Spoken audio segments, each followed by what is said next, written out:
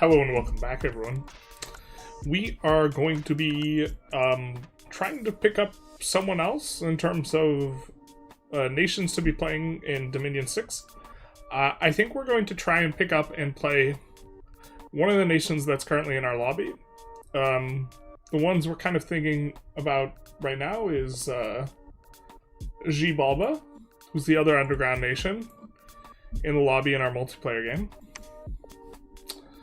I'm thinking I might not know as well how to design these guys, and I'm thinking there's a reasonable chance they try and fight us pretty early in this game, because we spawned underground, they didn't spawn underground. They get more golden resources in forts underground, so they have a unique incentive to kind of push us, but okay. Also thinking Muspelheim. Muspelheim also just generally looks like a nation I'd be interested in playing, where they have a combination of a chassis that's like really good for thugging and some late game scaling. Interesting presence of magic damage on their sacreds. These guys is really beefy. They're super expensive though, 140 gold for a unit. Really enjoying Perrines. Bebrick's Guard, though. I love this unit so much. It's just, it's so tanky. Like, not because it has a lot of life, but it has 2 resistance. You get another resistance on your Bless. You can get quad resistance very easily. And they have pretty high protection, which scales pretty well with your Earth Bless. And then they actually have a high defensive skill, too. So, like, per cost, pretty hard to kill. Are there elephants? Boy, are there elephants. Maybe we should play an elephant guy. Boy, are there's Baratos. Baratos is also something I'm into because this is pre-Carthage. So thematically, independent of if this is my style or not, this is something I'm interested in. I don't know anyone's Bless yet in the lobby, so I'd be keen on testing the nations with other people's Blesses to try and get in the head of maybe what they're doing a little bit. But yeah, we have Elephant Rider, which has a few archers, and then the War Elephant itself, in terms of the unit, and yeah, there are elephants. And they are in our lobby, so that's another one. We haven't spotted where they're at yet. There's someone who in particular in the map we're playing on is a little bit spooky because of the sailing.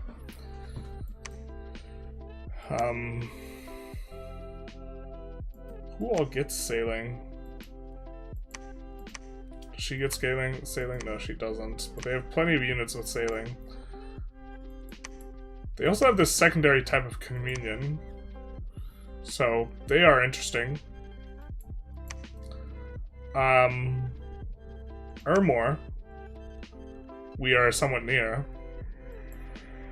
And these guys have really big into fire, death, and astral. So, would be quite a bit divergent from some of the nations we're playing where like the bedrock of what we're doing is like earth magic, but we could try and figure this out. Elephants are pretty sweet, I agree. And then we also have Therados, who we're near.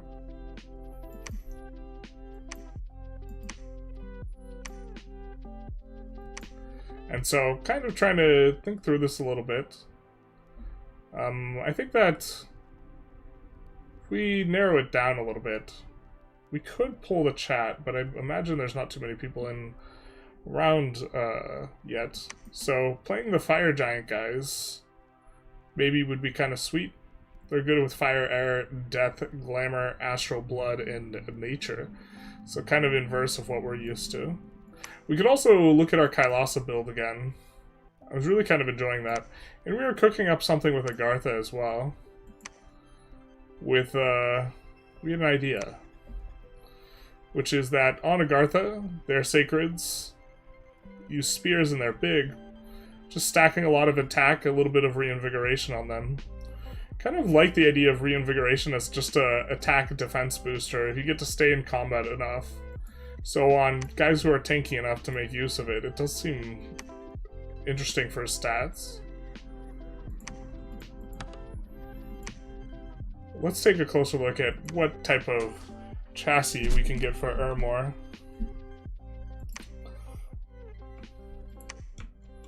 Looks like we have a lot of options.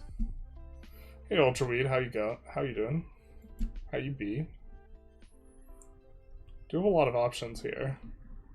Maybe we take a little bit of look at the units. I mean, of the stuff in the lobby,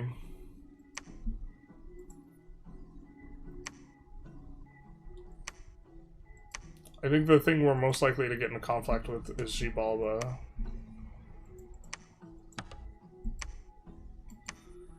And we've looked through their units kind of off-stream, this type of thing, but they do have blood magic, good scaling late game as an idea. Death magic as well. Have fire mages.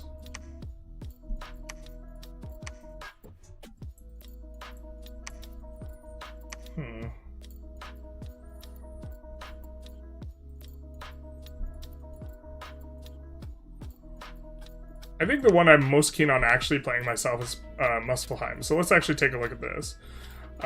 So for our capital-only mages, we have the Muscle Jarl, who is going to be a very strong fire mage, decent priest, almost level 3. Couldn't quite get there, didn't make it in priest school. We have this guy who gets a decent amount of path boosts, so he can get spit out with some interesting things. He does start off, or he death curses other people, and there's Fortune Teller on him. So being able to recruit Fortune Teller guys, we could maybe sink our scales away from that.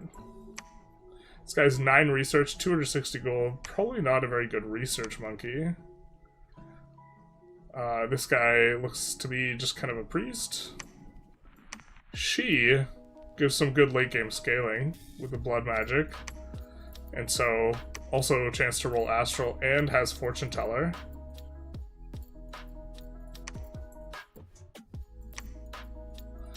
$13 research, 230 gold, but not sacred, so upkeep will be a thing. Astral in there is a little bit of a vibe too, so we have potential for Astral Communions. I don't think we had Astral with any of the other guys other than the Witch. But I imagine these are fort only, or capital only, yeah. All of these are capital only. Our capital is a fire province, and everywhere else we want cold. Just kind of basic priest. So I'm seeing where the issue is. Our non-cap mages are going to be these guys. Not exactly keen on that. Also, all of our troops are giants. Which presents a problem because we're going to need to find some other troops to mix in with them. And we're going to be very resource heavy as well with what we do. A lot of these guys have good armor and good equipment. But that's going to affect the way that we build the scales. So let's start off by thinking about that. We could throw Turmoil, but we can't throw Sloth. Because we have Fortune Teller, this is probably good. And then we could probably go an additional point towards Cold. We get moved in that direction, and most of our units are good in that, or most places are good in that direction, except for our capital, which is fire-oriented, but it has its own boost toward that. So this could maybe be the starting point for us here, in terms of our scales. With most of the guys we'll be recruiting for research, this is not necessarily a really good rate. 184 gold worth of upkeep for 230. So we'll probably be looking for indie mages reasonably high. And this is going to be... Okay, this is where we have some issues. In terms of weaknesses. Trying to identify them.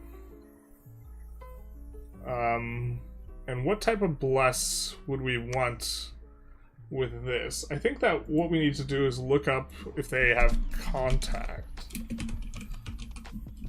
content in terms of summons and heroes and this type of thing. and so let's look that up. A lot of this game seems to be accessing information, trying to evaluate information, this type of thing. So the wiki is generally a lot better than the in-game. So we get 5 or we get 6 gems in the capital, 3 fire, and a split of a few others. The Gaigior pronunciations are hard in this one, referencing a ton of mythology and stuff like this. Hello.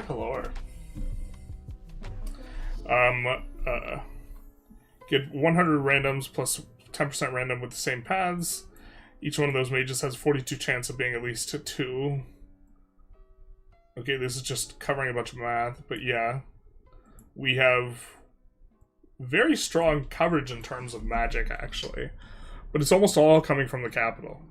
We don't really have most stuff outside the capital that's good. Most residents outside are a Jotunar, giants with size 6.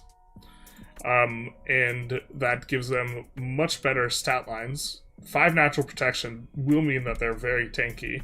And if we could boost them up, that'd be great, but we don't really have earth magic to really be able to do that very effectively. But it looks like we have summons, and we can break into earth really strongly with some of those summons, so that's good to know. Snow giants, they're capable of walking through the snow. They get a bunch of cold resistance. They don't have good shock resistance. Bad shock resistance is good to know, especially for us playing the Pyrene game, because this means we maybe lean into Sorginas and these evocations a little bit earlier. I kind of keep coming back to that. And then the Jotunar of Muspelheim proper, given this specific name, are fairly similar, but they get 15 fire resistance and wasteland survival instead of Snow Giant's cold resistance. They have fewer of a few things, and a little bit, or less HP and less strength, but more attack and defense. Probably prefer the attack and defense. And then the Muspel, world-destroying giants, are size 9, absolutely massive, caked up. They eat their broccoli. Shout out to broccoli. Similar to Titans, but not quite as resilient. They are fire giants, but they're far more capable of, in heavy heat scales, due to their fire powers, such as their affinity for fire, that they're surrounded by a heat aura. Lastly, they have 25% fire resistance and ignore snow and wastes. However, they do have minus shock resistance. Okay, so for Bless, shock resistance is maybe something that we would be okay with. And for game plans for spells we can cast, just based off this, we can cast maybe Grip of Winter. I'm not sure. There.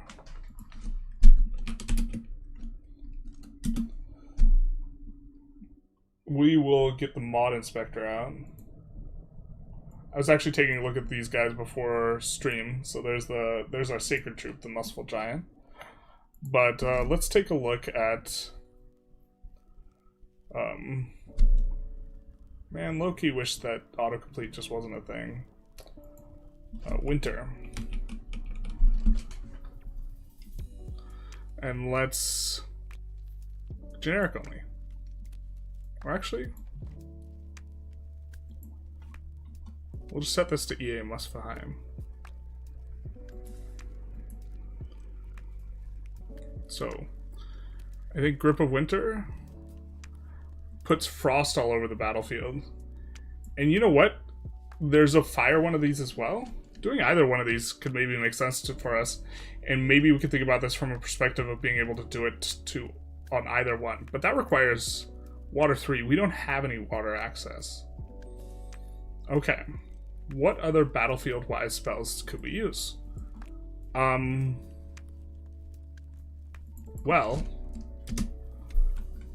I'm not as that well-versed in what's going on with fire magic in general. This would not be evocation, generally. Falling Fires might be battlefield-wide. But I do think there's like a Sweltering Heat one.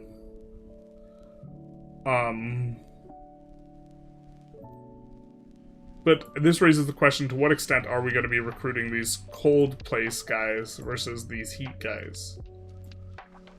I don't know the answer to that, so maybe we don't want to mess with that.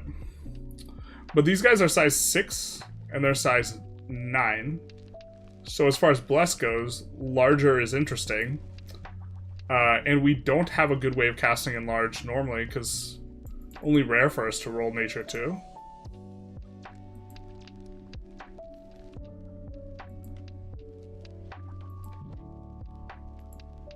Let's look at our national spells here. Might be easier to look at this through the wiki, so let's kind of come down here.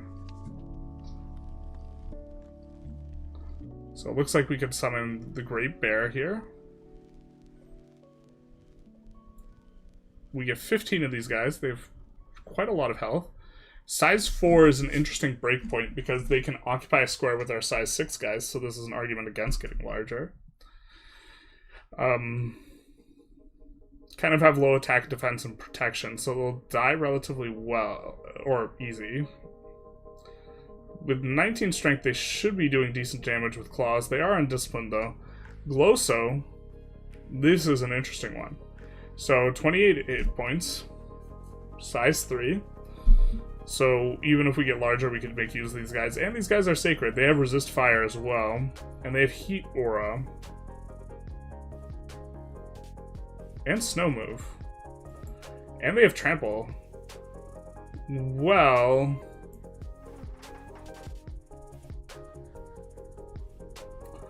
So if we had enlarged, they would actually get to size 4, and this trample could actually be probably a little bit better. But then we're not going to be able to... Actually, we will be able to go... These are our only sacred regular troops, and these other guys are all size 6, right? And so they will be able to split squares.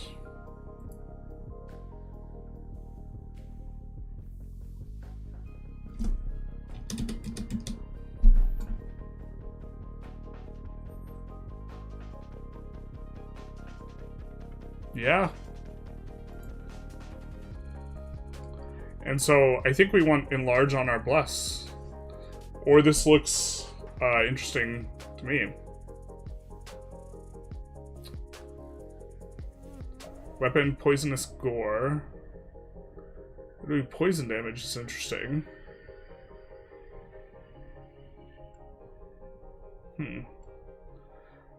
These guys have chill aura. These guys become... And they would pressure... They're undead, but they would pressure... What we're using with these guys, too. Also, these guys is stealthy. Wonder if we have access to very good... guys who have ability to bless and are stealthy. I don't think we have any of that. Okay. Root of Garm. Jotun Wolf. Size 5. Well, if they get enlarged, they'll be size 6, so, or size 5, or size 4, rather. They'll get up to size 5. They can split squares. And then Summon Dwarf of the 4 Directions. This is Conjuration 8, so really late. But this would give us access to a bunch of Earth 3. And there's Mastersmith on multiple of these guys. I do like this. This is nice. We would only get so many of these guys, but...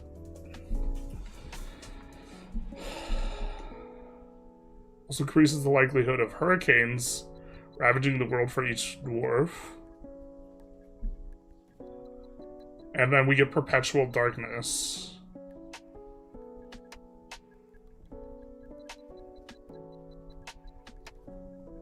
Underwater and Cave Province is not protected. Only way to dispel is to kill some of the dwarves. Do we have Dark Vision? Or Spirit Sight? These guys have Dark Vision.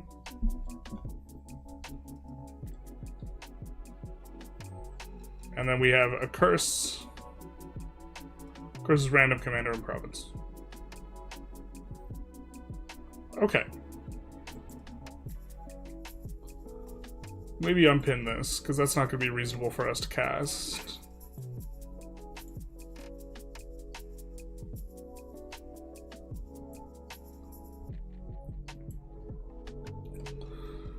And then let's pin.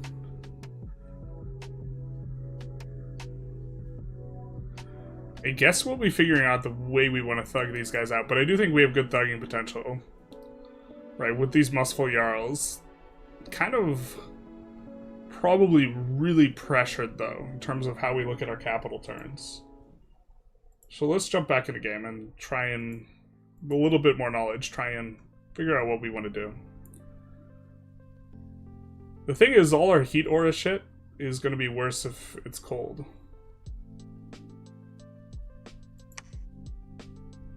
But okay, I think that this is... we have something that increased the odds of good events. I didn't see any heroes. I don't think we got any heroes, which makes lucky better. On the map we're playing, I think the population starts off really low. So I think that, because of that, I think that growth is kind of okay. So let's take a look at what our options are. Well, immediately kind of attracted to this thing. Because this is going to give us access to a lot of magical paths. I think Astral's really flexible and nice on one of these totem dudes. We also have access to 2 miscellaneous item slots, something we would definitely love to have, but don't with our other game. This is intriguing. This guy is a little bit discounted. But part of the reason it's intriguing is I think we're going to have to recruit a bunch of these guys, of these guys or randoms from somewhere, and our research is maybe not that great, and we are getting blood magic, so we'll be able to have the blood magic guys and also the other guys, the guys who roll astral magic, that's this, link up and help channel their spells together. And I think that the reducing of the cost of spells will also be nice from that. And we don't have a lot of earth magic. Do we have a lot of just generally magic resist on our guys? I think that's high. Human soldiers have generally high, yeah, so we have generally high magic resistance. So we could maybe be interested in boosting those paths a little bit. Let's see what we have discounts on. We have a discount on that. That kind of makes a lot of sense. If I had a better idea of what global spells we might want to cast, we could maybe think through this a little bit better, because I think that globals is something we're interested in.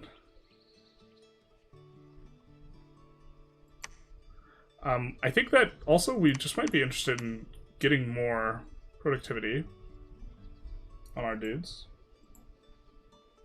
Hey ZZ, ZS, how's it going? Sorry, not ZZ.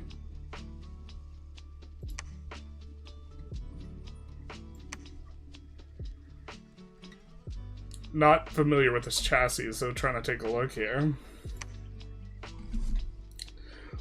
I think we want larger though, so we have to go Earth Magic and other one. I don't know what our expansion looks like.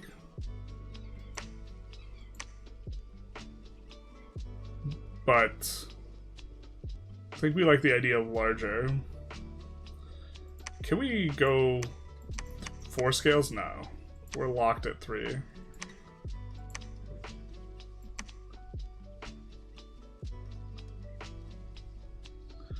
Bog Mummy is interesting because this guy does get cheaper magic paths. Invulnerable 40.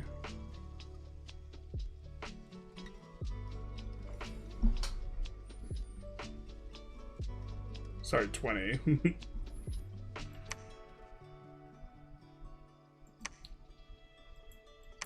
We don't exactly have a moose with the paths we want.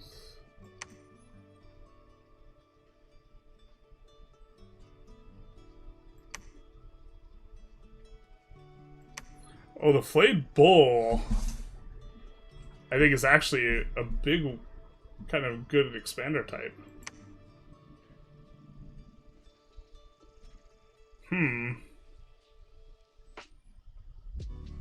I wish I had some notion what global enchantments we could go for. This Rossback update looks crazy, bro. Dude, someone's working on a giant fantasy magic overhaul mod for EU5. That's gonna be sick. There's been no overhaul mods for EU5. I'm so excited for if they make one. I know last... Also, what's up, Tarkus? I know last... Well, the other day someone was telling me they tried to look up content for modding EU5, and the only thing that came up was one of your streams. But someone was working on a Fallout overhaul for Vic 3. I would jam that so hard. We could go with the Earth Mother as a semi-expander and just, like, do like this. I'm not sure we'll really get that much out of... We could, like, have something awake and scales. What about dormant?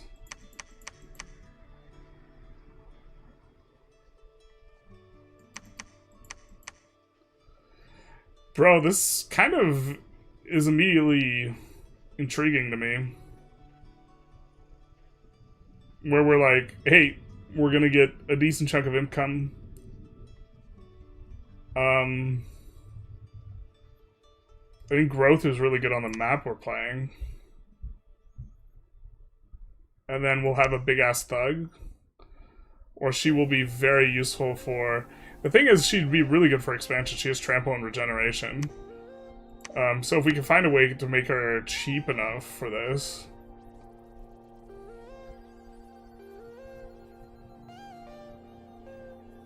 I'm not sure how we save 150.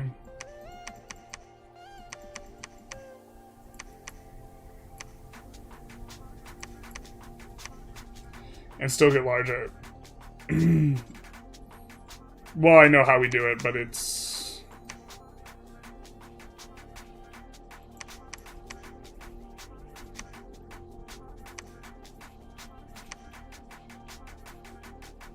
It's like this, maybe.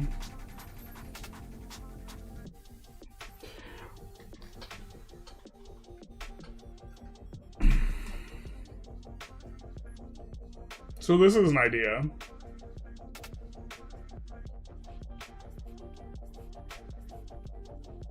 I think she's already size 10, so larger doesn't benefit her. U5 Anbenar is going to be so awesome. Anbenar getting blocked from EU5 early access was a big doozy, even with the legal reasons making sense. Yeah, that is a bit of a bummer. The fantasy mod that the person's cooking is IRL map, like real life map.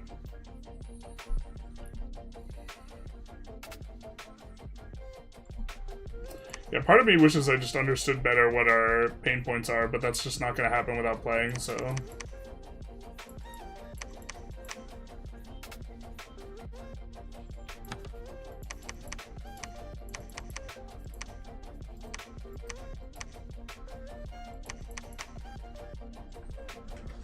Don't hate this.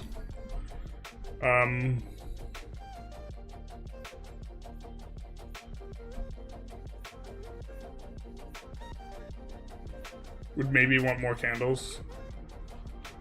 So here we're really not, 4's kind of at the low end. Especially considering how cheap they are for us. We could do 6. We could do 6. We can also make decisions on whether we want, like... Yeah, I think we'd rather... Okay, we can't do that, but we could do this. We could do this.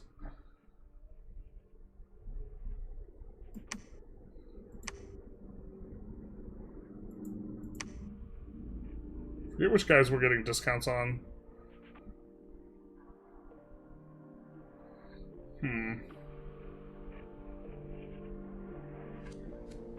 Cold Dragon, naturally.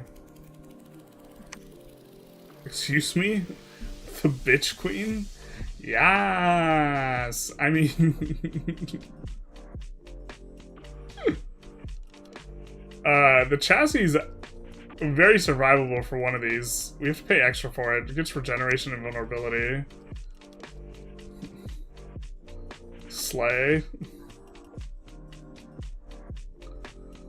That's maybe an idea where we try and get a really big bless.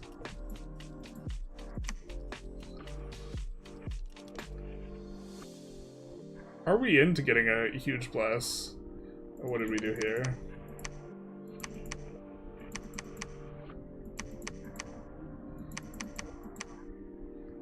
We did this plus one more.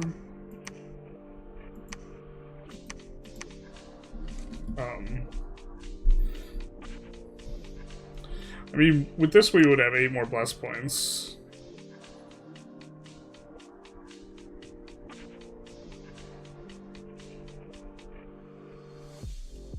I kind of don't like getting Blur. We've liked Blur in the past, but I think we have enough Glamour Magic that we could just kind of cast that ish ourselves. I don't know what we would want here. Maybe Reinvigoration. Arcane Command might make sense. And see whether or not our... Let's maybe take a look at the dudes we're summoning. The Glosso.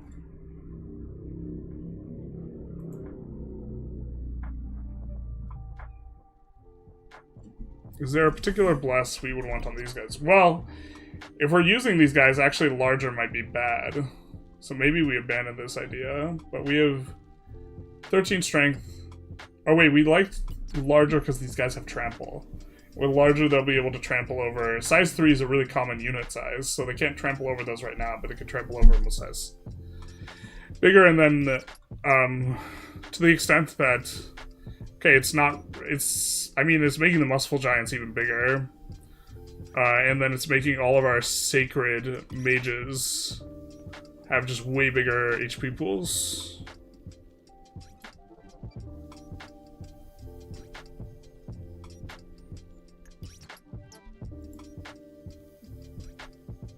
Have you ever played Baldur's Gate? I played like the old one, like Baldur's Gate 2.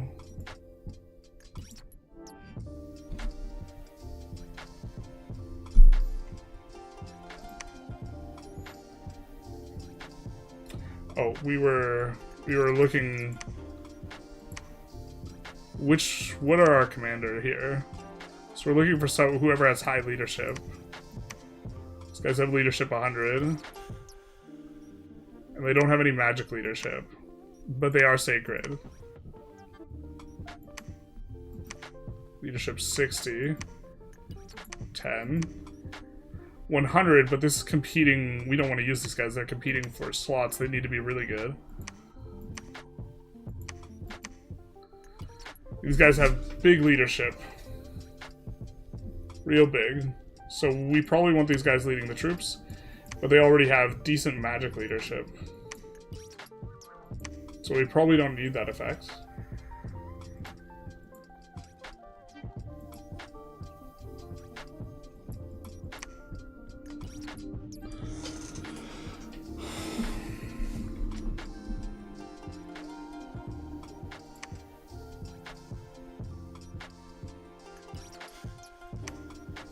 How much...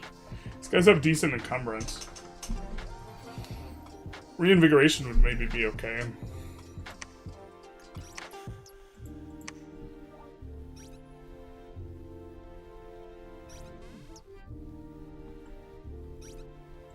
So would Undead Command, maybe. These guys... Oh no, wait, these guys have... Yeah, they have Undead Leadership.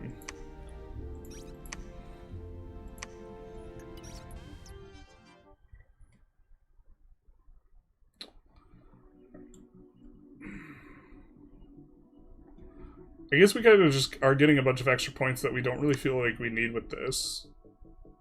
Because I don't know what a strong bless with these guys looks like, to be honest.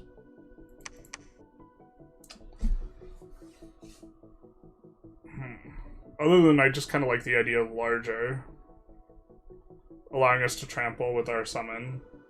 One day, I will get that Warhammer 40k Rogue Trader playthrough of Generalist Gaming.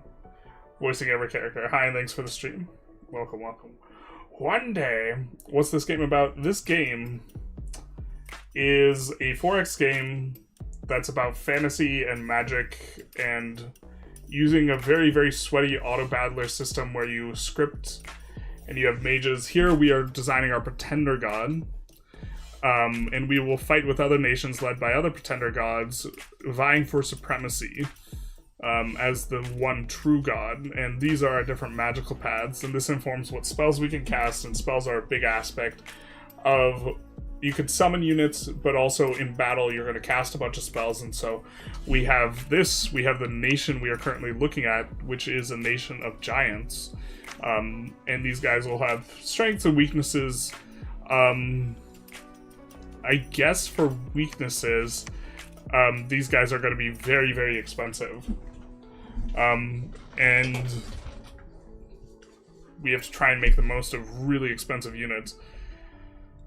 I don't know how we're going to try and expand exactly, as well. But...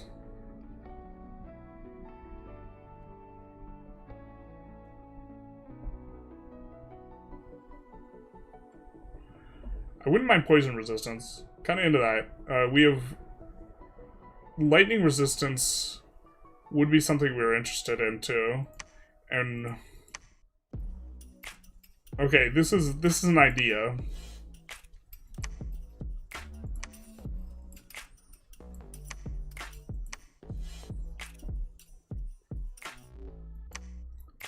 Muspelheim.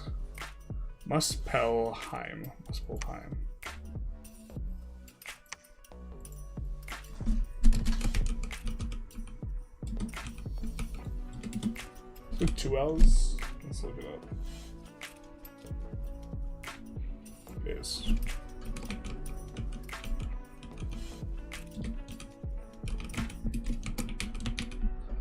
Muspelheim stick. So that's one idea we have.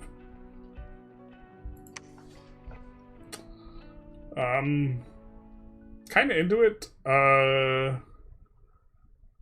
We could also go not awake and get something considerably bigger.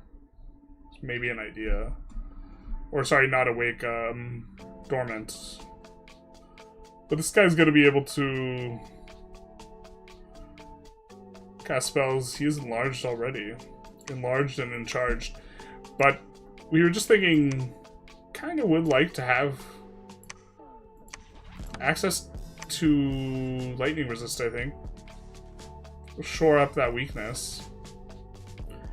And that would involve us having air magic. So let's look at maybe another idea. So these guys start with air magic, and maybe even better for getting larger. We don't have the extra path, but these guys are also cheaper. They do have 2 item slots. Any one of these would be good if we want to go air. Looks like we don't have too many options if we want air, but this guy and this guy maybe makes sense. Maybe this guy makes a lot of sense. What's this chassis do?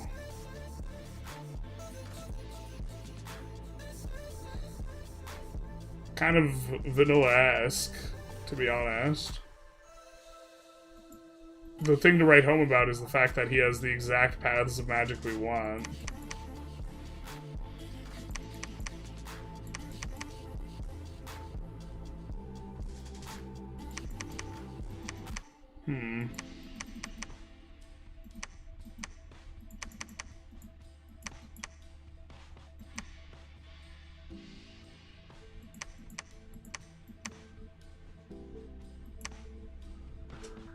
And that is the thing.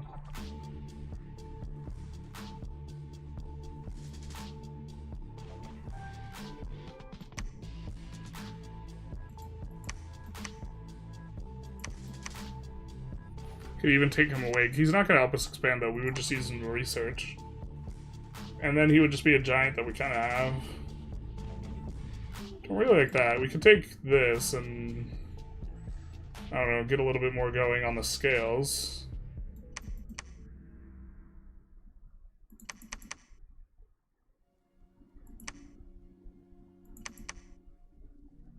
And just say, hey, we're gonna have really good scales as a giant nation.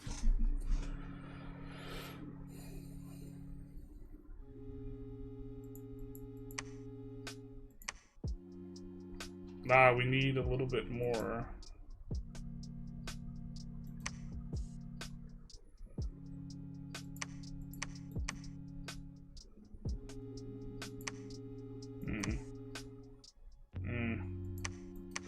Just out of reach.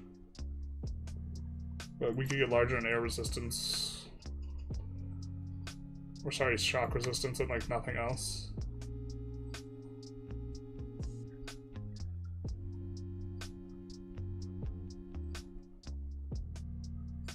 This doesn't seem like it plugs a lot of gaps for us and doesn't have long-term plans.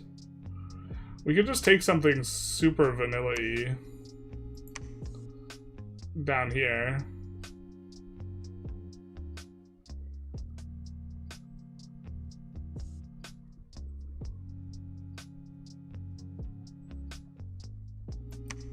I think this gives us the most access to this.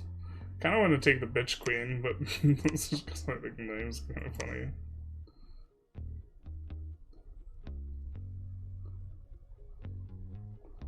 A little edgy with the naming. Great Sage would maybe be okay as it comes online as a researcher, lets us boost the researchers, and we just don't get overly ambitious. But the thing is it's so cheap for the additional paths of magic for us that is really hard to forego something big.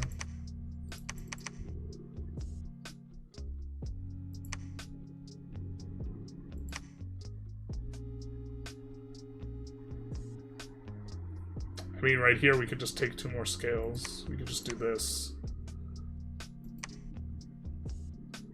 And inquire as to what they might know about green eggs and ham.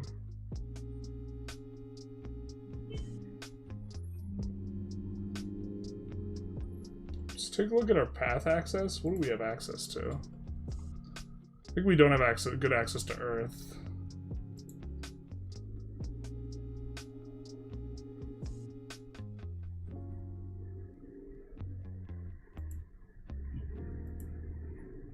Don't have access to water at all. So we could throw in some water. That's kind of it. Earth and water. So we could throw some water up on them for allowing better path access.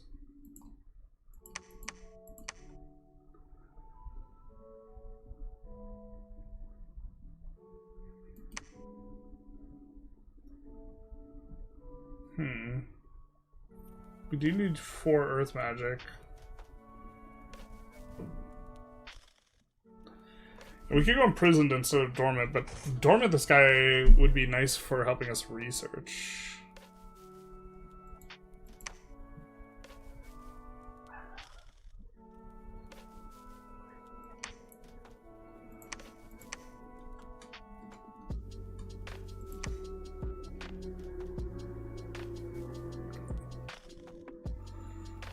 Okay.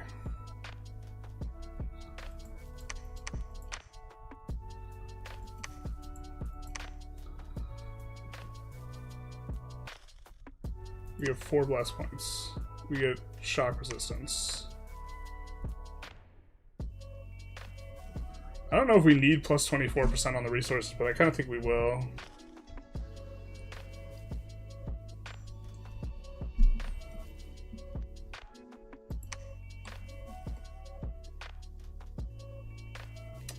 We also don't have poison resistance. So we could maybe shore up a weakness or go for the reinvigoration. Let's take a look at the browser here and see what the fatigue on the summonable guy is. The encumbrance. The encumbrance is 2. Not tremendously high.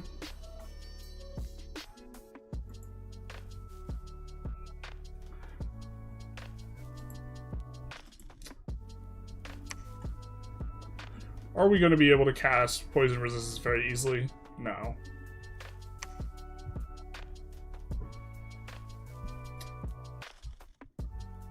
Let's do this.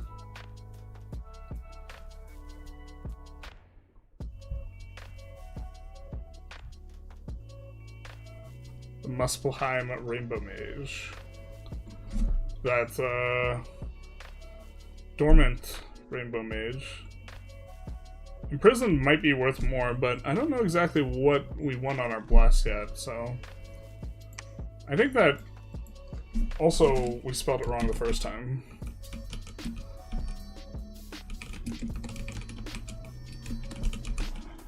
I think we might go with this.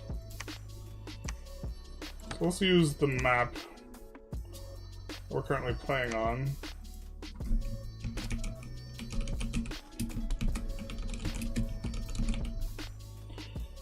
I'll use some of the settings here.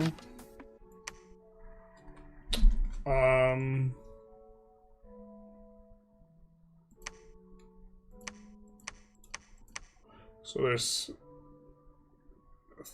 6 players, 7, 8, 9, 10, 11. We'll make one of these Perrine.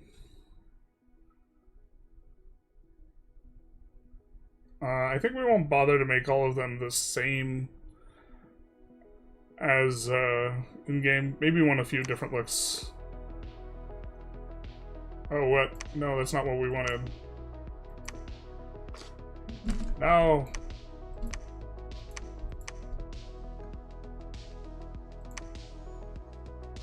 No! We forgot to set us to Muspelheim.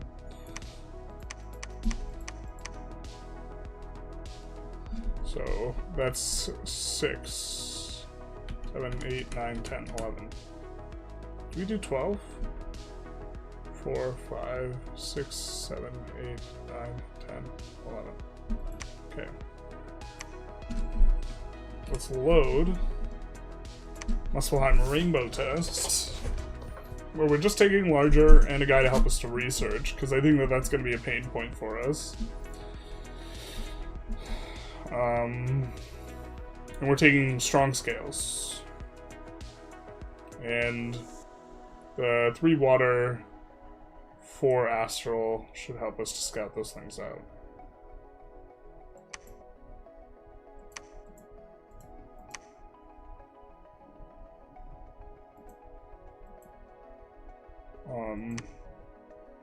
Common. Let's do this.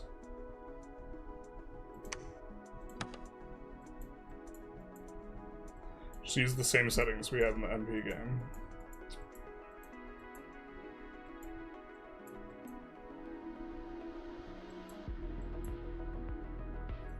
I don't remember how many thrones there were. I know there were 3 level 3 thrones. I think there might have been 10 thrones. That's a lot of thrones.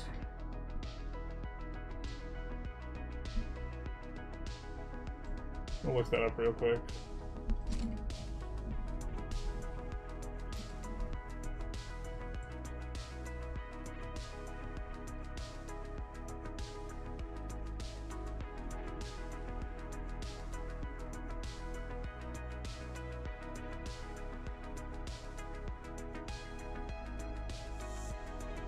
It's 10. Yeah, a lot of thrones. A lot of thrones getting in the way of people's kind of spawns, so go with this. And we'll get in there.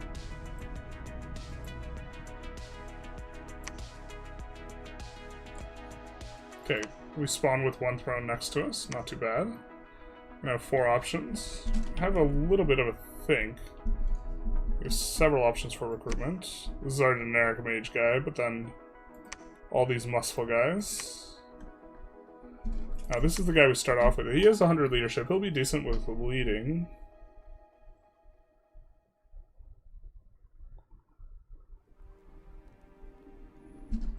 Let's see. These guys the scout, right?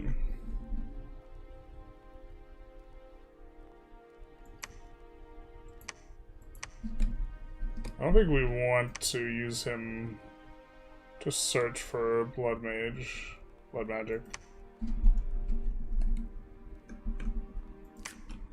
Alright.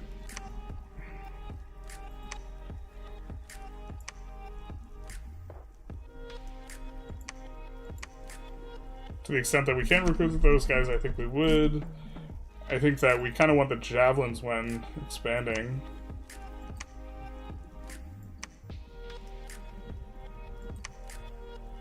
These guys have a little bit more protection. These guys might be better once we kind of get going. Maybe not. Oh, and we're out of resources. Basically immediately. Okay. We'll actually not be able to recruit. So maybe we wanted one more candlestick, because we're not going to be able to... Well, we don't necessarily... I wonder if we're supposed to expand with these guys. They have really good equipment. They don't have fear. They do take 2. Can we recruit them in 1 turn? Oh, we don't even have enough money.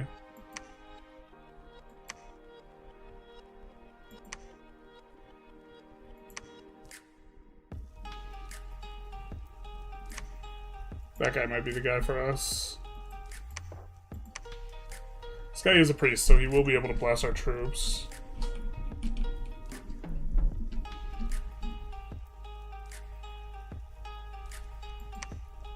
I don't think the self-buffing is going to be that good with just Death 1, Fire 3. It certainly is not good with just the air, so... Let's grab one of these guys, and then...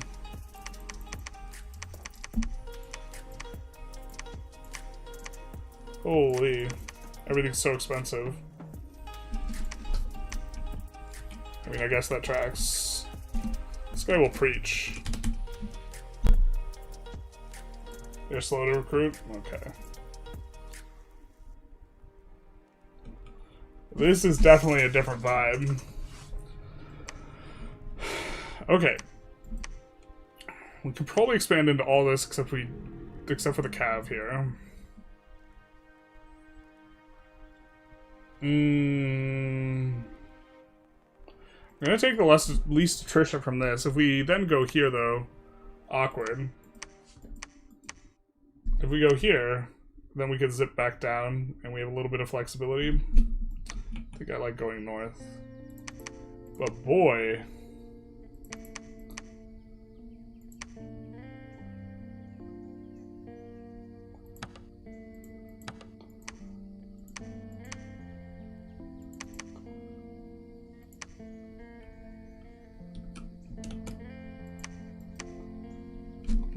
How big are these guys? They're size 10, so they can actually wade through these guys and push them out of the way. Interesting.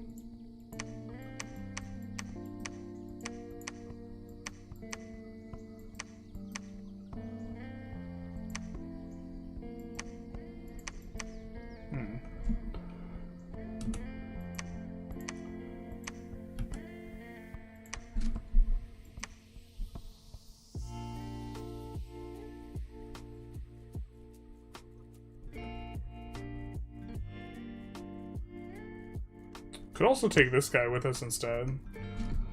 I think that he's gonna go research, and then I don't know what our...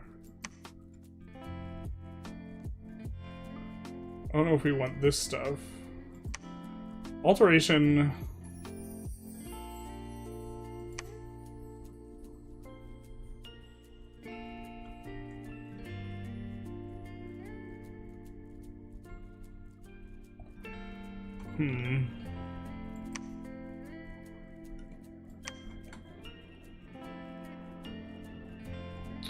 Yeah, so our normal pathing and alteration doesn't make sense. I think fire magic tends to be good in evocation.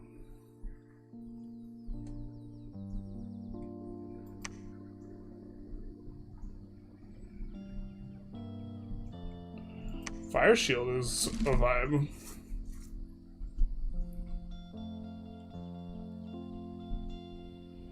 Go enchantment 3, I guess.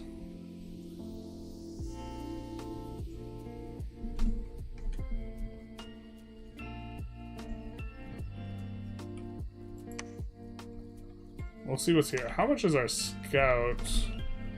Can we not recruit a scout from the capital? Okay.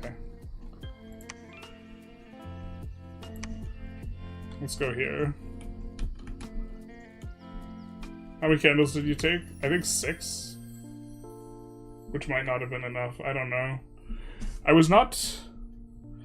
It didn't seem like us going super out of our way to max these out was necessarily a good decision. Holy shit, they have a lot of hit points, though.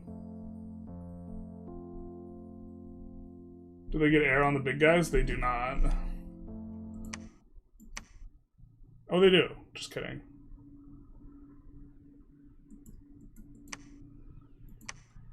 But I'm thinking that... I'm not entirely sure, but it might be the case that we're just supposed to save up for one of these guys, or just recruit one of these guys.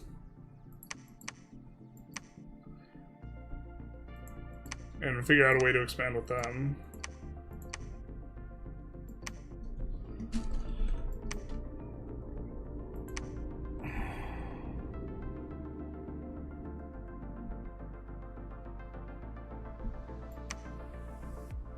How much research? 10? She's so much more research. Can we just recruit one of her?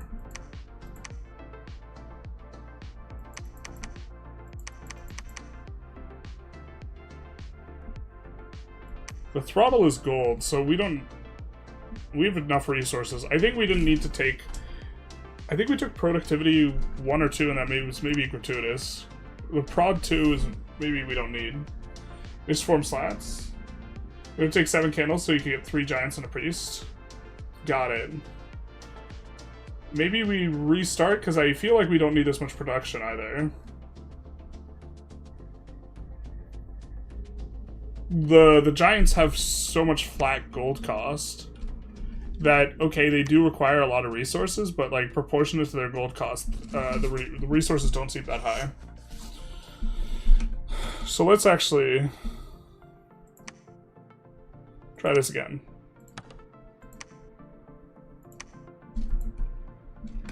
Let's name it the same thing.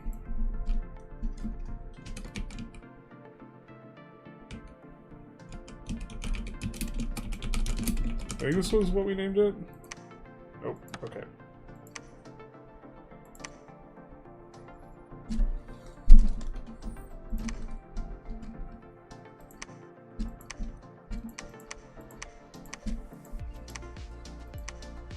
Seven, 8, 9, 10, 11.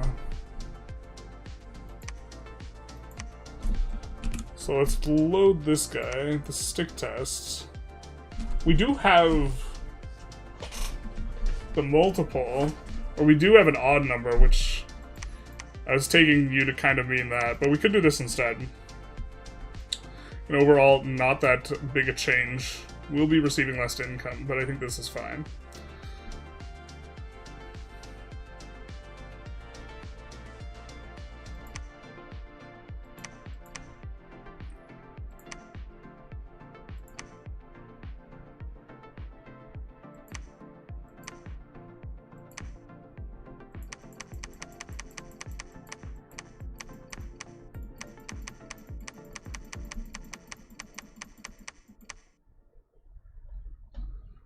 Then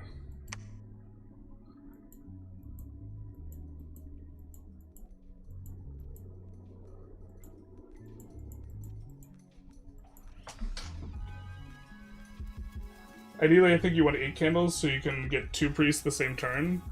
You lose a little temple of 7 by doing a mage. Interesting, I go heat. This is something I was not sure what was better. We can actually go back a little bit, maybe talk through this a little bit, since there appears to be players play Muspelheim. We're just trying to think our way through this nation a little bit in terms of what we want. I also don't know what big, like, global enchantment spells we're looking to cast. That would be very helpful.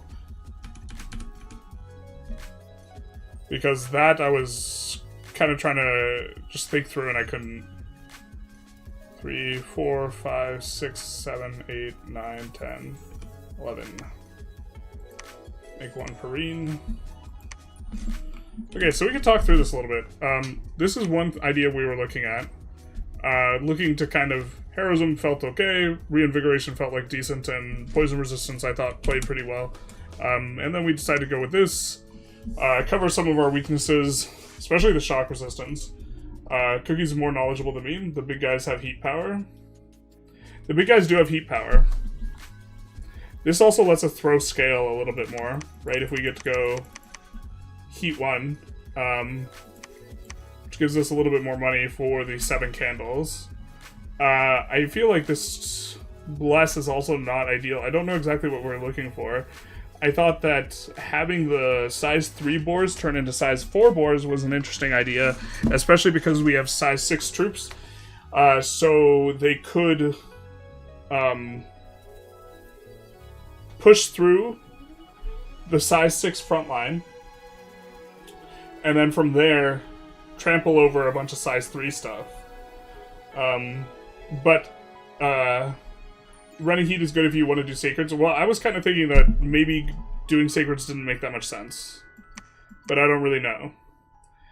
I was thinking that or trying to recruit a bunch of the giants maybe didn't make much sense, but maybe I'm off base here. The sacred summons were a little bit interesting, but I don't think we have an easy path to 8. And I was also trying to shore up what seemed like our most significant weakness is that it seems like we have to pay way more for research. And so I was trying to fix that to some extent with what we were doing here, which is going for a dormant, just researcher guy. But it seemed to me just the thing that stood out was that I thought larger would be decent on us.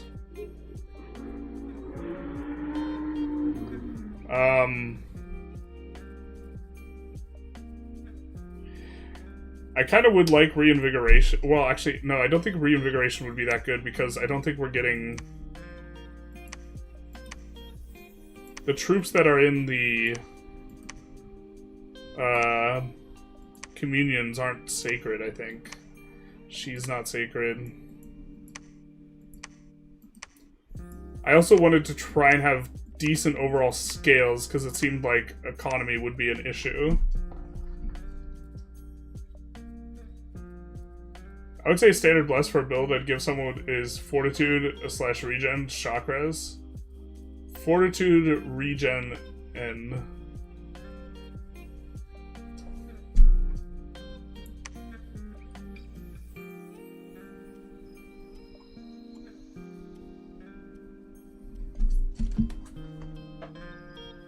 what chassis would we be taking for that? That's interesting. I mean, regeneration's definitely appealing. I don't know what bless the other guy's taking now. But what would this guy maybe? Or this guy or this guy?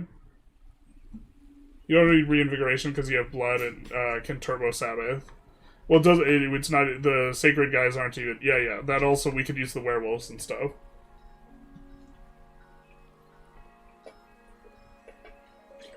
Larger regen would be cheaper than fortitude. Like, the fortitude I feel like doesn't scale that well.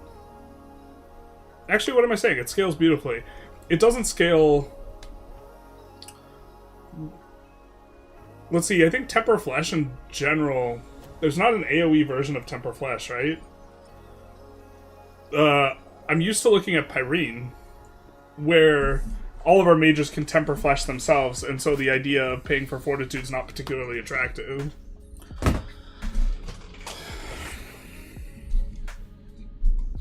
But yeah, okay, that's much more committing.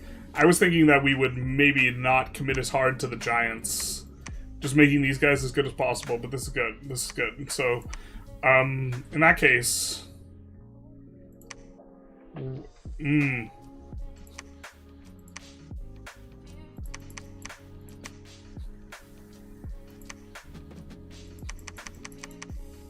No, don't want this guy. Ah.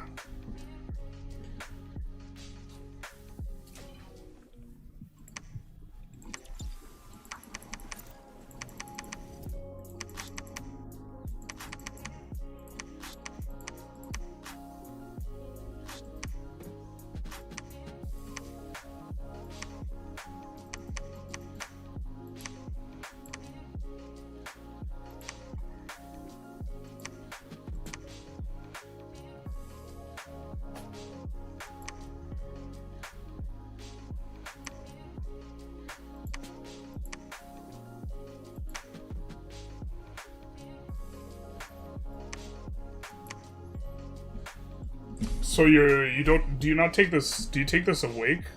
How do you pay for this awake? Death 1 is pretty free. Drain is fine because you get plus MR and you make lots of research boosters. Okay.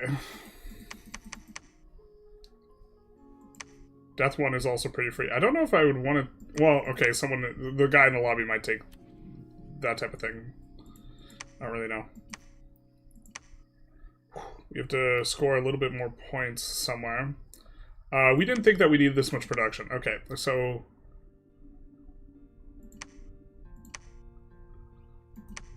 I don't think we could get 2 points of this. Oh no, wait.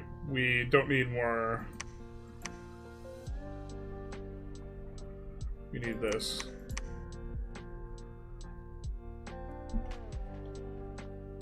Cookies, I've been loving the Lanka series, by the way. Oh, Dark Side Cookies, fellow YouTuber.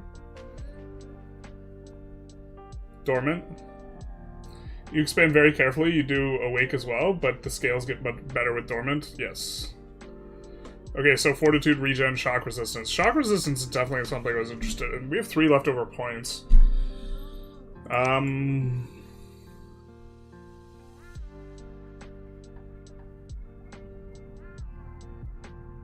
I mean, don't hate Unsurroundable, right? Gotta double check exactly what that does. But I think that's less harassment.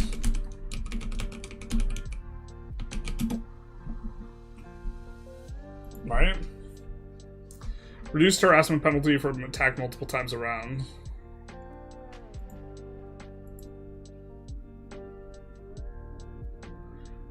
And as you said, we don't need Reinvig. We have... I guess I'm kind of keen on poison resistance.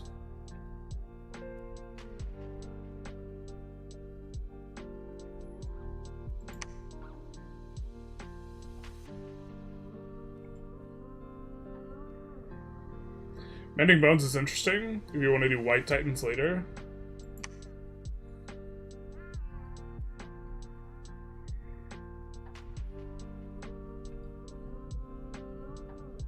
Yeah, but we don't have Death. Although we don't have to necessarily use this chassis. I was just thinking this makes a lot of sense, but honestly, if we're going Dormant, maybe we just want Great Mother.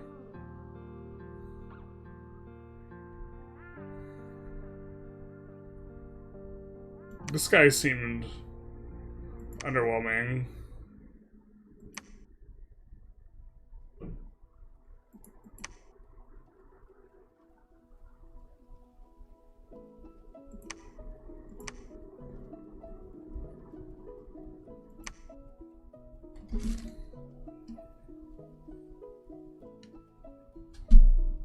I took it when I played Muspelheim. Alright. I think on the map we're playing, the pops start really low, so there's a lot of room for growth with growth scales, but...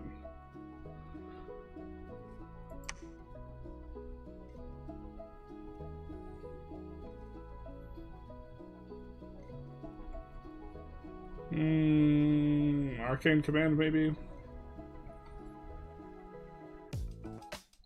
Let's take low light vision and maybe look to mix it up with Korean more than we otherwise would. I'm not saying that I think this is best, I'm saying that we're kind of testing a little bit. Oh, maybe this is gonna give us bad testing, actually.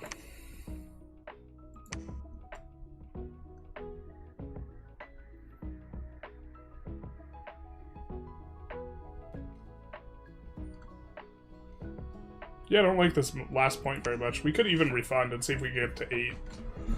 What could we... I don't want to go... These are both 7. Nature 7, Earth 7. If we refund this, can we get another point of this? We can. Okay, I think I like this a little bit more.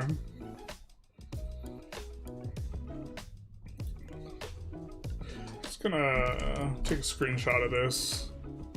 This is an idea.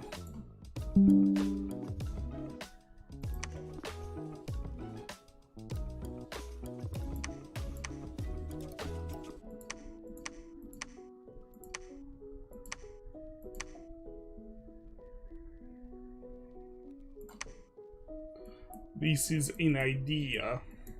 Yes.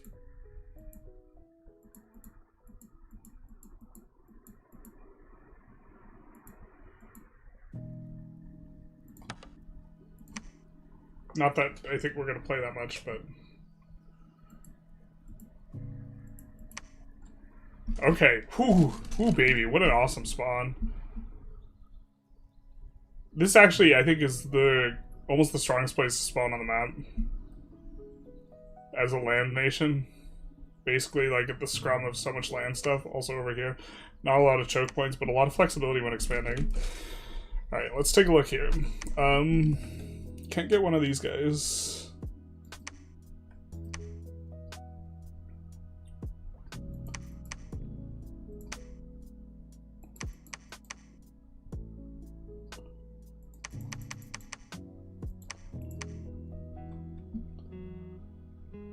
I don't know if we get resource squeezed, really, if we're just recruiting the Muspel Giants. So our idea is we can expand with these guys so we don't need, we take a Dormant Pretender. Alright.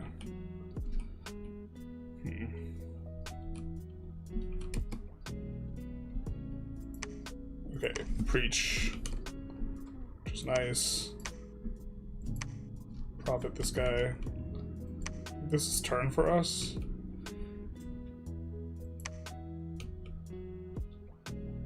Anything's expansion, you want to avoid hard hitters like Barbs and Bone Tribe, yeah.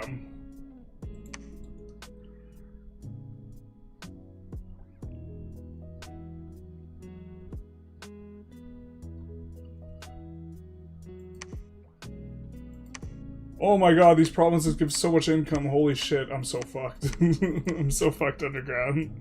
There's so much income on these provinces. Oh, Jesus. Alright.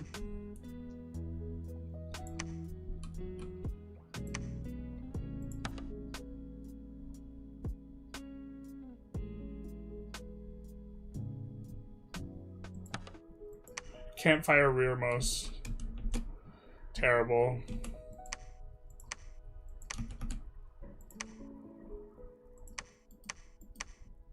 The Muspel guys will actually be able to push the other guys out of the way. Let's get a little bit more information. I think we're going into this. But holy, underground, like, the income on provinces average is so ungodly low. Like, just seeing all of these 100, 100. Just put them all in the same squad. But then the Muspel guys will get ahead of them if I want to use the Javelin. Is that a problem? Maybe that's not a problem.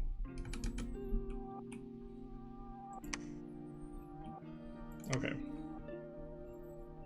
I mean, they're 2 morale either way. Wouldn't I want actually just 2 squads next to each other for...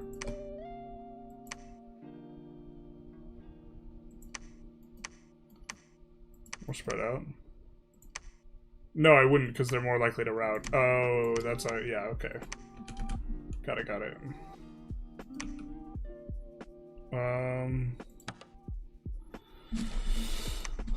Okay. I just not use the javelins, but I wanna. Alright. Sure. And then, in terms of research priority, I was thinking enchantment 3 was decent for Fire Shield.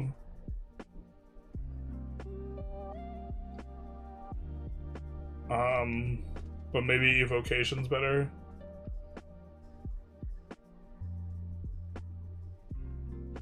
You want the spear guys to come help? Well, that's part of why I was putting them in front. I was thinking that the other guys are size 10, so they can displace the spear guys. So put the spear guys in front, let them throw twice, and then have the Muspel guys make contact and displace them in the middle, like right as... so the Muspel guys can't get wrapped and surrounded. Or they would be in the winner. You get National Long Dead.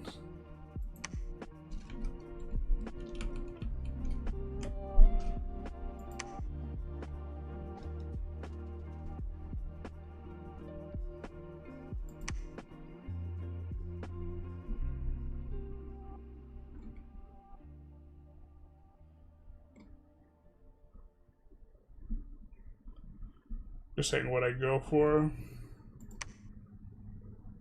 In Conjuration, I assume. Summon the Glossos. I was trying to build around these guys. I really like the idea of larger for these Glossos in particular.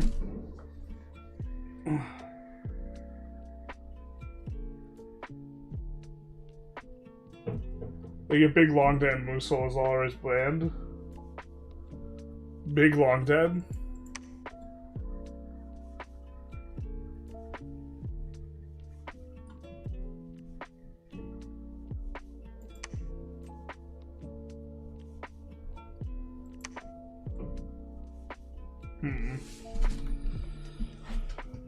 But yeah, this was one of my thoughts.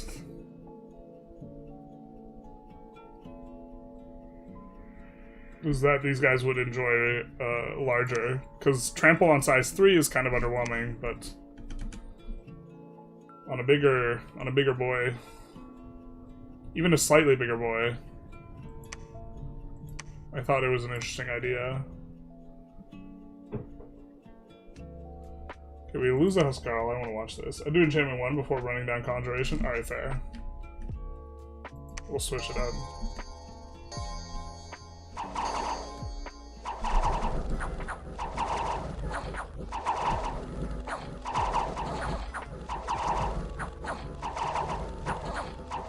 Maybe we should have had attack rear. That guy was really struggling to get the wrap.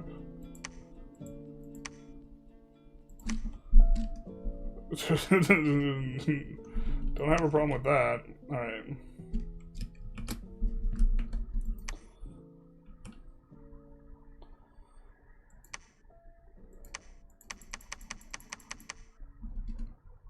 They're 140 exactly, huh?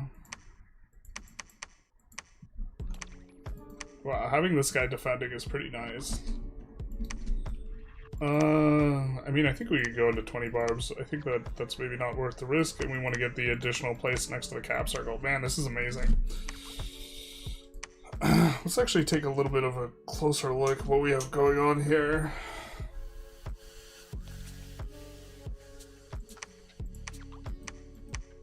Bro, the income is so much higher up here. Oh my god. I'm pressed. I'm stressed. Depressed. Alright, I think we just research. Cancel the commander and focus on the sacred dance, really? Alright.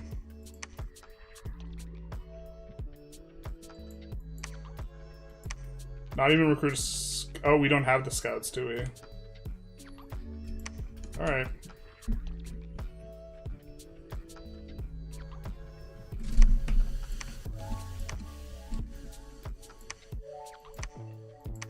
Nice little event for us. Do these guys have fortune teller? No. Kind of tempted to recruit one fortune teller guy.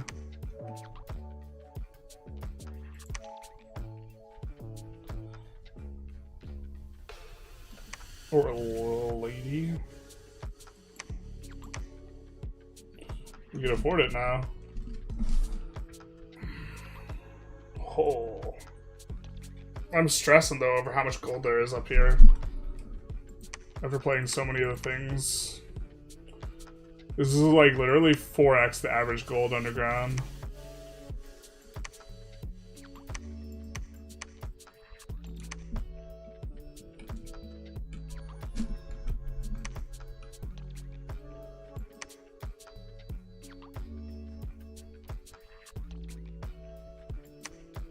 I don't know if we could take this 70. We could take a little reinforcement. Rather than a new squad. These guys' turns feel very valuable. I probably messed this up. I was probably supposed to recruit a commander to help shuffle around troops. I'm gonna go bink, bink, bink.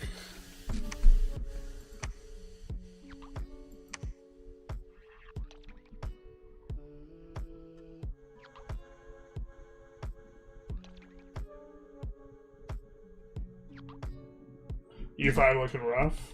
Why is that?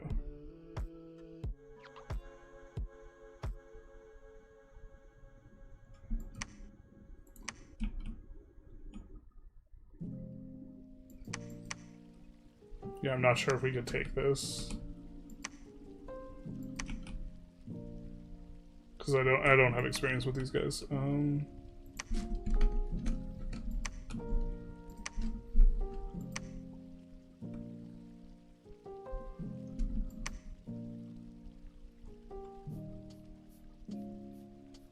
We could double back, pick up troops. I don't think that's the way, though. The way is forward. I mean, I think this is almost softer, but then we're not getting reinforced. I'm just gonna, not really knowing, I'm just gonna play this a little bit conservative.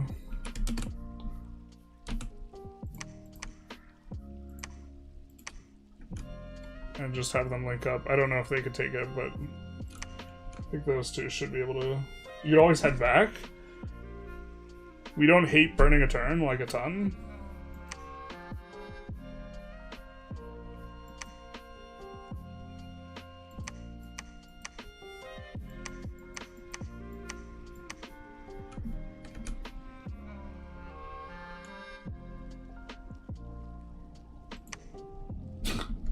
Stupid, I guess. Well, not stupid, but I just don't have an appreciation. Alright, we'll have this guy search for sites and then head back, I think. Yikes. Not exactly what we wanted to see. But okay. Oh, they're slow to recruit. Huh. We could cancel and put up some Charles instead, I guess.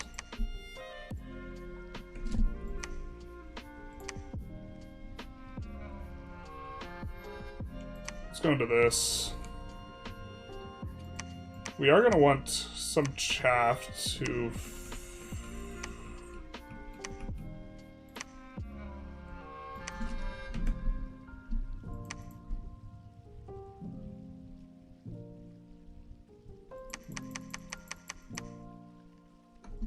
take the slinger hits. So we'll prepare for going out with another squad next turn. Alright, let's do this. How's this guy's leadership? Maybe we have him lead the squad? Or the other guy? Wait until the blast wakes up? Before doing anything crazy?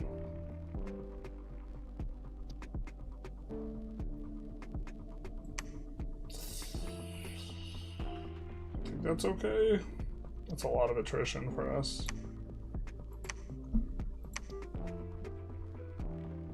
Nice.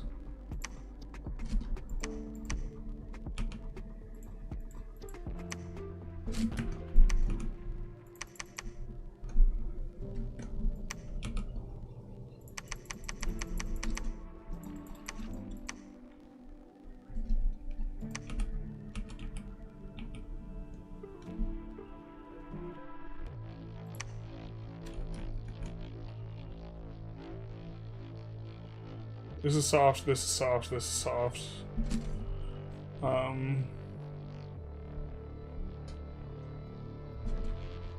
Hey, it says EU5. Does it really? My bad. On the Twitch? I apologize. Got a new update.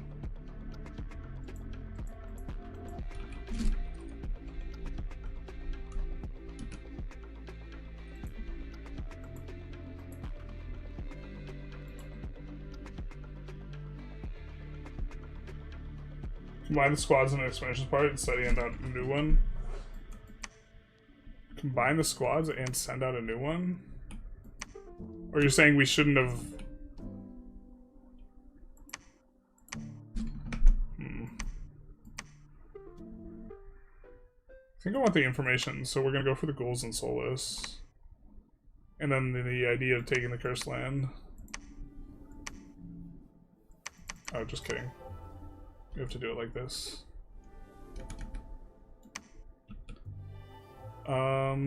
We don't have enough to recruit specifically a good leadership guy. Oh, you already did? Yeah.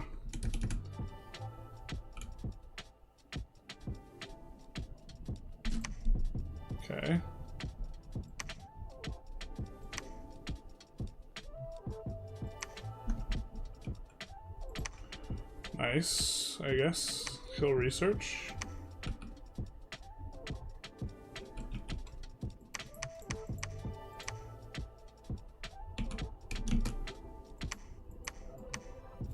Good luck, slingers.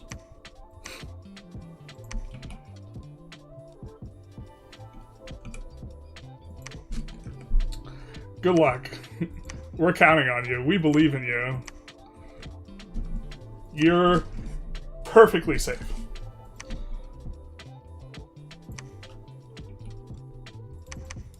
They have nothing to worry about.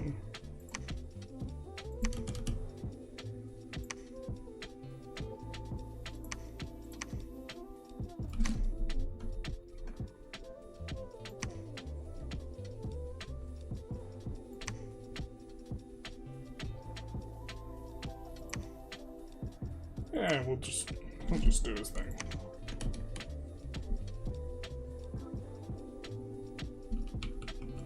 Warrior illusions. Well, I know we can kill this.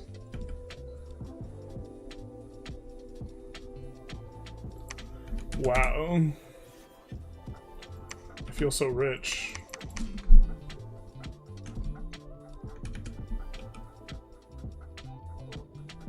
Probably only need 5 or 6 giants per big party. You saying I took too many? Oh no! The slingers ate a bunch of lance strikes. God, who could have predicted this? This is terrible. Oh, they didn't eat any. Our giants just said whatever, bro. We don't care. Alright, useless slingers. Got it. Got it. Well, I tried to do the things. Yikes. I thought that was gonna go better for us. Wow. Just all the gold events could possibly roll, or we're just rolling them. Oh my god, I've forgotten to do this.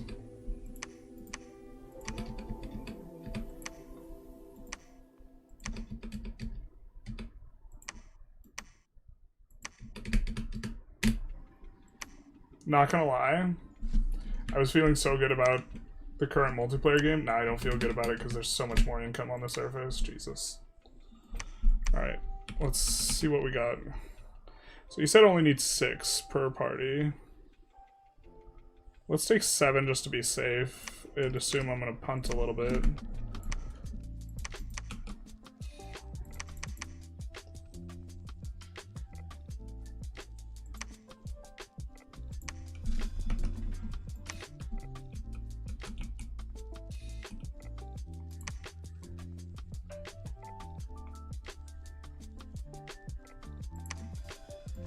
What is it, like? Oh, 32.29. That's more what we're thinking. But some of these places are just worth so much gold.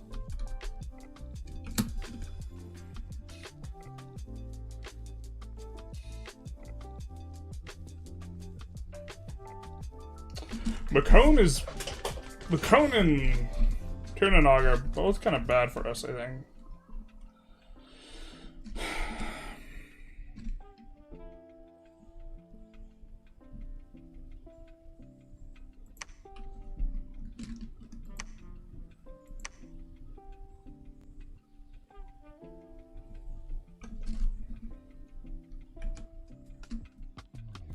Don't want to fight against Macone's giant killers, and we do have the choke point already.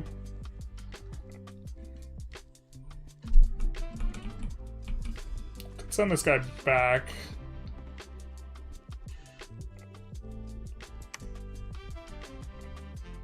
Pick up some more boys.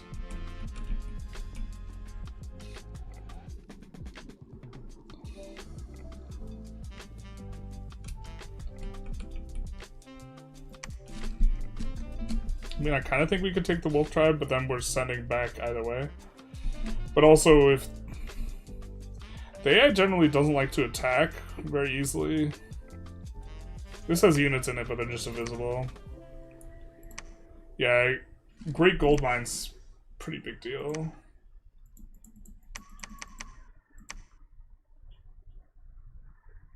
The undead eat the population. Womp womp.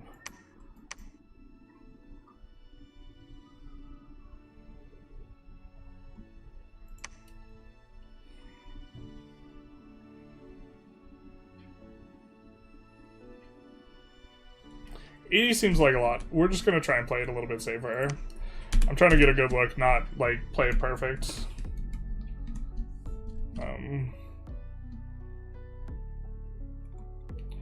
And we'll get to expand into some of this stuff too. So I guess we're actually gonna do this. Pick up those slingers too. Nice. Oh.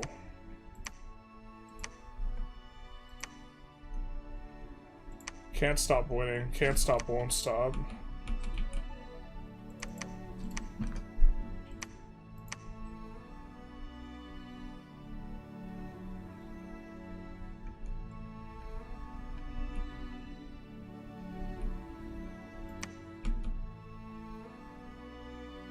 Oh, I'm silly. We needed him that turn. Okay.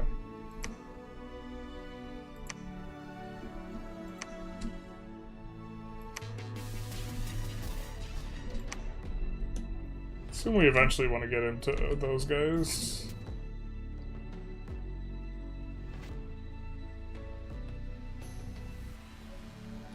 Could be a good fort location eventually. Probably want to start thinking about that. Depends how the nap with Macone goes.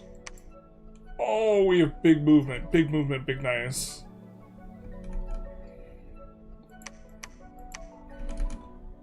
So what turn is it? Turn 9.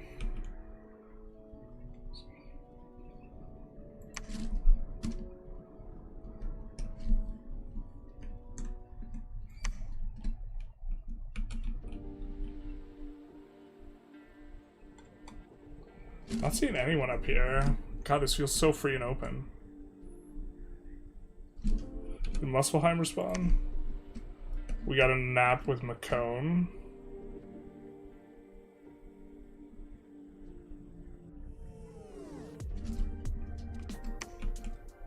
We got two Jarls on the same turn.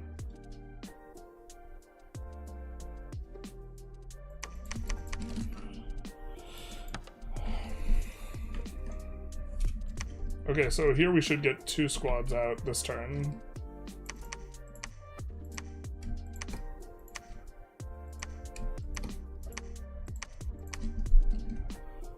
Seems just incredibly straightforward.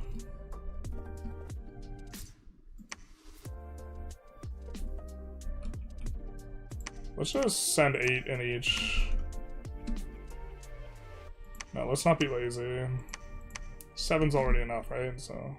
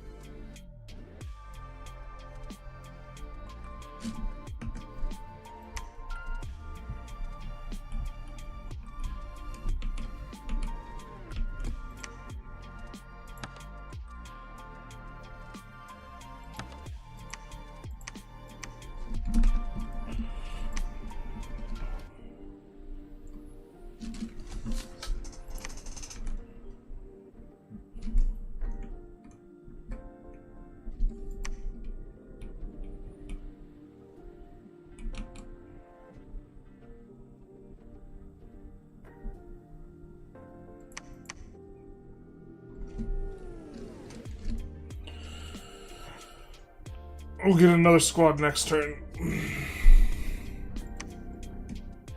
I don't know if this is the guy we want.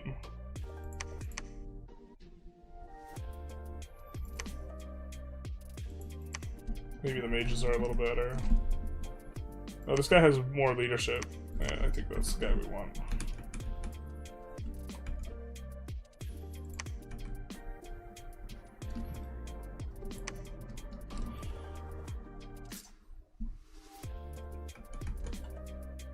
This feels incredible.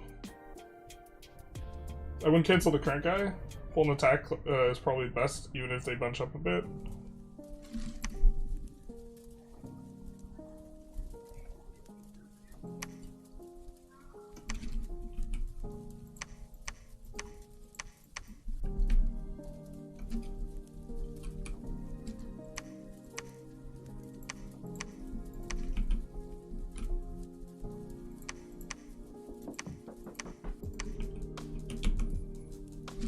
I was just thinking we were trying to get to 7.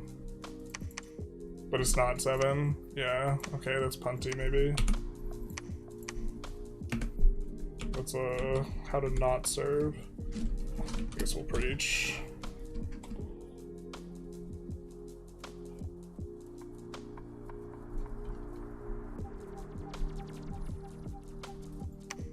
The trogs will be ungodly easy, but I think that's because we forgot to...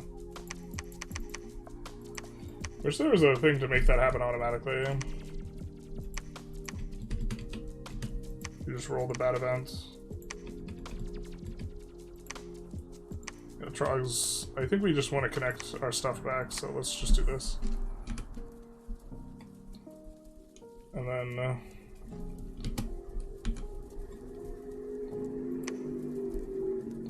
let's see what Perine's up to.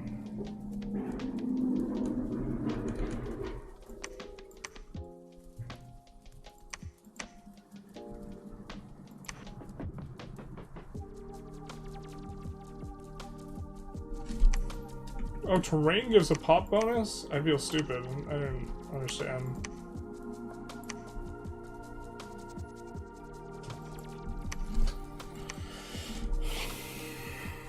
So we'll have no positive pop growth here.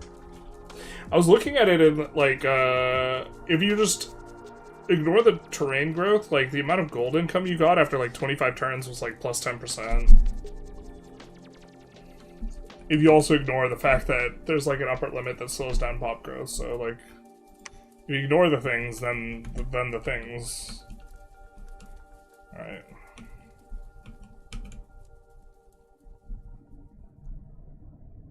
You're mostly off to the races? Think about starting a fort soon? Yeah, that's kind of what I'm a little bit worried about. But yeah, this seems super fine. Let's see if our grand strategy played off correctly this time, where these guys are just supposed to eat the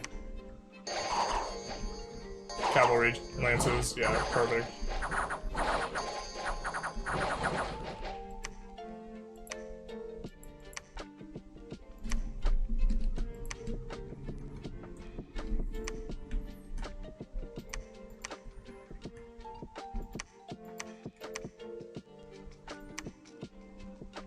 Is your tribe the one that you said not to attack into?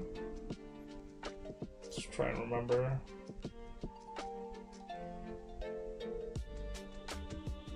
Bone tribe. We should be waking up any turn now, though. Sets up a little uncertain. Let's just do this. But this feels honestly easy breezy, beautiful cover girl. I think you're putting a fort here in the bulwark.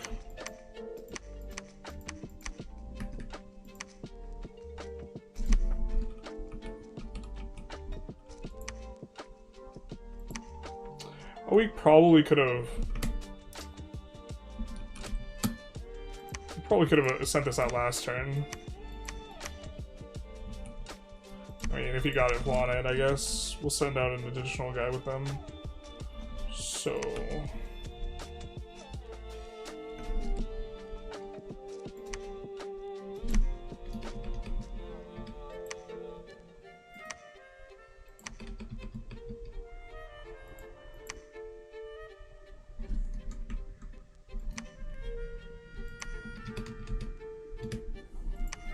God, this feels so much better than what we did with Perrine.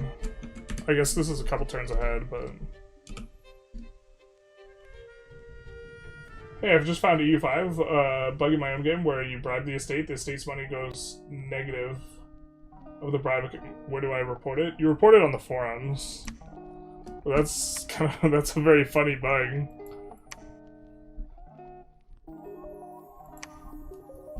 Nice.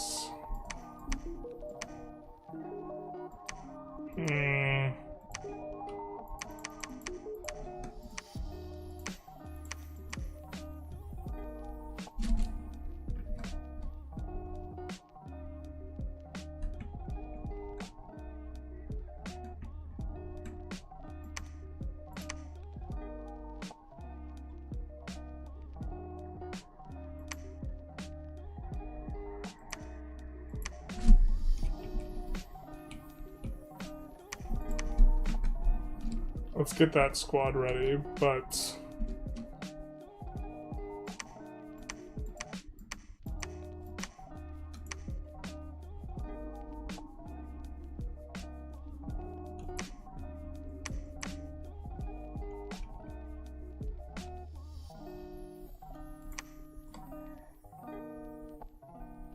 There's an U-bar.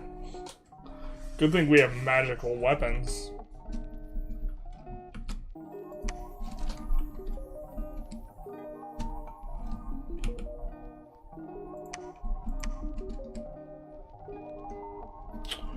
Yeah, if we plan this better, we could be working on a fort right now.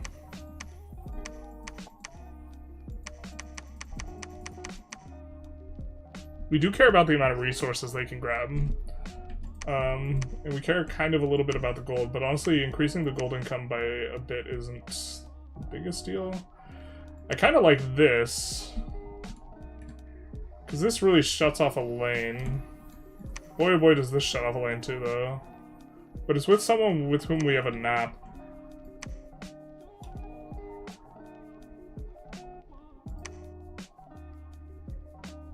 Don't necessarily want to build on our own cap circle. We kind of want to build here. Don't feel good about pushing them, though.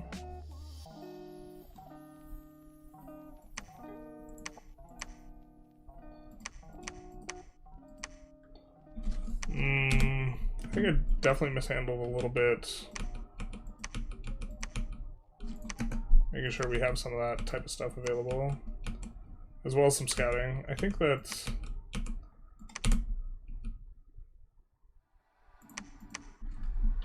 I don't know what exact role we're looking for on her for searching sites, but I think that's... we want one of her to search sites. How common is this Fire 4 role?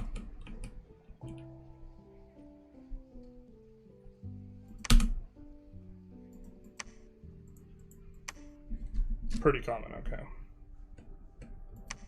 Fire 5 we're happy about.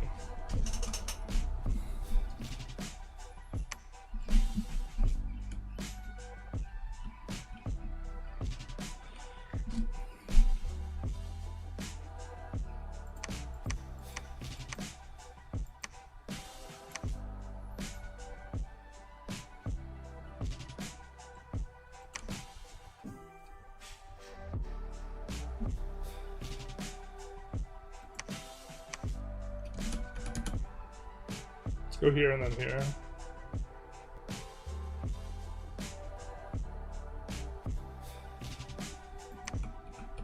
Are these guys Holy 3? They're not. We're gonna maybe be taking a throne in a sec here.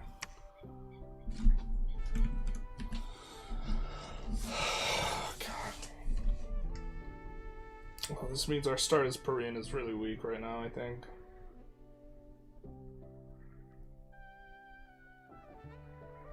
How do Blazewick say you're probably fine fighting almost anything? This game feels like Conquest of Elysium. It's basically, it's like, Conquest of Elysium is the dungeon crawlery version of this game. It's the same developer.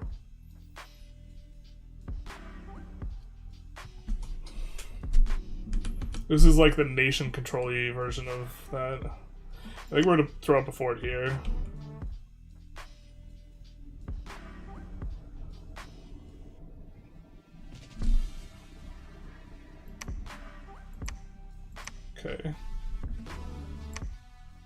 You get it the turn they spawn, right?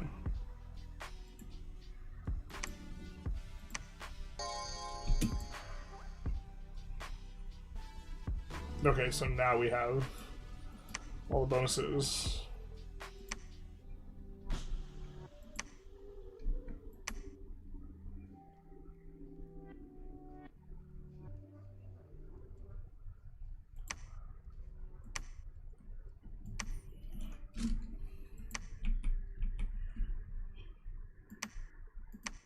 Okay.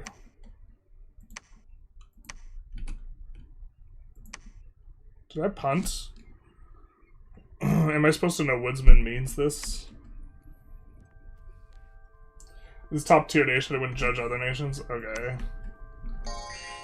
This nation was one of the ones I was looking at for, like, playing. I think being underground is actually also really rough. Like, I think we could have done Expos not quite this strong, but similar with our Perrine build.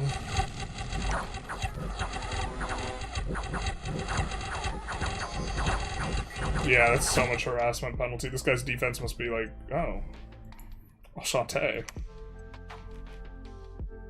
-6. Yeah. Oh, but he has the regeneration though. Yeah, so without this, we would have lost that battle. Okay, interesting.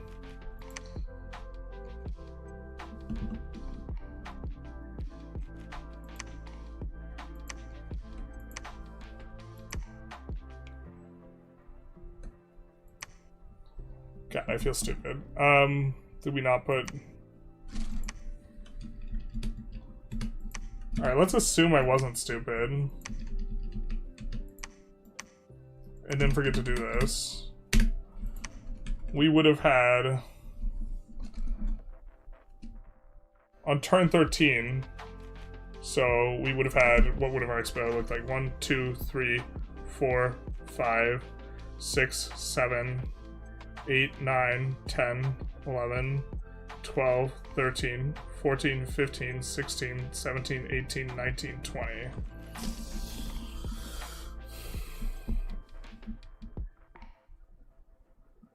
Diachromines is rough due to AP attacks. I wonder if they're over nerfed cave income. It was so high before with the mines, but now I feel it's so low. If you don't roll mines, you're just like super punted, yeah. I don't know. One of my provinces is earning me 12 gold in the MP game. I have a sneaking suspicion that I have less income than other people. And also I have a bunch of stuff that's like the plus side is getting more gems, right? I think that's the biggest like nice thing. But the huge minus is that well, the caves have really low pop, and we have growth scales, so I think we will scale into better income. I mean, since you're in here, I could show you my blast, but... I think we come back to this in just a second, rather than starting a new game with a test as a different nation, because... But...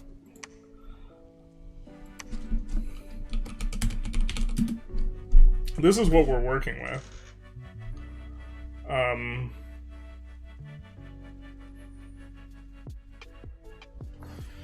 And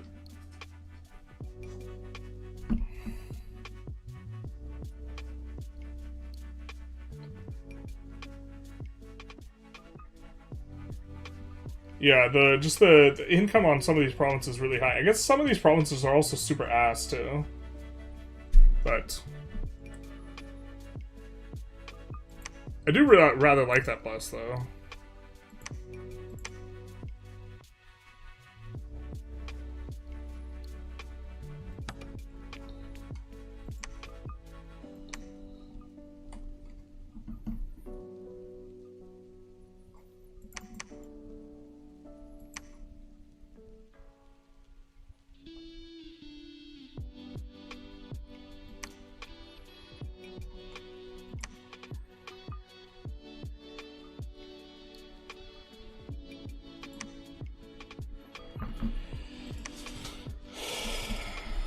But like 154 income.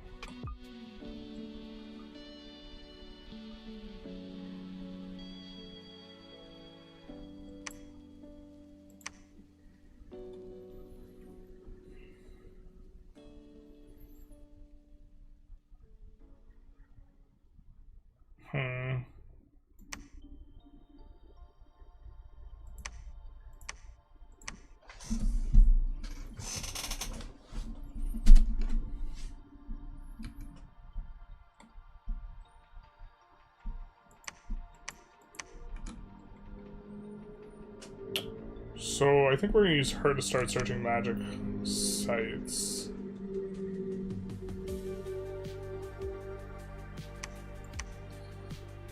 Well, we do have this guy. I don't think we have anything special to use him for. We can't teleport him yet. But when it comes time to using magic, this guy's gonna feel pretty good, I think. I like the scales. I know less about Pyrene. I like the stuff I've seen other players do with the nation. I know they can be strong. I'm not the person to ask.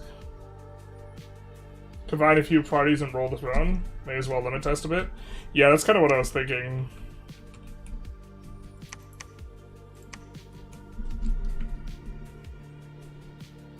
Or this throne down here in the south.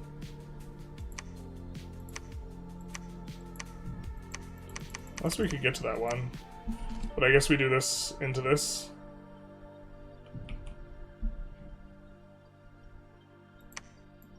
Probably, at this point, should split them up a little bit.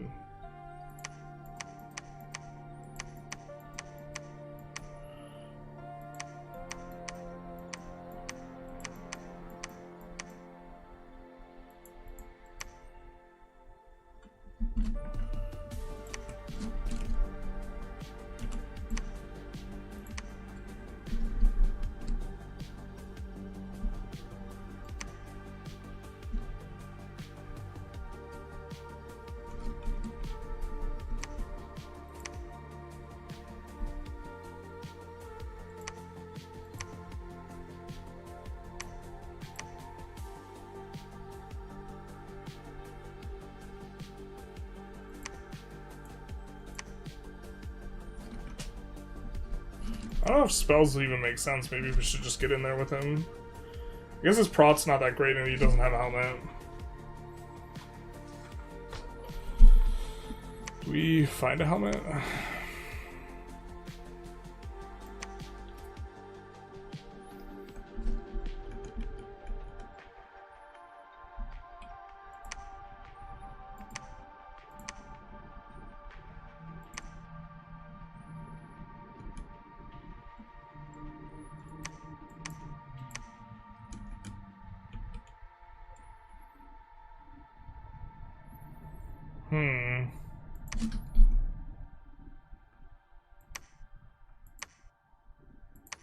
God, this zero attrition feels so nice. Not me being stupid. That might have been me being stupid. I thought I'd increase the defense there.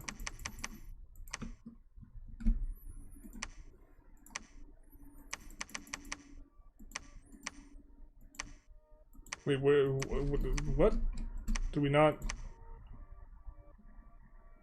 I guess it works. Oh, did I do something funny?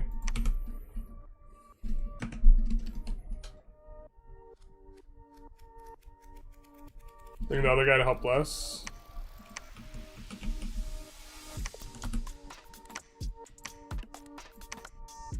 Have this guy help less.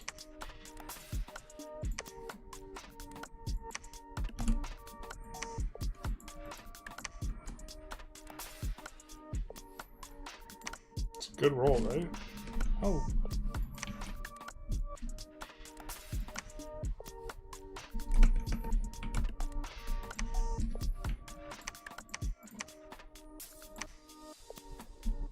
It's not getting much research. But we rolled double fire on her. She didn't get much research either. I guess that's kind of a wash. Okay, but so the way we play Muspelheim is we just spam the shit out of that. Wait, why is he defending? Didn't we... Okay. I mean, I guess not.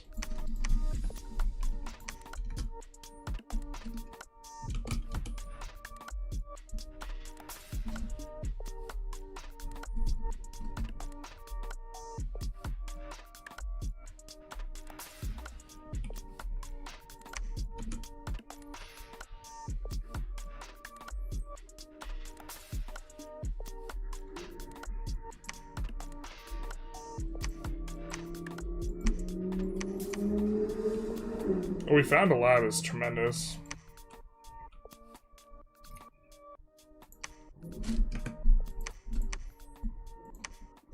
This guy could come back and build us a temple and then just research in that lab. Maybe even search there. Don't hate the idea of recruiting a bunch of hoplites. Actually, what's the size on these guys? Never mind. I mean...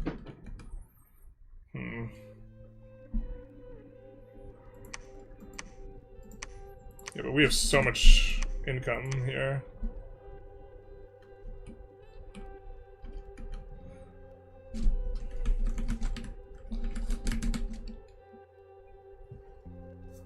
How many locations do we have?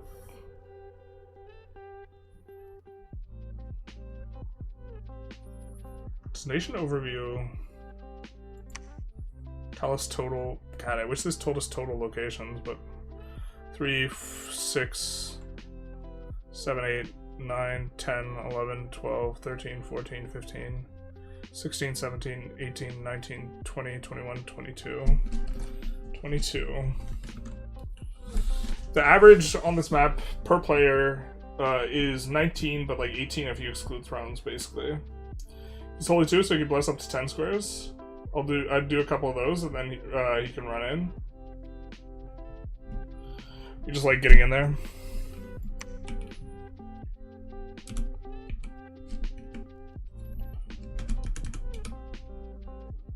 Okay.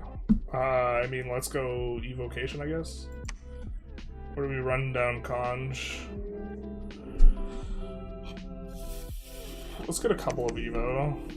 I feel like paths tend to be heavy towards particular types of magic, and the one that's heavy towards fire, which we're good at, is evo.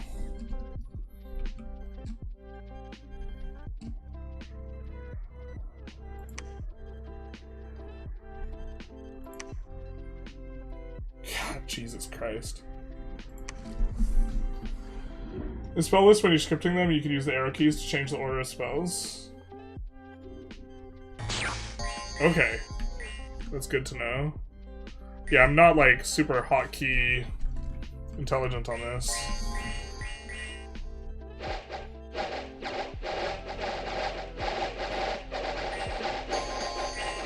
I should probably try and think a little bit how we're supposed to fight these guys, to be honest. I don't think it's necessarily bad for us, but okay, if we were fighting this, how would we do this? Well, first of all,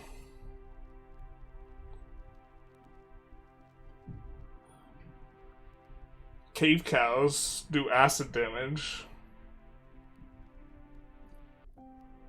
Maybe that's too cute, but in regards to the blunt slashing and etc. resistant, these guys have decent protection, but it's not tremendous.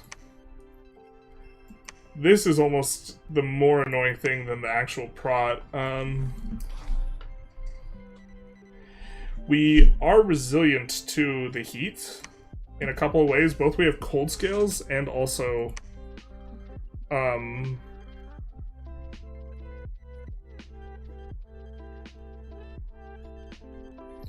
we have cold scales, and we also have fire resistance on all of our guys.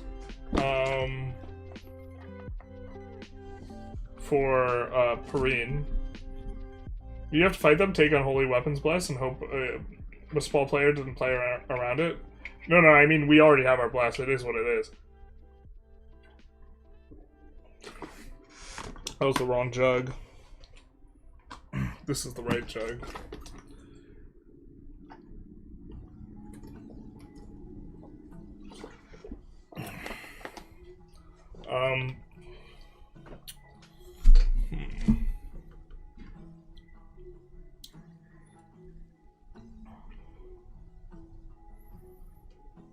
I mean, the regeneration's going to be like 6 points a turn. This is like a pretty big game. We thought about taking regeneration with our guys. The thing is, I think these guys are going to fatigue out. 5 encumbrance.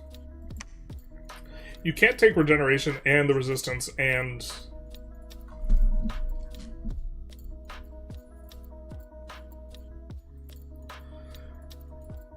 I also think... Could we just have a thug try and kill these other giants? With like,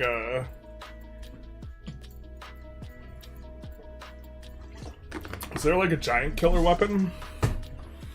These guys have length 2, so we can also repel them.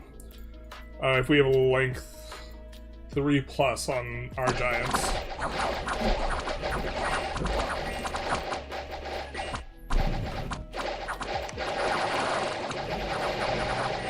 Incredible.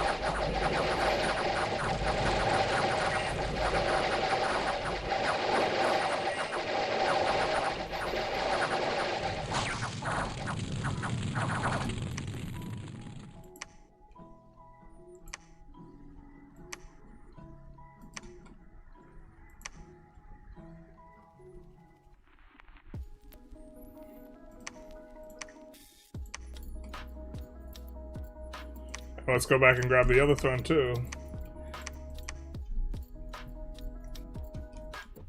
I mean, this solution might be more Diplo than raw power. I'm not sure.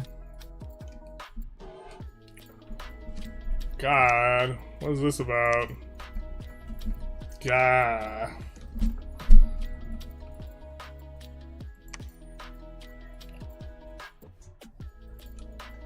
Is there a hotkey for construct? No, not gonna tell us. Fair.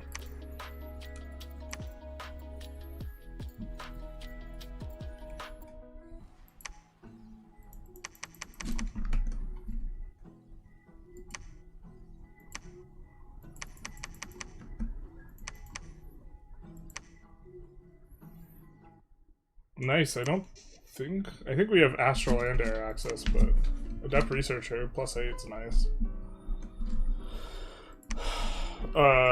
Yeah, I guess our weakness is that we research slow, right? That's the biggest thing.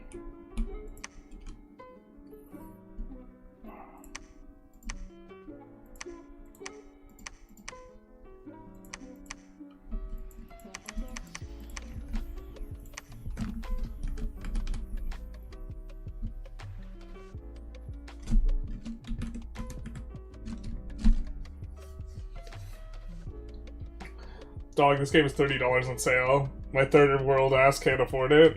I'm so sorry. This game is, this game is expensive, I think, in some sense. But you're also paying for, like... Game's been effectively developed over a long period of time, because... But it's by 2 guys. In order to support like the game's development, because the community for it is so small, like you have to charge a reasonably high amount, I feel. Yeah, the price is rough. At least Winter doesn't charge for DLC, battle passes, etc., and patches the game through its life cycle. Yeah, and it's only when there's a like an updated version. To be fair, like I mean, you could look at like each one of the new versions as a DLC, but it's like after 2 or 3 years or whatever. Would be nice if they did some regional pricing. Could try asking about them in Steam discussion. They seem very reasonable, so... And it's a small operation. It's possible that's not something that they consider that much. I don't really know. They've also been doing it a while, so probably have, but... Possible it's not. God, this just feels so powerful. Maybe we move on to the next nation and try and figure that out. Maybe we try and brainstorm how we're supposed to beat this. Is there like, there's not like an anti-regeneration spell. There's no like ignite or something like this. Anti-healing.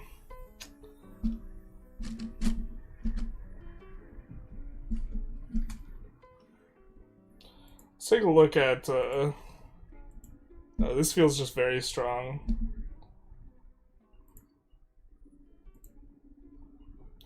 We're going to take a look at items. What can we get in construction? 5 at the latest. That we can forge reasonably as Perrine.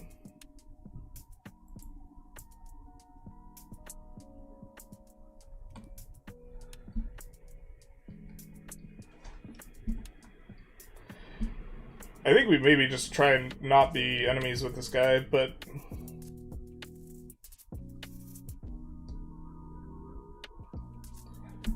This... Expo... Also, he might not necessarily have this bless or whatever, but this Expo sees smooth as all hell. Smooth as taboo. Maybe take a look. I don't think we have any type of, like, Giant Slayer tools, specifically.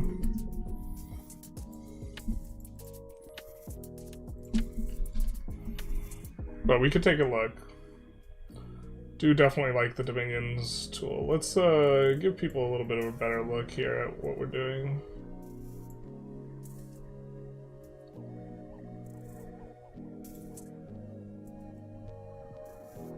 What we're looking at. And then...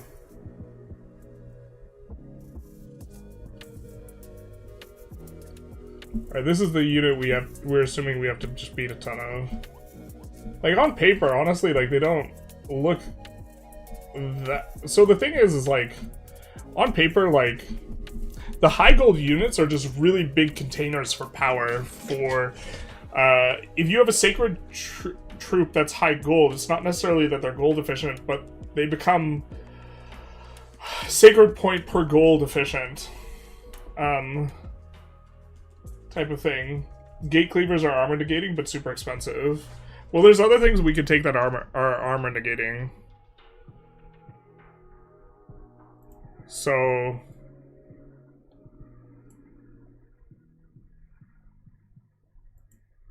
Or is armor negating different something than piercing?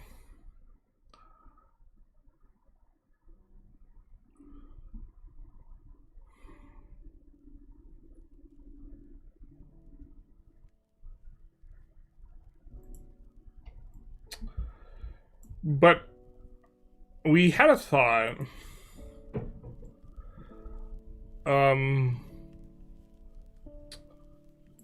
What if we go for pixie spears and stingers?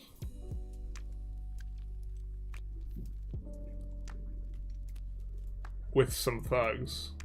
Great Sword of Sharpness also just like would be the highest damage.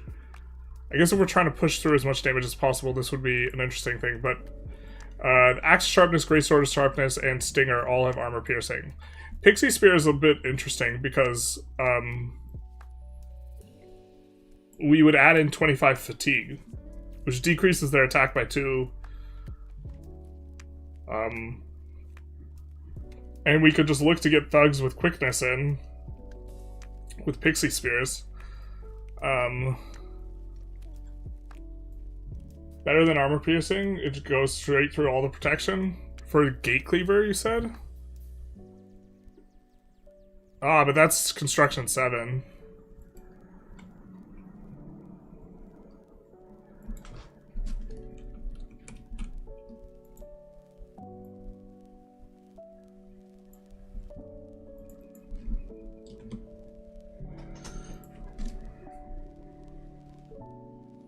Armor negating, got it. We would, in general, prefer to forge, because we have forge bonus, the Gate Cleaver will cost us 11 gems, the Stinger will cost us 1.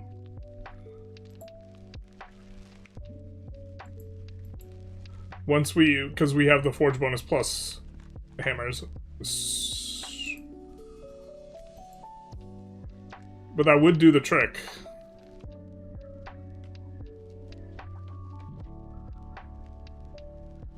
It's more mage turn efficient. We don't need to spend as much turn with the Gentles, forging an equivalent number of these, but... What about all missile weapons?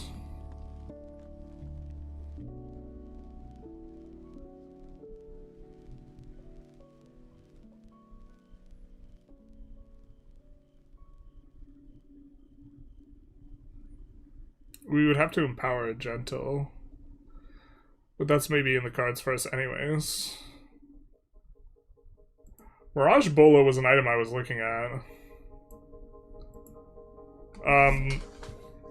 The thing is they have a lot of magic resistance, but just fettering them, they have a large number of units, so single target anything is an idea. So maybe actually even... What's the...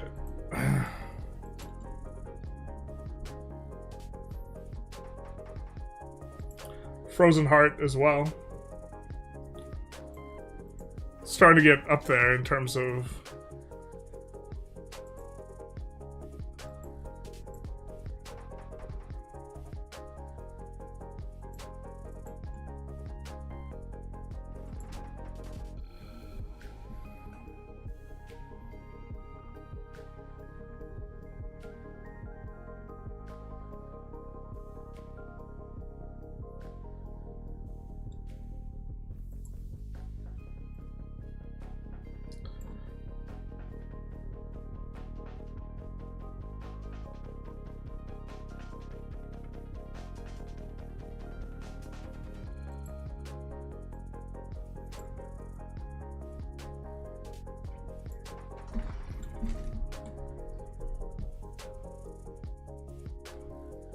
It's worth waiting to see what his bless is. If there's no shock resist, you might be go with shock tridents. Oh, that's a good call. Those are a little bit more expensive. The cheapest stuff to forge is going to be the water items. Is there anything we could do with water gems that's decent?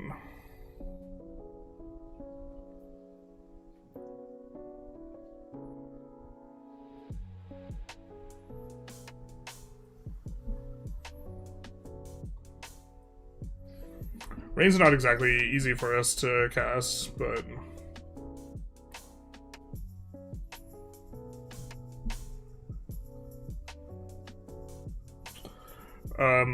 one of the ideas here is that...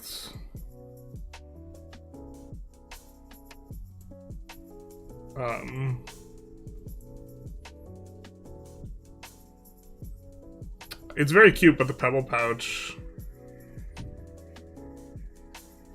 I think that actually also does a decent amount of damage. Thunderbow. Let's put this in as well, maybe. This is also armor negating. They paid for a big bless on a good nation. Sometimes you just have to hope you get research and develop counters. I kind of like the Thunderbow idea.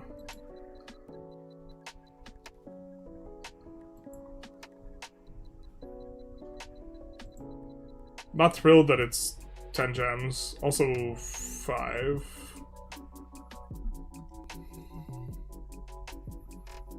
I mean, he might... I think he'll also just struggle to kill, like, a gentle.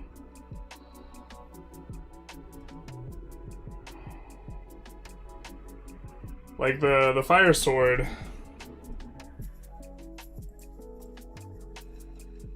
from them.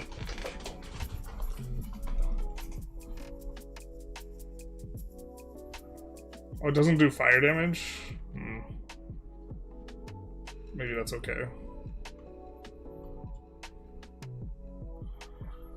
There's something we're coming in here for. We use water, yeah.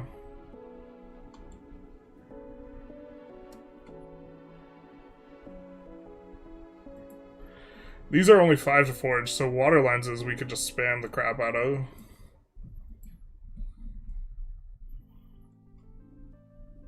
This pebble pouch is probably no good.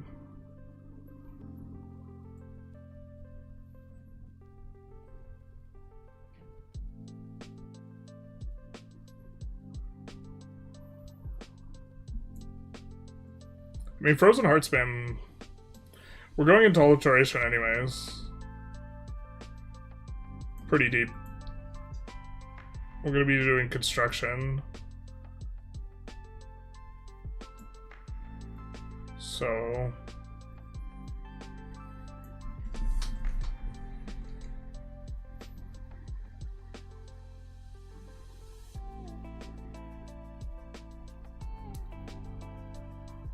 I don't know if false fetters, once they're already in combat, prevents them from attacking, though. But since range is strength, I'm gonna have very, very high range on some of those. Gentle with a halberd and might with boots of giant strength, buffed with enlarge and quickness could do some work.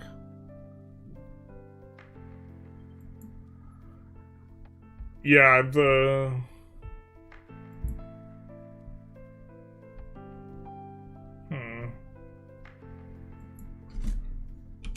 I don't even think we need that much strength. Maybe we do.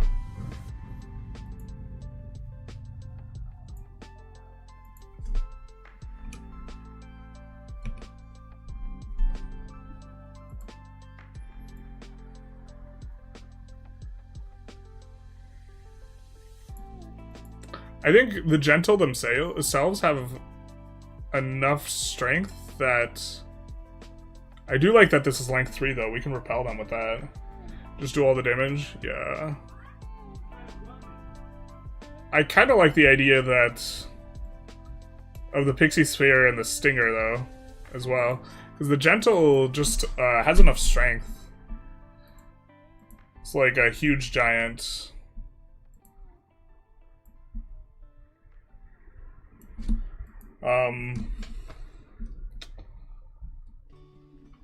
I guess he's smaller, but he has 26 strength, right?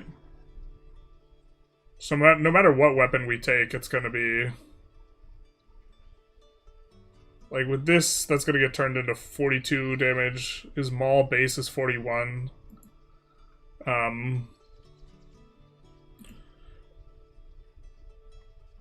We do...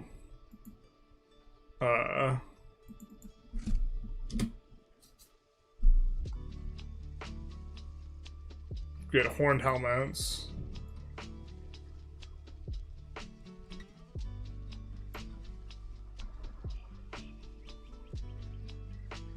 A lot of the effects don't work well on giants. Temper Flesh reduces damage by half. You need to account for regen.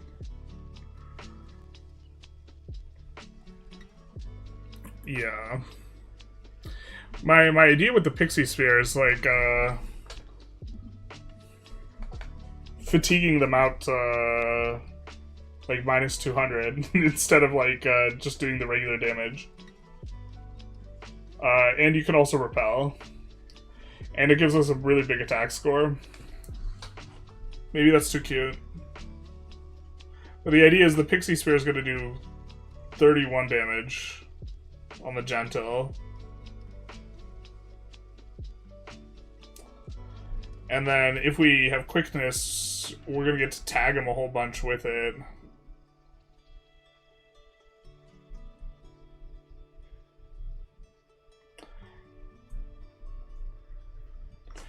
Yeah, the regen is like the issue though, yeah.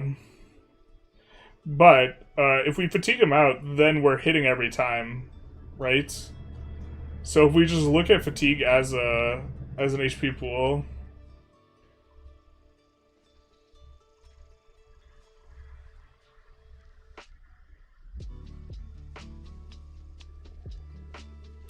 But maybe we just need to go Evo. I mean, I suppose the exact bless we took is kind of the most obnoxious, but that's not necessarily what he's gonna have.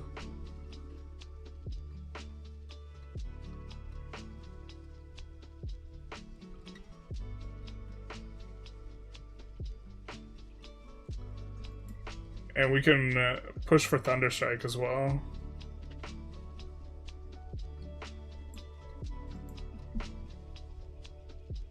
Fatigue plays could work as well. You just need a way to kill them through regen. Oh, I think if we're attacking twice a turn and we're hitting him every time, I think we can kill him through the regen with the Pixie Spear. Sorgita doing Lightning Bolt spam? Yeah. Or Lightning Bolt, not Thunderstrike.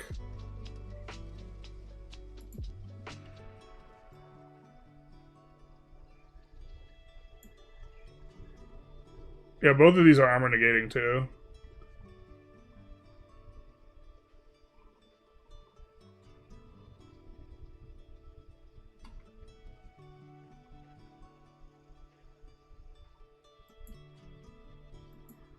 The thing is, Sorginas are expensive, but yeah, maybe that's the way to do it.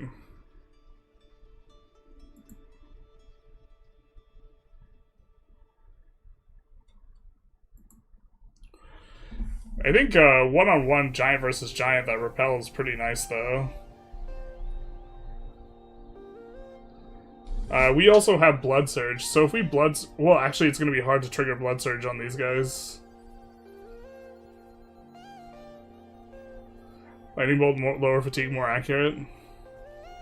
The thing is, the scripts, like, the AI sucks ass once you're off script.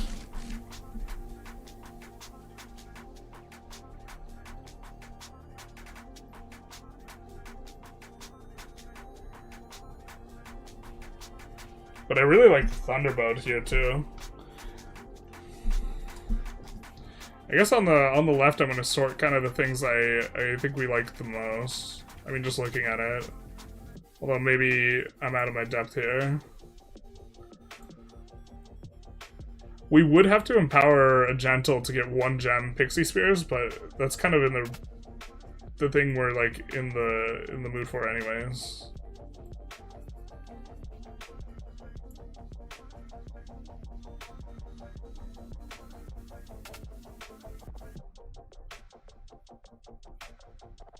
Frozen Heart also damage negating.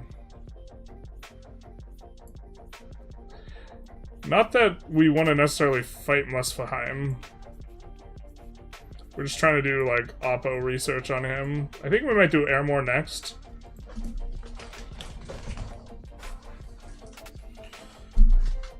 I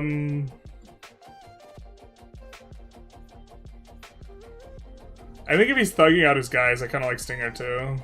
But we could also just play into the fatigue. The thing is in a long, drawn-out wet noodle fight, the fact that we have 4 reinvigoration, I think, is really, really good for us.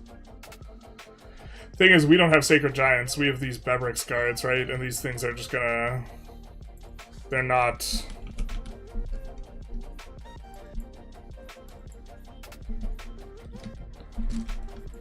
They're not gonna be able to...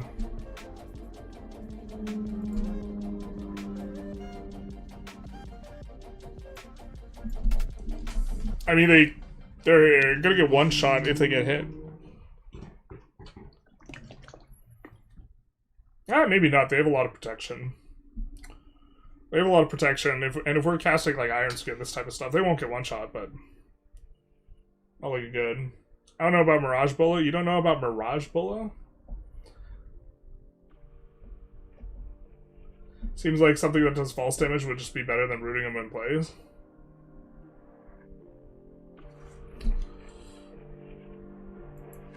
The thing is we have access to some commanders that we could maybe do. Let's maybe go back to the drawing board then. Actually, you know what? If we're trying to make Thunderbows, then I don't like it as much, right? But I feel like there's... we can't bring more stats to squares very easy, and we need stats to... Well, actually, this is not doing any damage.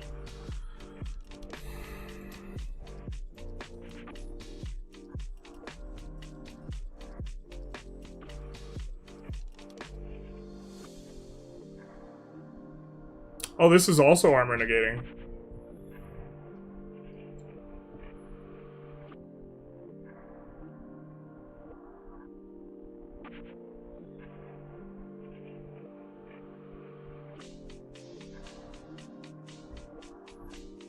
One-third strength added is intriguing.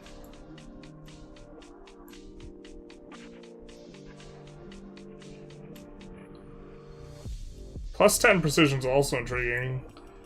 I mean, we'll have Tartalo.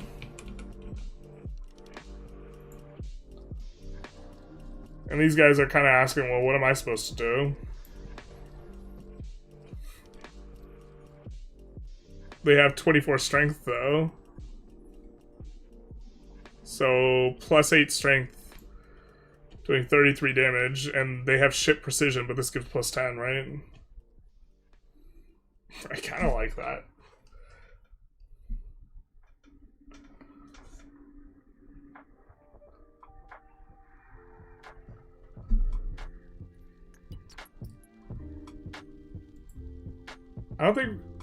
I don't know exactly how false damage works, but I guess we could look that up a little bit.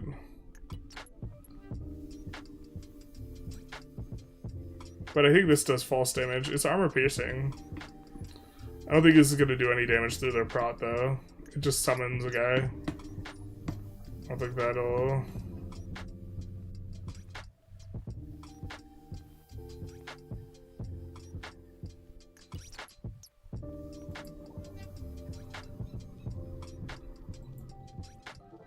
Let's unpin this. Let's move the Tartalo over. I think it's going to be hard to make the Tartalo feel really good. Let's move the Golden Arbalest over here. Let's get rid of the Mirage Bola. Yeah, if we're trying to wet noodle him, freezing him in place for one turn isn't going to matter, right? Yeah, okay.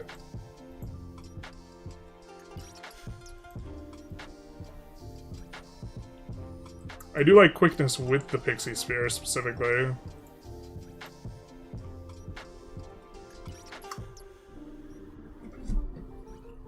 I mean, we're gonna hit him every turn. They're just trying to regen through our damage.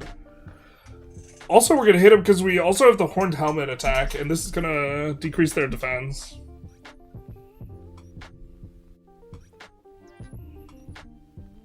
Regen doesn't work on false damage. Got it.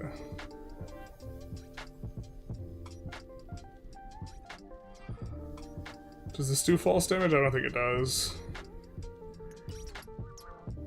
No.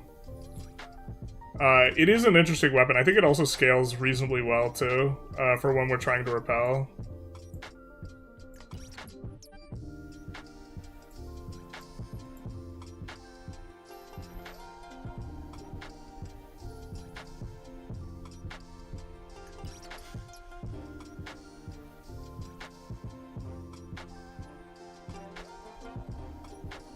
I mean, Eyecatcher's cute. Try and take out their eyes.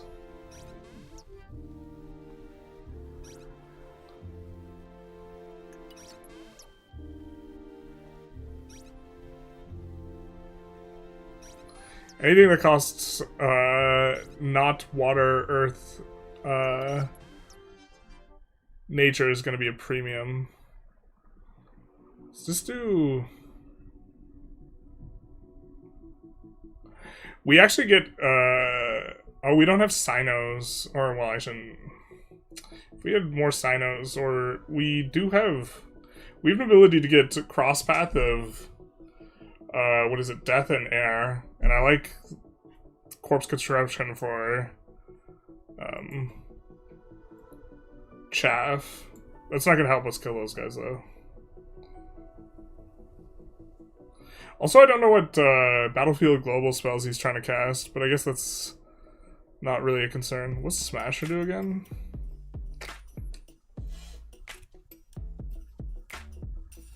Oh, would you look at this? Armor negating.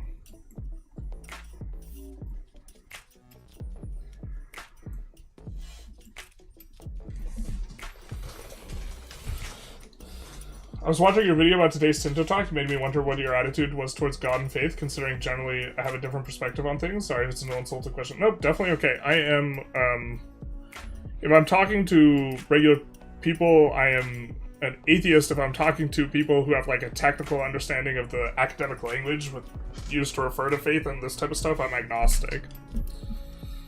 I have a background in philosophy. I read, pretty much every argument for God's existence, and I've not found them to be convincing. Something to watch out for is Muspelheim with a midget masher against your smaller giants. Oh my god, you're so right. They'll do so much damage. That's Bonk Street. I mean, we'll have like 30 prot, but that's a lot of damage, right? That's construction 3. Is it not? No, it's construction 5. 20 times 2 versus small creatures. 40 damage.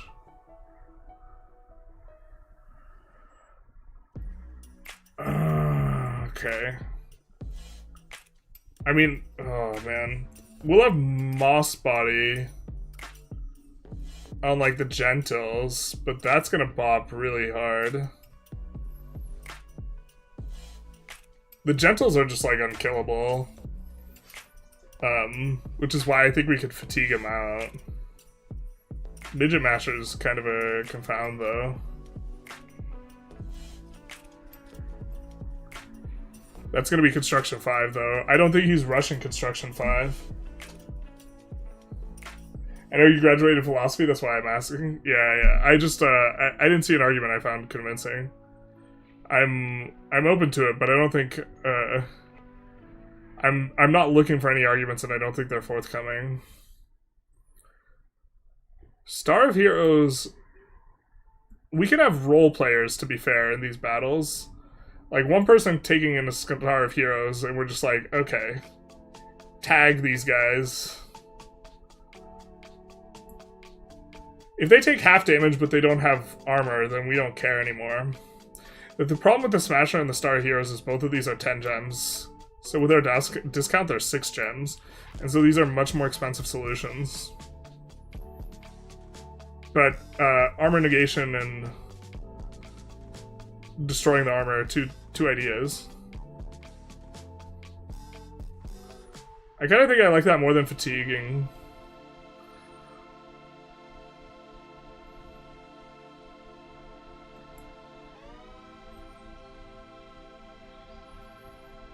A Thunder Whip we will be able to repel with, I think? Or can whips not repel? Armor negating lightning damage. We would just have to give a gentle air magic, probably, if we want to go this route. But that's not too bad, to be honest, because then we can just use them to forge Alquils, too. So, like, we will use a gentle every single turn that has that.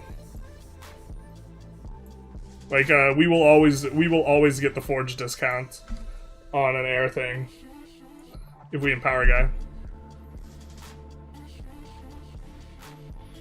It only works on inanimates? Just kidding. Got it. There could be an agnostic theist and an agnostic atheist. It's not mutually exclusive.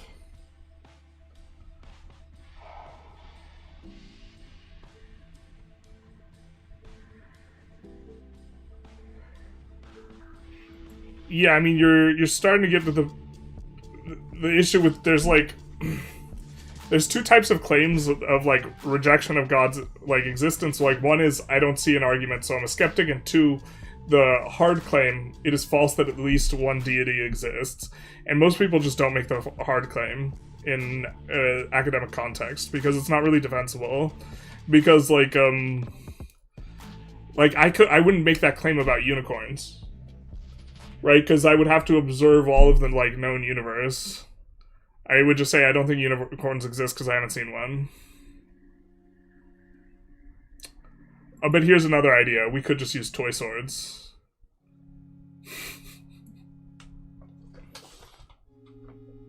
What type of agnosticism? I forget what the technical definition would be, but it would... I don't think... I've not seen any evidence for God's existence, and I'm not particularly interested in looking. In that, I don't think any would be forthcoming. I think it's very unlikely.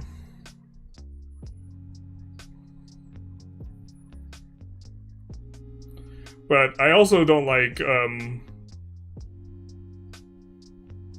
I must say, I do think like militant atheists are intolerant generally. Flesh Eater.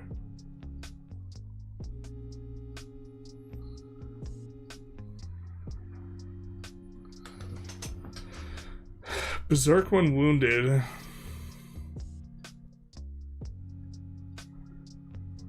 The Flesh Eater's an interesting one, because we might even want Berserk on our guys, but this is more general. Frostbrand's not going to be the one.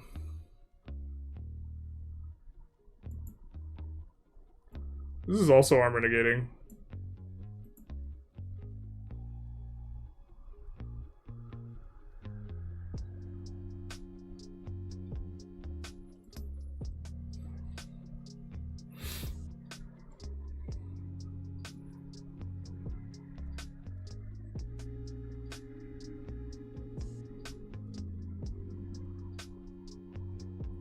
Implementer axe. Another way is we could try and get them to fail morale checks.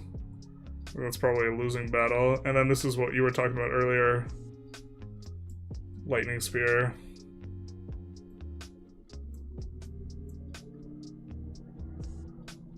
Does this not do magic damage?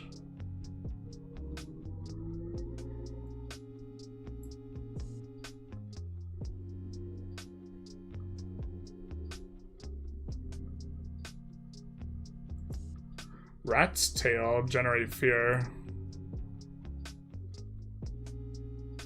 And then Shock Trident. Chain Shock. Yeah. Trying to remember, I don't think they have access to earth magic, right? So they can't throw up magic or lightning resistance that easily? Or is lightning resistance... Is it... Do you have access to it in both air and earth? I don't think so.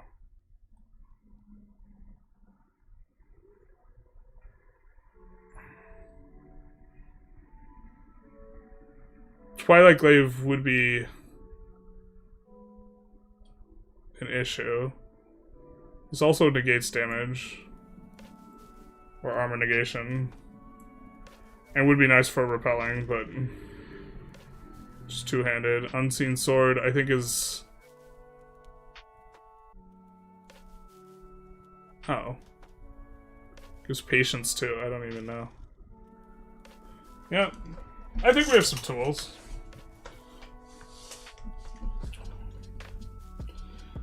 Heartfinder swords would be good. Hits at their MR. And I mean, we get a lot of hits.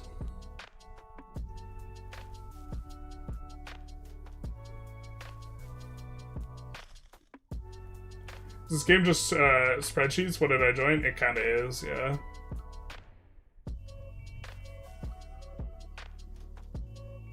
They have some air, but they start with a malice, so if they don't fix it in their bless, then the normal giants get then the best they get to is removing the malice, yeah. Getting blood slaves for this might be a little bit of a challenge.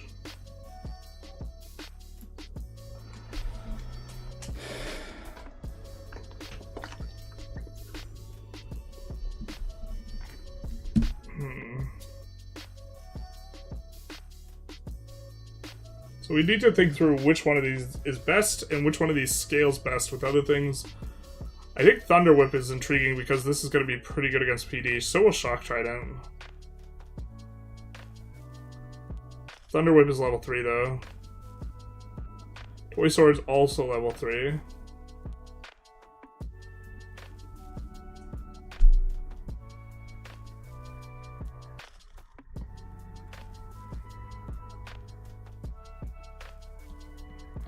Agnostic Atheist. I don't believe that God exists, but I admit that I can't know for sure that I'm right. I believe Agnostic Theist.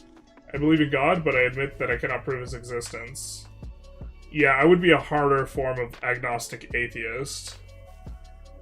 Where the Western tradition of, like, the burden of objectivist truth in terms of their epistemology, requiring a... Actually, well, if I was talking to an academic, I might be okay with saying I was an agnostic atheist, but the entire underpinning of Western philosophy epistemology I have issues with, and if you account for those issues, I wouldn't say that that's necessarily a way I would phrase it, because the second statement I would probably leave out. But I admit that I cannot know for sure that I'm right. For me, that's like implied almost. It's like I would just say I don't believe that God exists. Part of me was hoping I would get an answer that you only believe in spreadsheets. Sorry. I only have one God. The spreadsheet. Okay. I'm curious if the Pixie Spear idea works, though. I think this is super cute. Where we're just trying to fatigue them into oblivion. Let's look at what fatigue does exactly again. I think it's -1 defense for every 10 and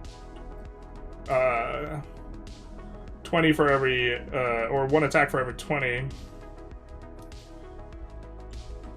And then, you know, fatiguing them into critting them seems fine, and then they're unconscious.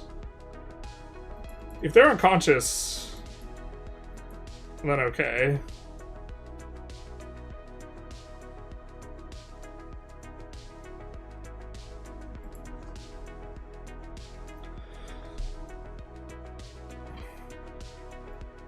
Alright.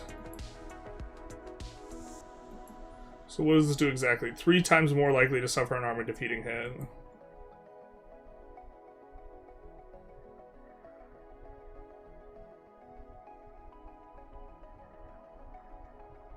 DDRN on the protection roll, 2d6s. And prompting another roll yields a 2. The protection is reduced by 25%. Multiplicative.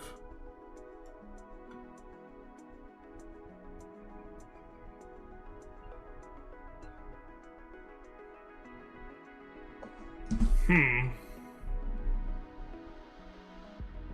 25% reduction is not absolutely enormous, but...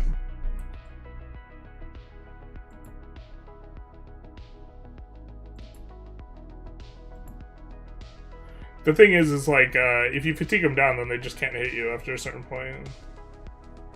Well, if they're unconscious, you only need to hit them 4 times to hit them unconscious.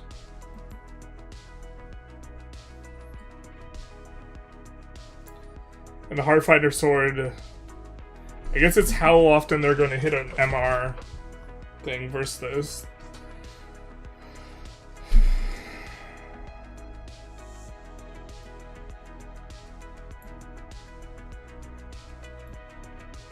I do like Thunder Whip because this will be more flexible and be good for PD rating.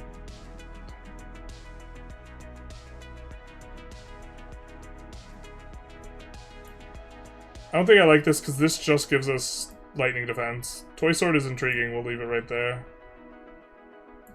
Rat Tail, I don't know if we're getting them to morale check out, so let's move this over. I think that that's probably not it.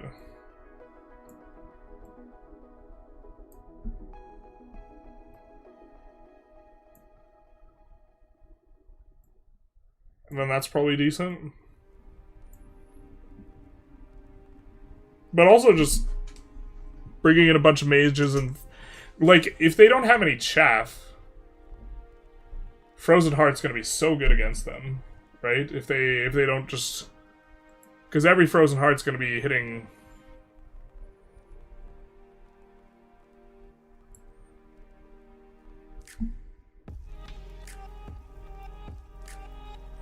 internal damage.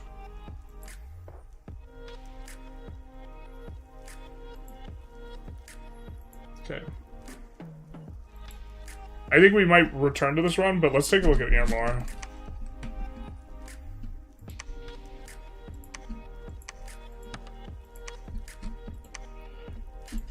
I'm gonna use the restroom real quick, but we're gonna try and figure out a god we can produce for this guy that's somewhat reasonable.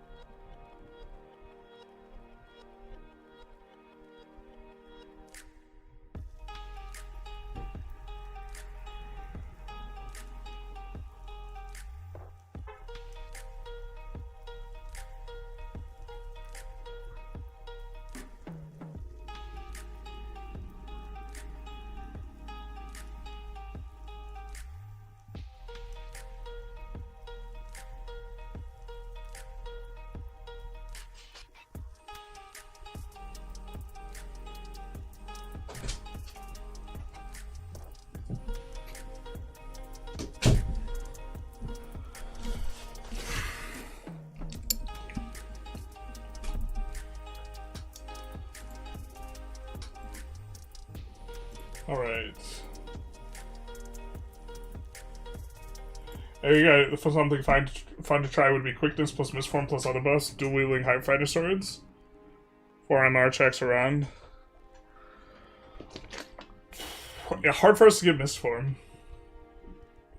We could get Physmos. Like, we could have, it's hard for us to get misform on a gentle. Because they don't get to, they can't share a square with anyone to fluff them. But we would be, like, Iron Skin, Temper Flesh, Quickness, Moss Body, plus one other thing.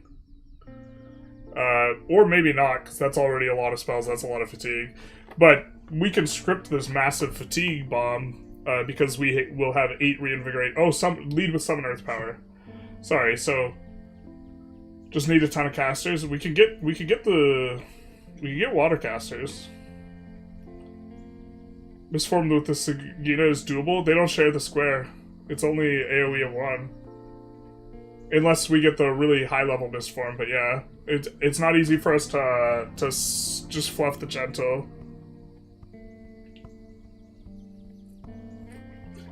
Because they like prioritize their own square. Gentle is size 8.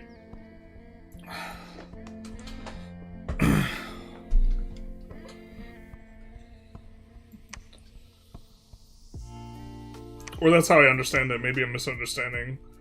But she can cast misform. We also have like a full script on the gentle though. But the thing is, the gentle has to do work against a ton of them. But yeah, maybe that's the thing to do. He's gonna fatigue out though, so we would I think we would have to give him something to get even more than 8 reinvigoration. They should target by the most HP at the time to misform. Can always cast it twice. This is fair. Like, the Gentles are going to be nightmares, and if they don't fatigue out, and they don't run, we have actually, like, an interesting dilemma, which is, I think they're going to cause us morale checks, because they're going to kill a bunch of our troops, and we can't do mono thugs into them, I don't think, so... I mean, maybe we could try. Armor, if I recall correctly, has really good priests. Yeah, I love healer, man. This is sweet. And then these guys have recuperation. Oh, no, wait. These guys, right? Yeah. Good scaling with the Astral. Deathfire. They also have Fortune Teller, so with our design, we're gonna go for something in that neighborhood as well. Do love the healer, the recuperation. Legatus. I'm assuming they're gonna get to use formations much easier than we are. We currently don't have formations, so we have to worry about getting wrapped around by these guys. They have an assassin as well. Okay. And then their sacred is this. Is this guy also sacred? Yeah, he is.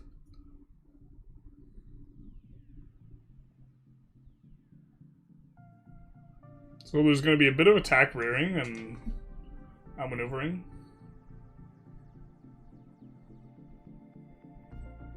This form is important to negate one of the hits on the gentle. Yeah.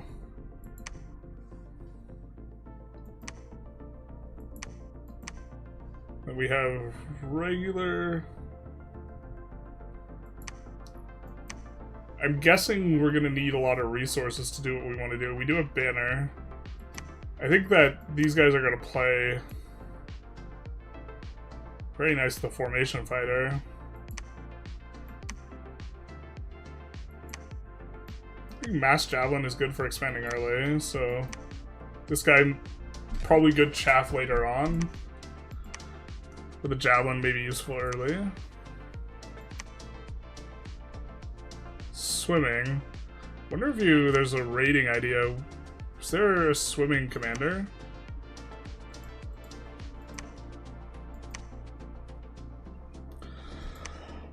Let's Trying to see if there's anything too crazy we need to take note of. These guys have more prot than I thought they were gonna have with the flail. These guys are super cheap. A lot of javelins. If we were playing Kailasa, we would have to worry about the javelins. As it stands, not too crazy. We can do more order. They have advanced forts. I mean, they get more recruitment. And, okay. I kind of like this unit, though. The horse effectively gives you survivability because you're more likely to hit the horse. And you get more attacks. So there's 3 attacks per square. For one of these guys, 2 per square, so 6 attacks per square. You do get a lance, and then you're on the broadsword. Oh wait, only 1 attack. 4 attacks, sorry. My brain wasn't braining.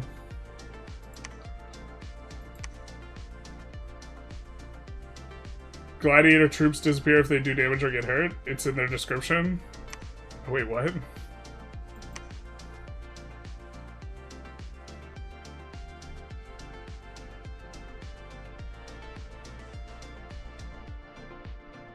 Huh. But they cost 1 resource. That's the idea? How many recruitment points? Yeah, so we could get a bunch of these guys. Interesting. It's kind of cute. I don't know how good I think that is.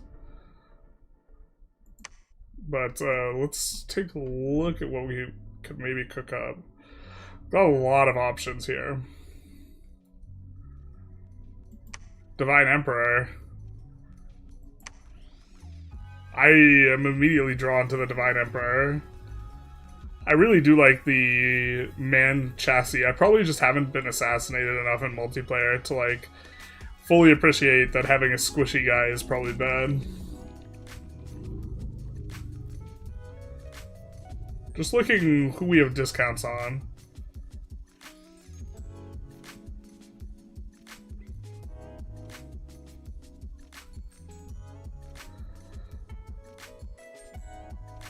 Okay. Let's also take a look at our national spells.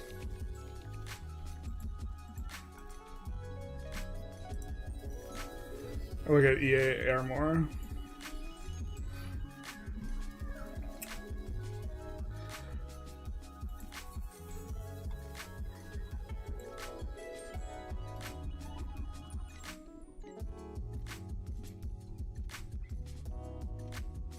Yeah, there are no shit button. Seems like a decent button.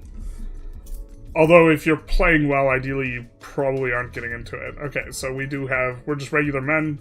Nothing too crazy. We have a summon that we could get. We have a hero that has really high magic. It's very nice that we have the sacred things, but no sacred summons by the looks of it. I guess we'll take a look. And we have really good magic pathing, but not very high levels except for fire and death. So... fire and death type stuff,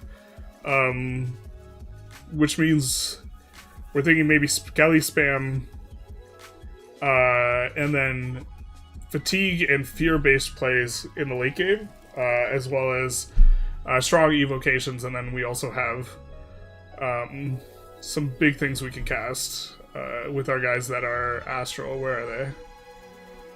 Yeah, the guys that can roll, the Astral Death guys, the Augur Elders, we can do some big stuff. Alright. Healers don't last long without it. We see Old Age on a bunch of guys. I wonder if the Old Age-based thing is worth taking. The anti-fort on these guys. We are kind of already cruised through taking a look at this. Archbishops gets healer, recuperation, and 3. Recuperation normally does not work. Huh. Okay. These guys are non-fort, but give us cross paths. Ooh. Some interesting... Fire plus X often has good damage combos, right? For evocations. And we also have grand communicant. And so we can form a communion that way too. And that communion will be separate then from our astral communion. So we can cast some big ass spells with these guys. And they are decent researchers. Okay. But that means that'll give us access to the big... That'll give us big access to these other paths of magic at higher levels. So in reality, we actually have decent magic access on all of these. Because we communion up. And we can cast level 2, level 3 stuff on them. So really very flexible. That's unfortunate for us, because I have no idea how they're going to be being played. I suspect an aging is good. Wind of Death wouldn't hurt you as much. Wind of Death is something you can cast.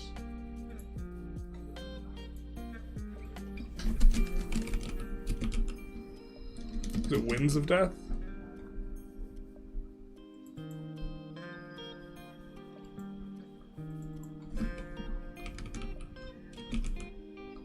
It's Wind of Death, yep.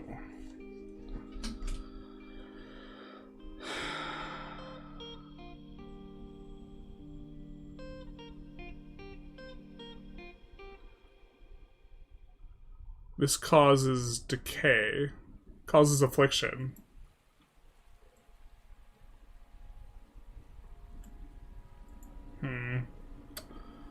And they could also curse too, so that's going to be something like a raiding party that curses us in Winds of Death, so it's going to be obnoxious if that's something that he does. How much are we valuing playing through our sacreds? I think maybe not very much, because we go death magic and then skelly spam, right? Here's the few heroes we can get. Seems nothing too crazy, although I guess Holy 4 is kind of rare. And then, we can summon these guys. Okay, size 3. Resist poison. That's good to know. Ethereal and ethereal.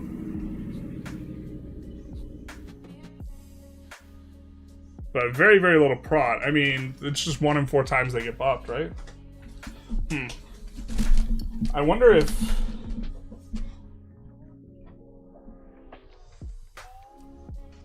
Oh, this is not a unit, it's commander. It's commander, just kidding. 16 gems, 13 research. And then Shroud of the Battle Saint. Units permanently blessed. Okay. So, kind of have I know I've looked at them before, but kind of clarified some of our stuff. I think that we will want to also maybe someone high in death magic. If we're looking to cast a big bless. Or a big global enchantment spell. Because what we're going to get on map, I think we cap out at 4 death, absolute max. I guess, actually we could use boosters. But casting a global enchantment with someone squishy feels bad.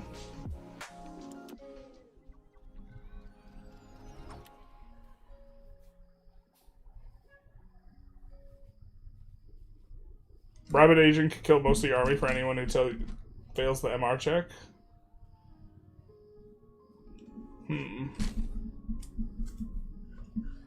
So we want nature as well then. See, this seems much less straightforward in terms of understanding what we're going to be up against. Having not really knowing their bless. But also just trying to understand the nation, so... I mean, I really want to take this guy. This may be really punty. It seems like we could get so much stuff on him. And then he can lead, he could bleed. We could boost his magic path with Grand Communicant. I don't know if there's a Titan that has that ability. I don't think there is.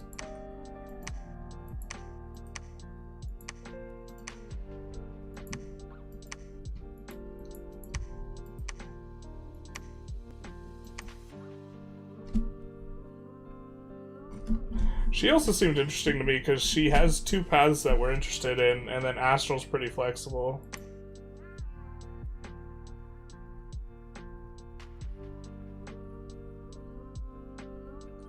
There's a music god she'd maybe have Grand Communicant.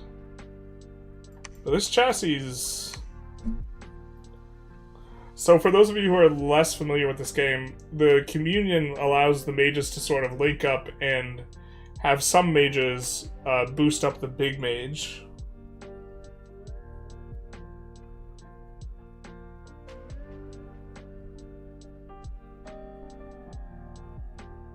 Emperor guy's really telling me to take Demi-Lich too. Right, we're gonna take the Emperor. The Emperor just like looks super good to me. Also, we get... Is this us having 2 mounts? I mean, we don't want to get into melee, but that's kind of cute. And we have access to 3 miscellaneous item, no magic item for boots though. Oh no, wait, we could take boots. We could use 3 miscellaneous items too? Kinda into this guy.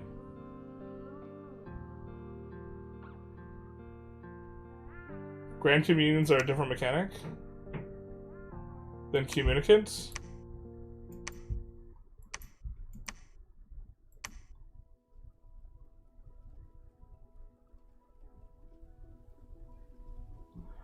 Oh.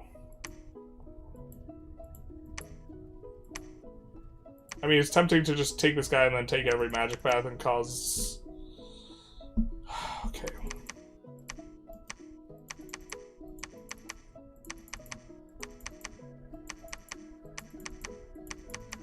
Let's start with this. Conceptually.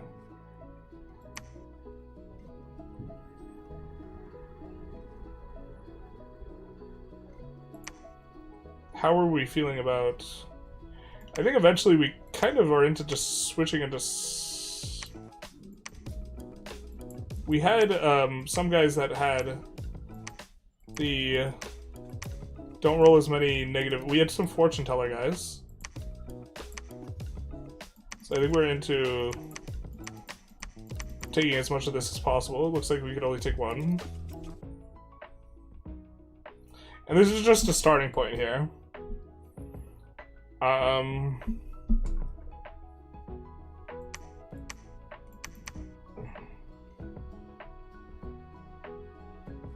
So we have to throw at least 1 other scale.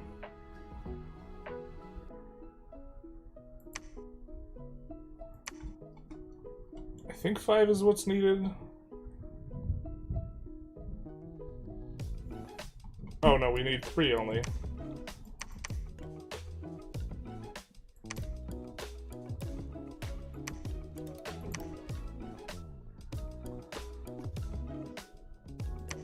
Okay.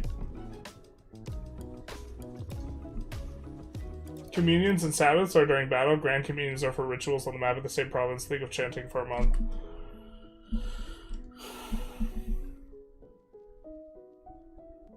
Interesting. So it means we can cast a lot of... Is our cross-pathy guy, Grand Communicant?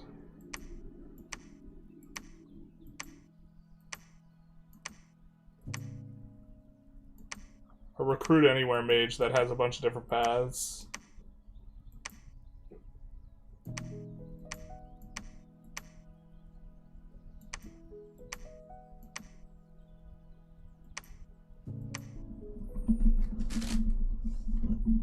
Okay, so you can just get a bunch of these guys together in a province and cast almost anything, if you have enough of them.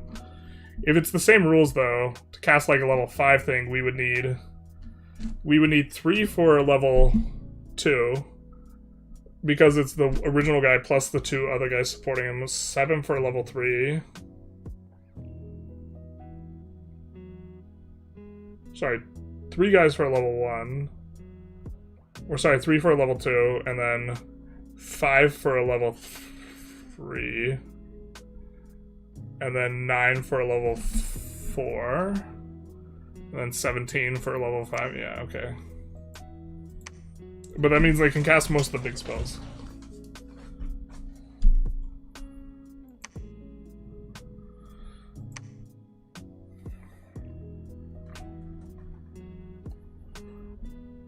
We have the cavalry.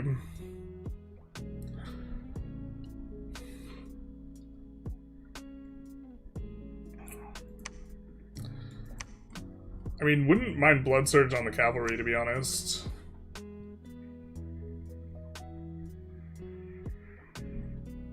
Not sure. I think we could throw Sloth.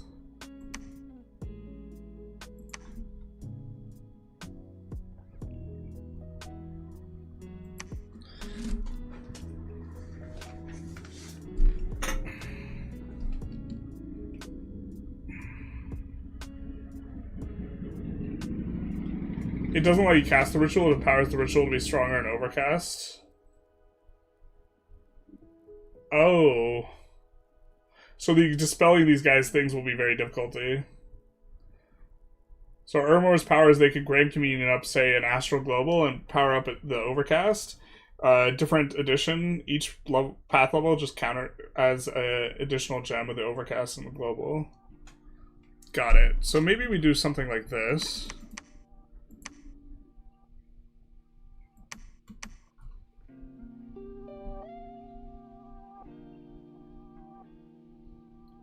I'm struggling to think what might be good here for us. So, taking this guy awake,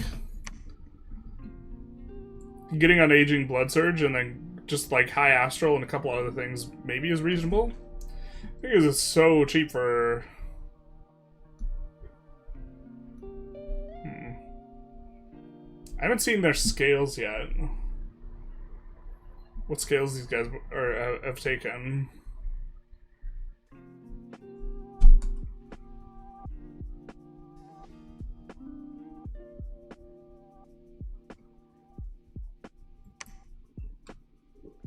This is so flexible, we're just not going to be able to predict what they might have.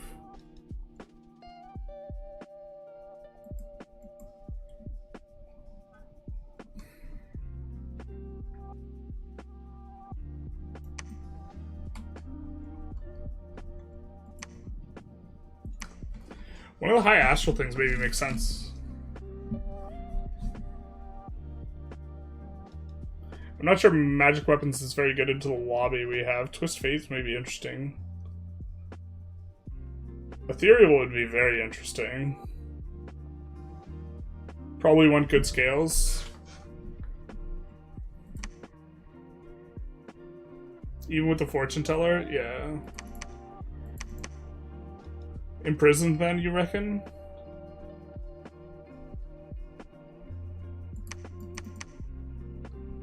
We're just way less of a bless.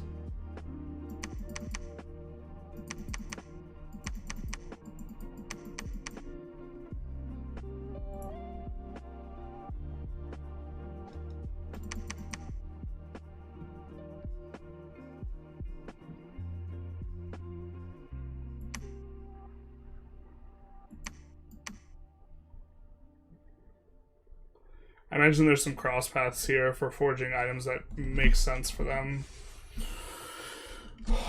The death booster's fire.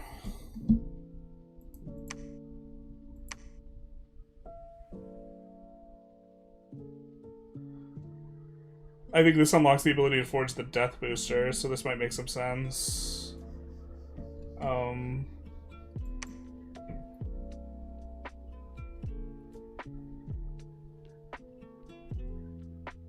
Trying to think the different ways we could boost Astral. We could boost Astral up from 5. We're also going to have Astral Mages, so we don't have to worry about getting Mind Hunted as much, so...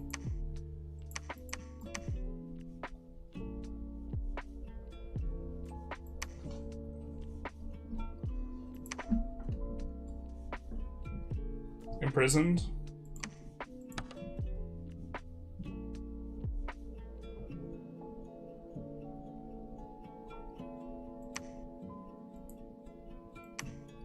Doesn't have like any access to glamour, so I assume you would want glamour coverage.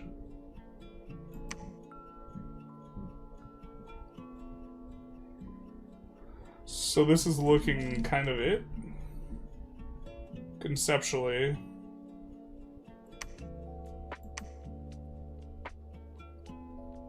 Going to multiplayer, I'd take an imprisoned big monster to help expand or scare players away from me earlier.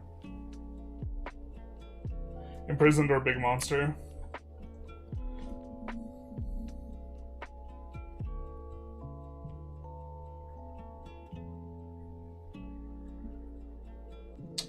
For a big monster,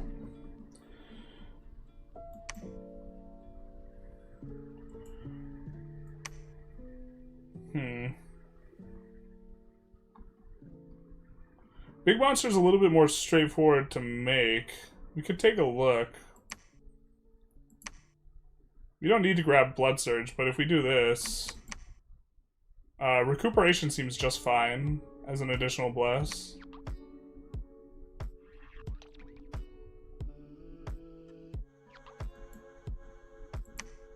If we want something awake.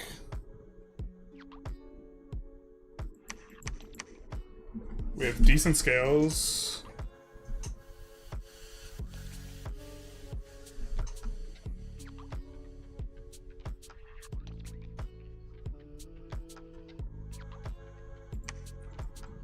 Most people I talk to aren't very bullish on that.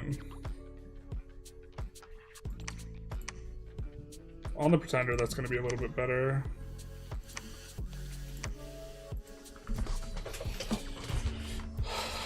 So this seems like we're getting kind of okay scales. Maybe we value...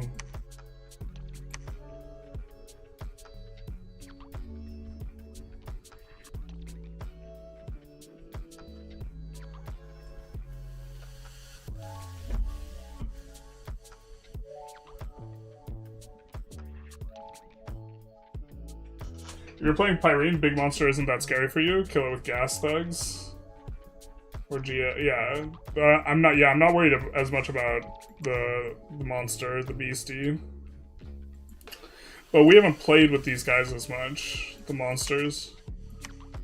This isn't what I would want to do, but if we were determined to try and have decent scales, the Wake Expander, and we thought Unaging was worth taking,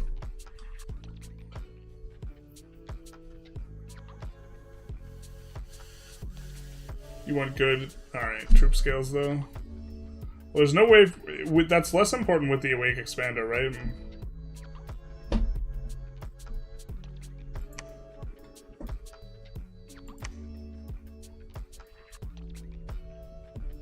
Could take this guy instead.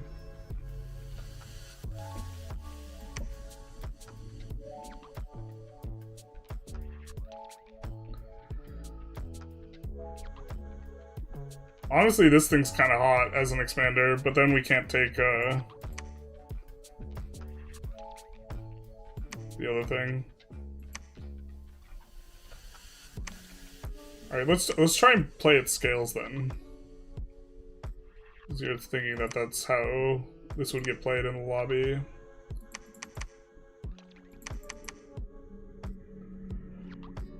And then we're assuming that we're going to take this and this so we can forge the fire booster a little bit better and get a decent amount of points. We're going to take Imprison. We're going to go up to 6 or 7, and then we're going to take something like this.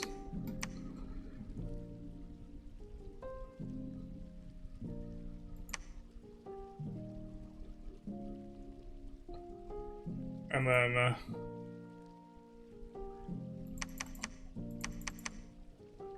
and this guy could site search pretty well.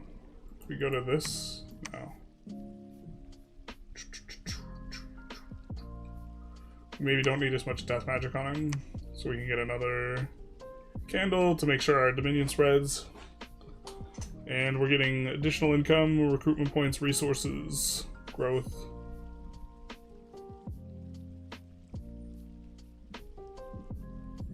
We could throw the fortune though for this.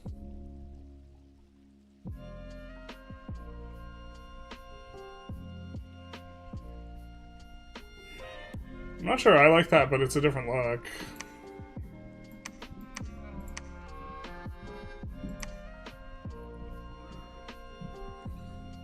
And what do we take on these guys?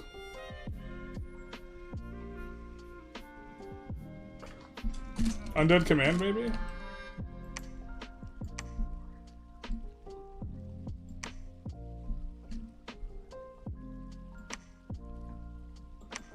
Who's trying to command the troops?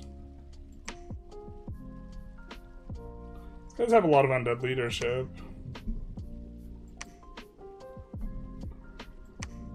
But giving it to everyone's maybe nice QOL. I like those scales. These ones? Alright.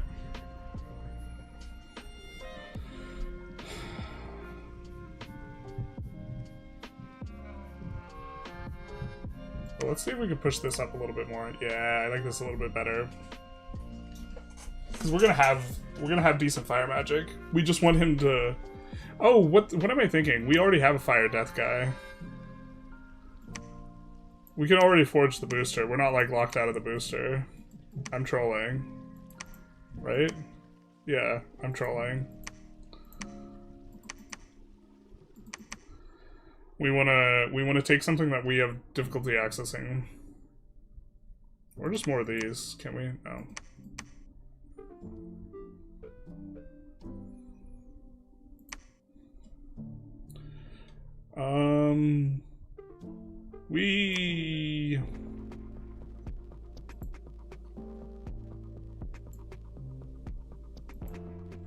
What resist do we have an easy time casting?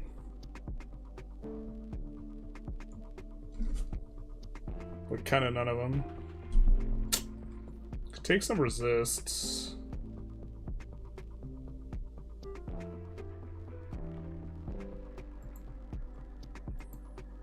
Is disease more prevalent on other pops? You would like the Order of Prod, Deluxe 0? Alright.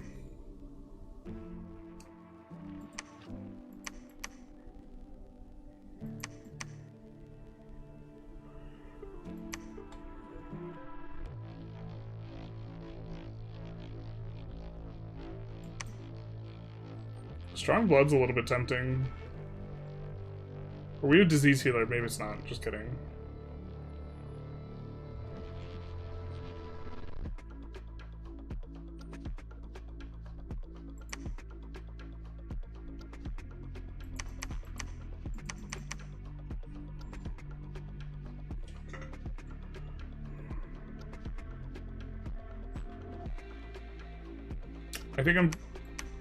I really rate Reinvig really highly, so I'm actually tempted to just do this.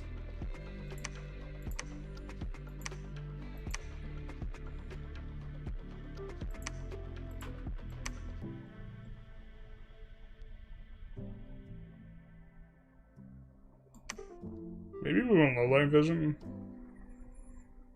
We don't have a good way to give them any type of sight, and we kind of have a spare point.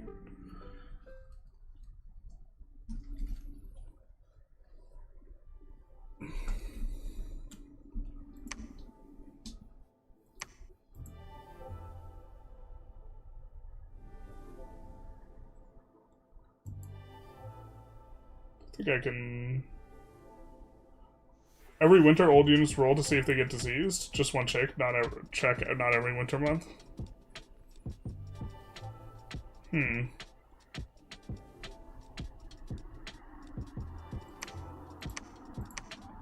Let's take Strong Blood then. I think I like this. We have communions. The Reinvig will be nice in the communion. We don't have access to reinvigoration elsewhere very easily because we don't have good earth.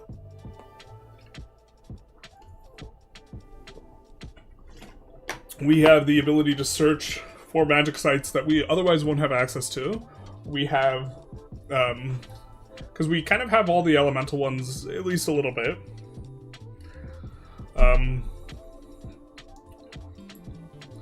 And then we have stuff to deal with our guys being old. And stuff to help with the communions, which is kind of our late game scaling. None of this is helping us early game. It's kind of okay. Can we get another scale for this? We can. Because I don't know if we need that many... like, this is not tremendous for our cavalry. It's not, this is like utility only. So we're just like, okay. Scales are more. Wait, what? Okay. We're cool with this.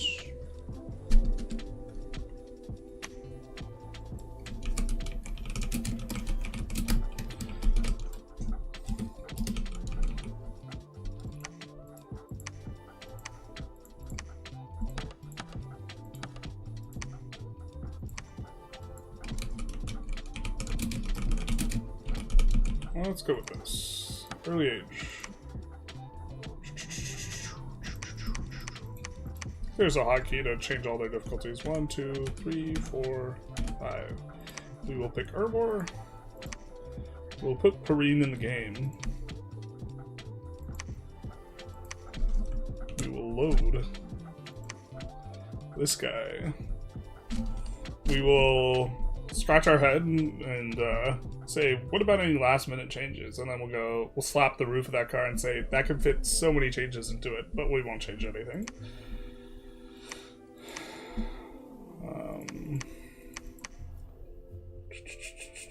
Common.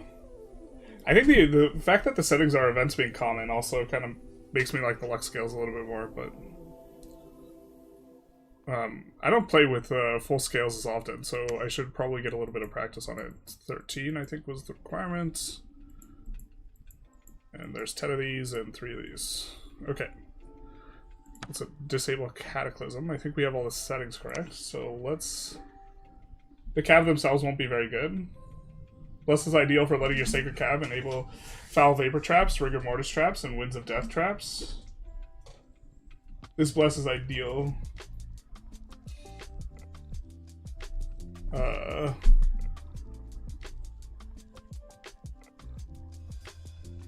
Where they just need to survive and let everything get Foul Vapored.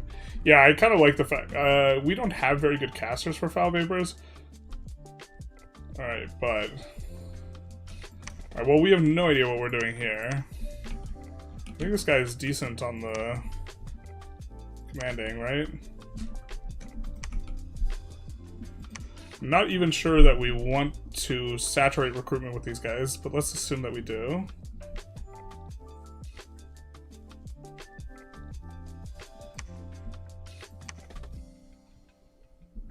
This guy's better. Do we have access to... Yeah, we do have access to other formations. Oop. Didn't mean to do that.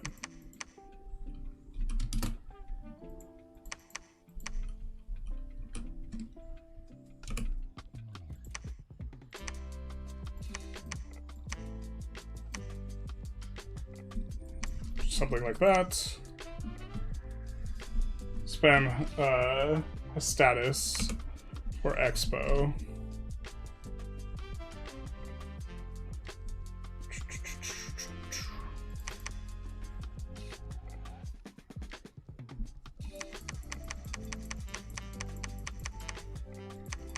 Huh. You mean right now?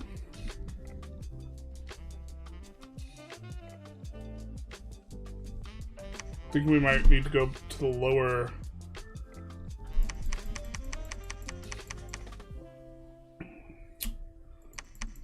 Go back to the lower... For the turn 1, go back to this drawing board.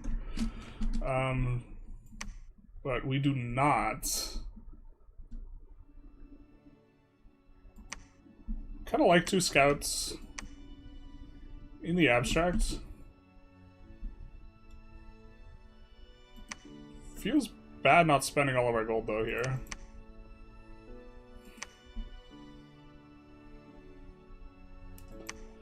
We could get started on research right away.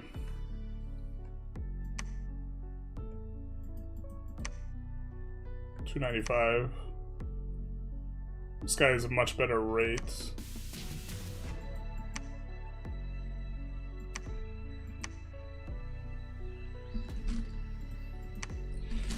We could start searching magic sites even right away. A lot of people do gladiators the first 3 or so turns, but I lean on the Hestastus to do a lot of the rest. When you start playing at Dominion 6, just picked this up recently myself. I've been a fan of Dominion 6 since it was released. I just don't play it for content, really. 2 assassins, maybe? Are these cap only?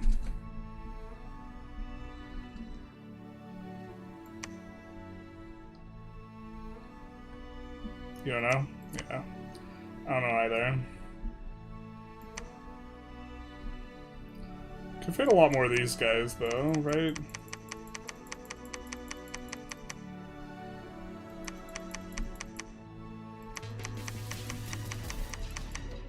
Alright, let's do 1 turn of a bunch of these guys.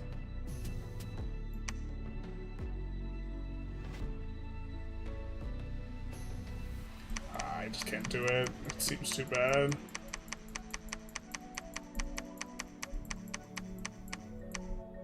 But we like these guys because they're more killy with the short sword, right? They are the low resource guy that still gets access to the short sword. Long turn the long spear is probably nice. But not for Expo, we want that javelin. I mean, we could see if we just float 300 gold, if that's not terrible.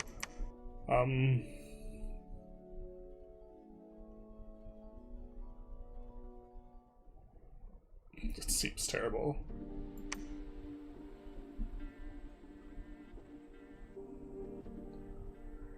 I see what you're saying, though, about the scales.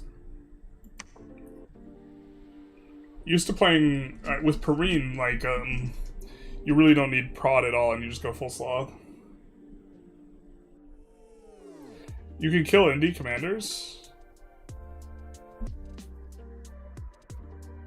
I realize this. Alright, we'll try that. We also, like, want to get more information.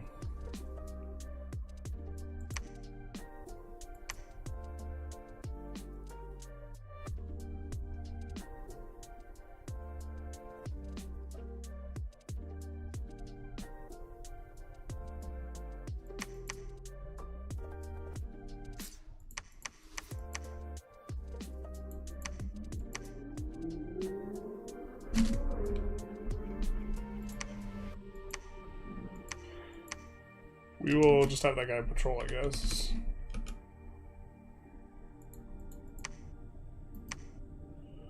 Okay, okay. That's soft. We're almost certainly going to want to grab that pocket and then head back, though. That kind of sucks. So I guess we would maybe want to go into the Lizard Warriors Crocodiles. Wow, what a time to have poison resistance, huh?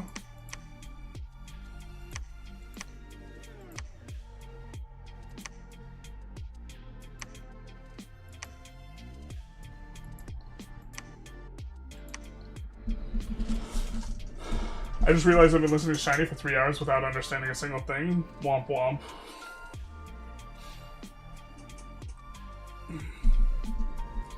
Might suck with Assassins. You have to probably get 4 successes before you can take Indie Province for free. Oh, they can take it for free. Maybe we try that out.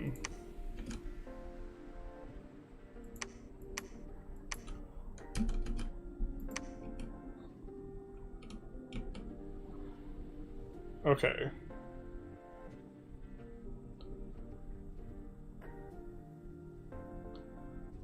I think we want to try and... Oh, this guy's slow to recruit. Yeah, maybe we should have started him last turn. I think that could have made sense. This guy old already? He is old already. So... do we want a recuperating guy before we grab him?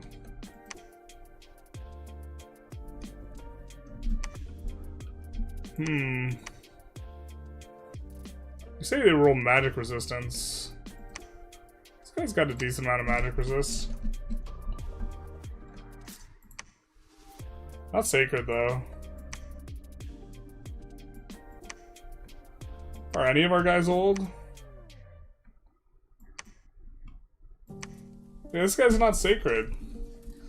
Our bless doesn't make sense anymore. I don't know if I... Or do we, the non-cap places have sacred guys that are old? Okay.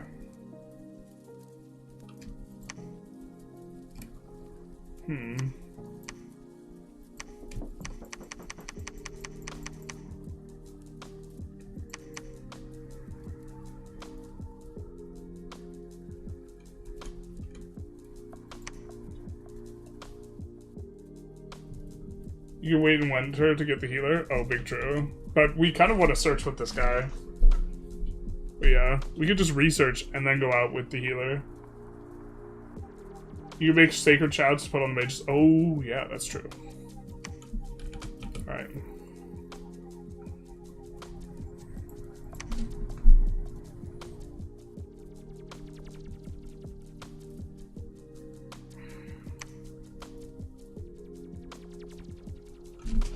Your holy three guys aren't old because of the bless. Got it. Well, I must admit, this doesn't feel good. I think we're supposed to attack rear when we have that big a spread. We would have gotten a better wraparound, but okay. Yikes. Huh.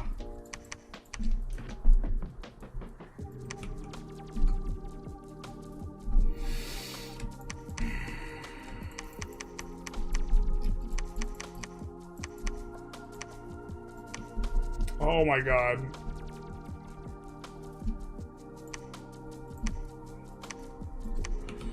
Don't want to cancel that guy.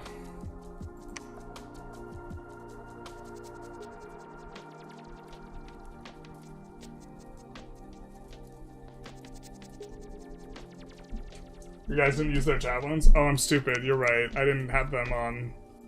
I think we'll just keep playing because we're trying to get reps more so than... Is there, eyes? Let's try this assassination business. Yeah, no, these guys were set to hold... We need them holding fire.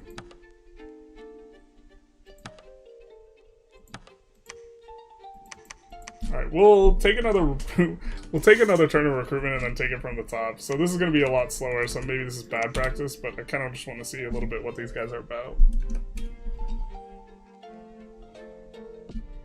There's a new hotkey to reset recruitment on a specific court. No need to redo. Okay. Okay. Let's... Yeah.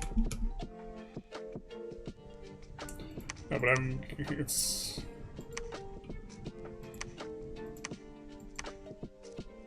He lost his.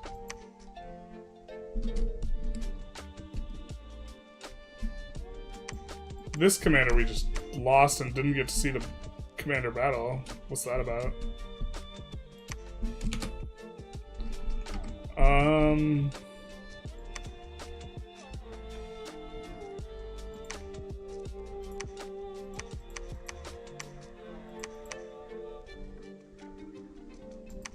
So our shroud in.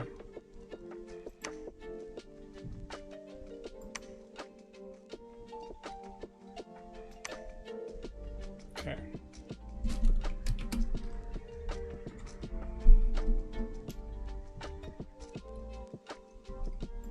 We're just expanding the scales, right? Enchantment's got the skellies.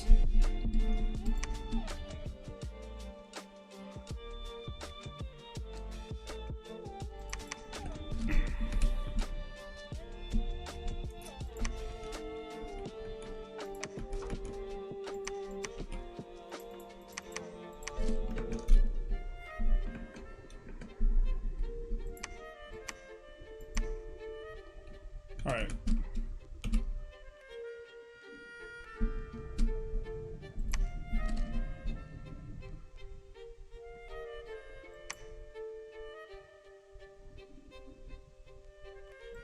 That's much better. So in a fight with them, if we fight them early, we can expect scales plus these guys are going to be chucking a ton of javelins, which I think is something we're actually really not concerned about.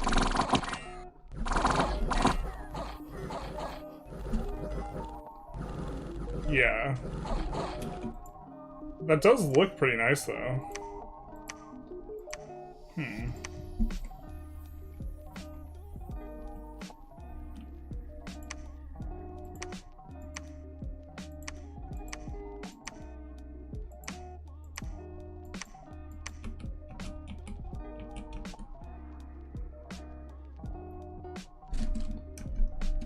almost summer.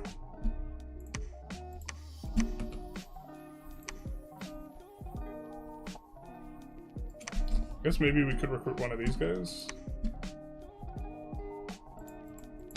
Now we get more resources. I think we still need more mass.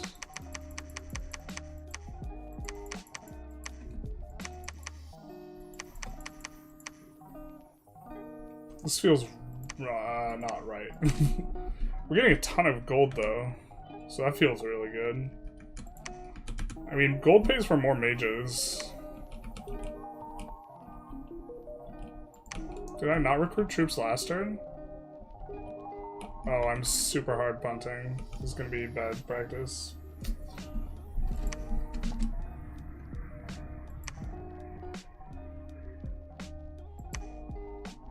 Attempt to Kurt while he's eating in the tavern. So we attrition out with these guys. Let's maybe watch the battle.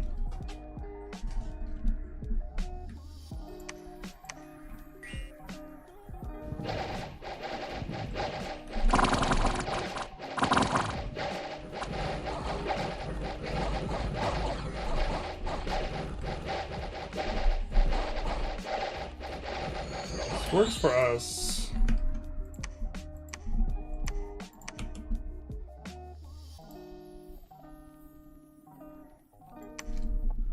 Who's the healer, dude?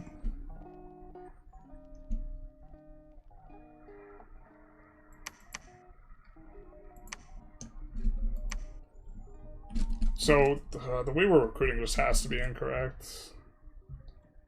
I feel like.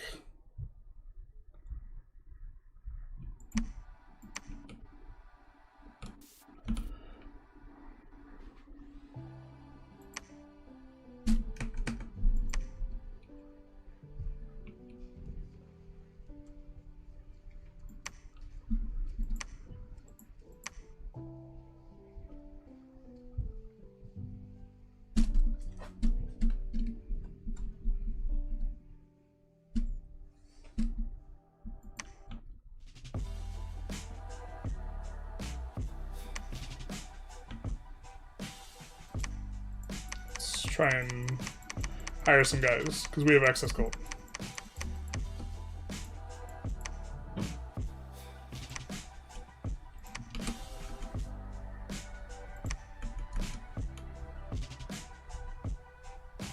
So hoping for a bit more from the assassins. Yeah, they were a little underwhelming.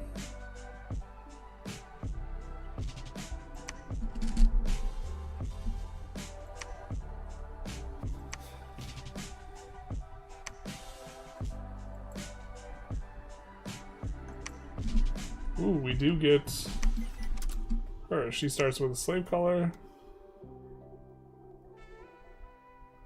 What's the point of this? That seems terrible.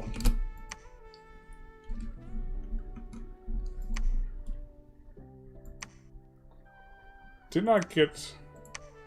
I think we might have to even turn back. I think we could take that, but...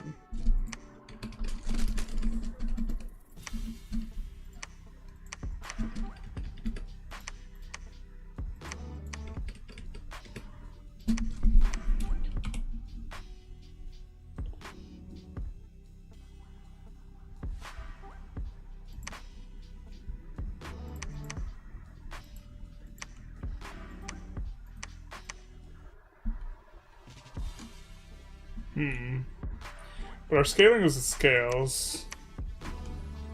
Don't you mean our scaling? I have no idea what I'm supposed to do with this unit. Just gonna blood hunt with her, I guess. Can she lead troops? She can lead 13 dudes. Alright. Can these guys lead? Not really.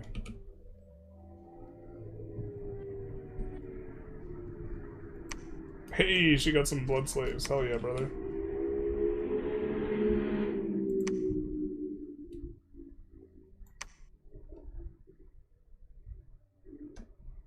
Alright.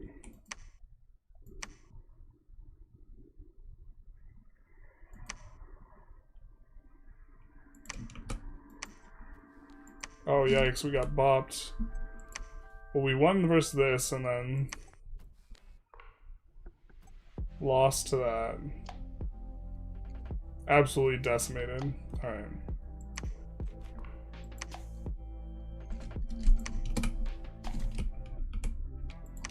Let this guy retreat if he gets into a battle. Although, wonder if we could, like, thug with this guy. Just come in and skelly spam. Is that a decent way to just kill everything?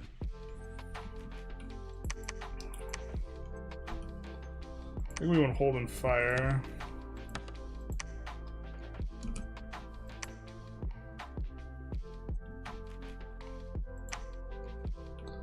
Let's do archers.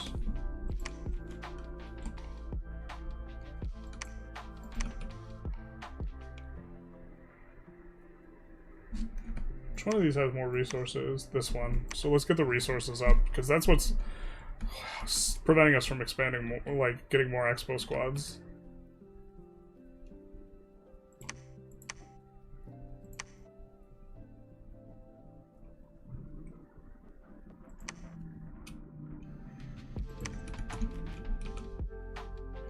And key to later is a free budget thug for later. Decent stats. Okay.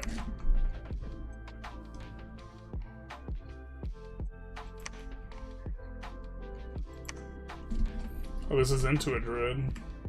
Oh, we forgot to make them align. Womp.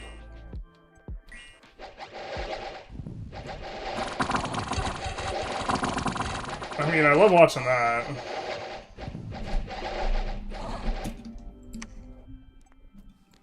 Okay.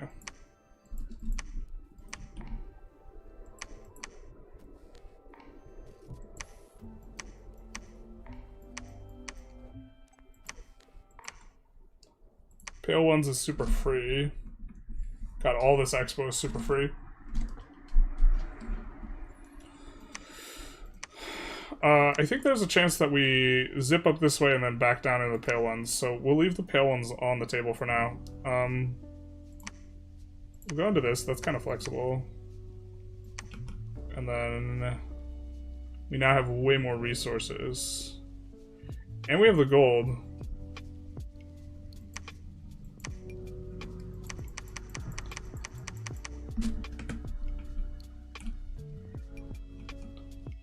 So let's just get another squad. Let's do it. And this guy will just preach. Kind of annoying that this guy's not going to be useful except for preventing the other dudes from dying. We bumped Kailasa here. Let's just walk back. We kind of know what's out there now. Do like this guy. This guy gets so much searching done with 4 different magical paths. Because most of the stuff is discoverable just the one magic path, or the level 1.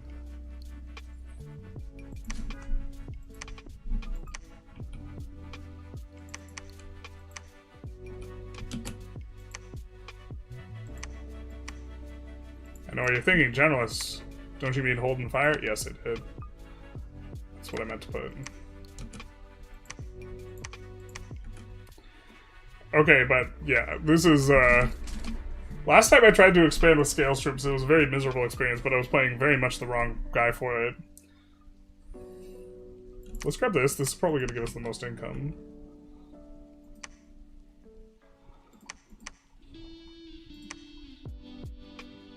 This is an interesting choke. Damn it, we can't recruit anything out of it. Okay. Okay. Actually...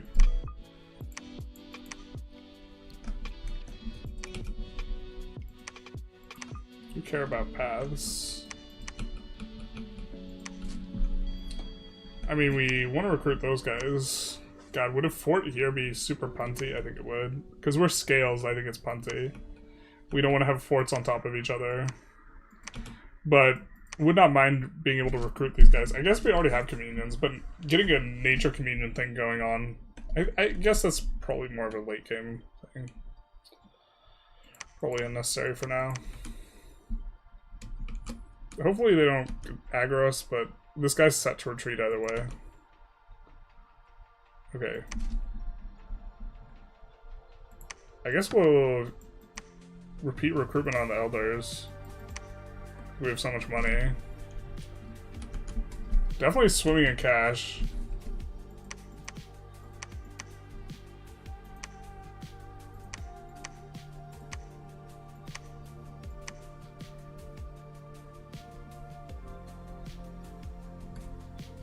Worth forting the province for the shamans.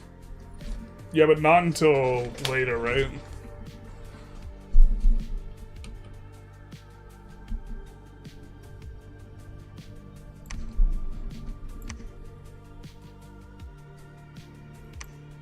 Get a bit of attrition down here.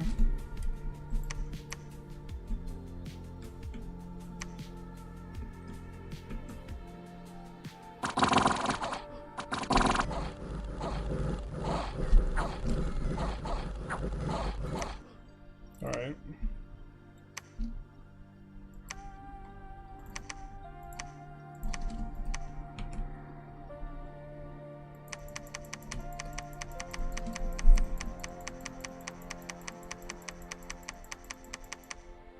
But yeah, super underutilizing our income.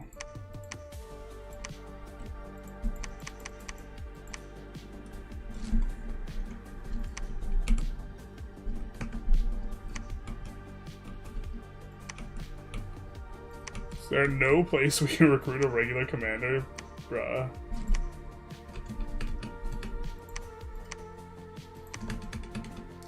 Getting them to 6 province defense, who will defend the province if it's attacked, because with 6 province defense you avoid some negative events.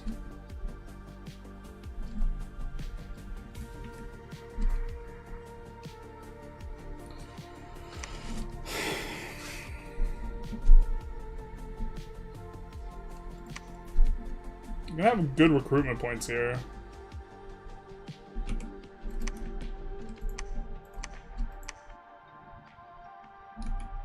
Just want to start on the fort so we can get the fort recruitment stuff going.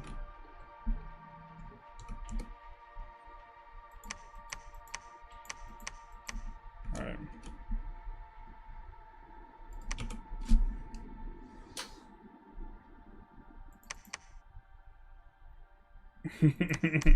Okay.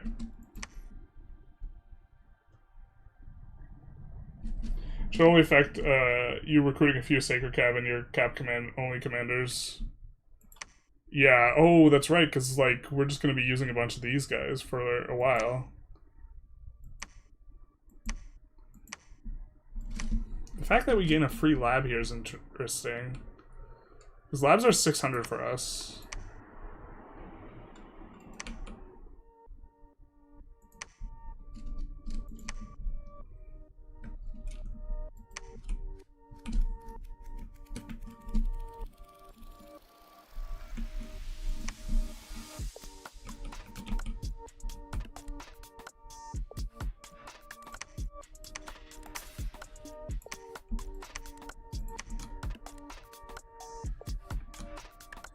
We're effectively like 1 extra turn behind, so we'll just treat this as being the turn before.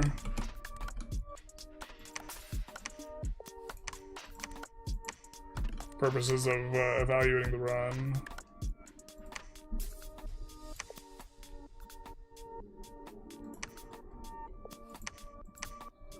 I'm gonna search a couple of these spots and then head back, I guess. Yeah.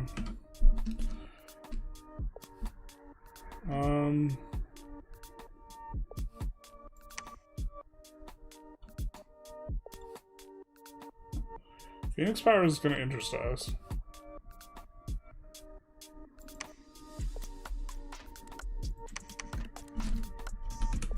I don't really know if that's what we're supposed to be researching, but you have 4 recruit mages too. You can temple that lab. You're right, we could just temple the lab and recruit. I thought that you needed a fort. In my head, there's fort and recruit only.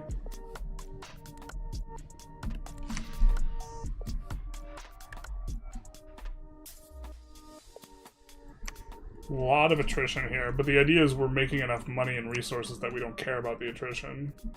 Oh! I guess we like the javelins a lot in the cav.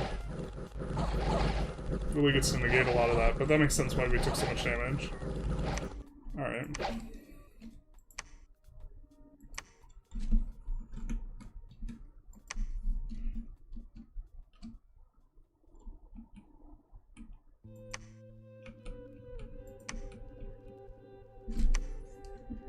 I'm not sure we can expand into that. I think we need more dudes.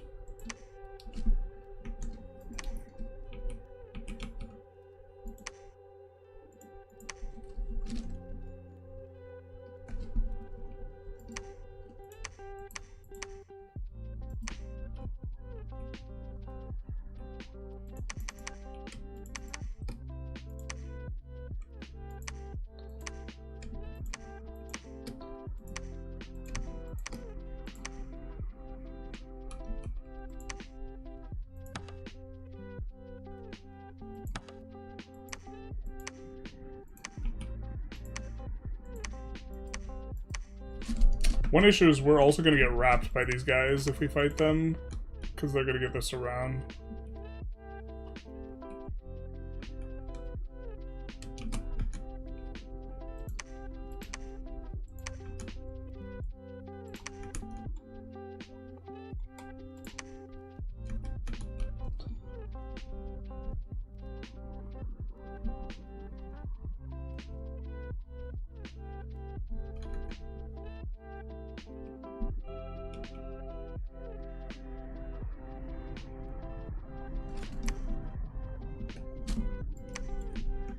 I have an idea.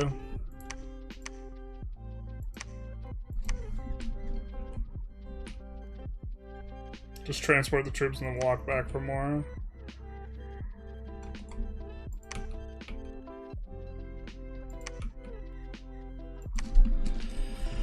Alright, what do we got here? These guys will be able to research. These guys will also be able to research. Get mages going.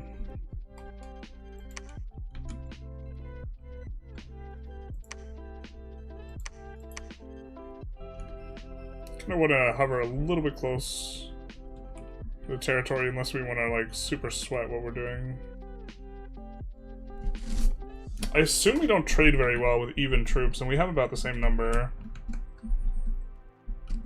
Kind of really wanted that because it's the farmland.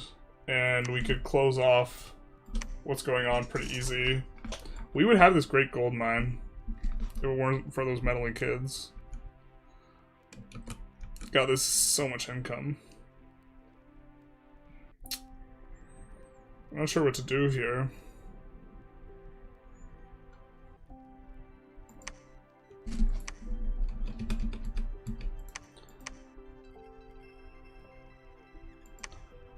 I guess let's go down, and then in case he goes down, we'll dump a little bit of extra PD.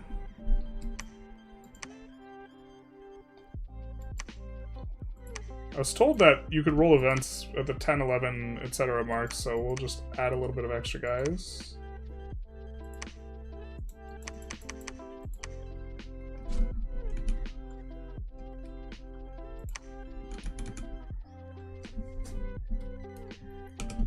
We'll do this. So what? We're like turn 15. So we had like, with the Muspelheim game, we had like way more guys, but honestly, like we scuffed this one really hard because we have so much gold. So this is like a huge league. But 3, 4, 5, 6, 7, 8, 9, 10. Just enormous income.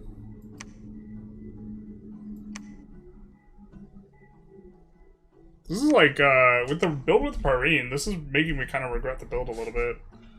Just seeing how much income we're getting, but part of this is also we're just above ground. The base rates for all this stuff is better above ground. But, okay, I think we got a little bit of a look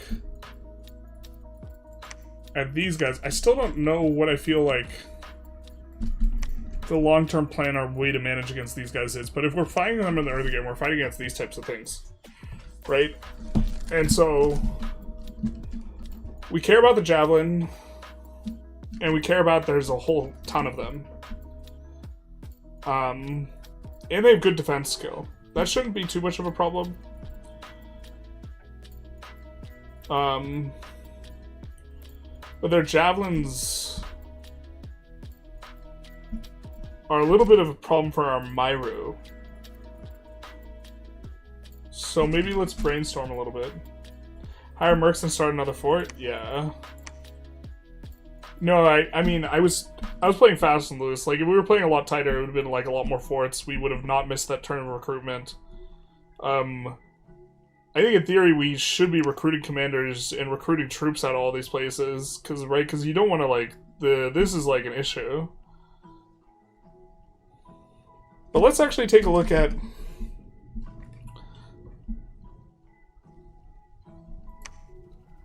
let's take a look at,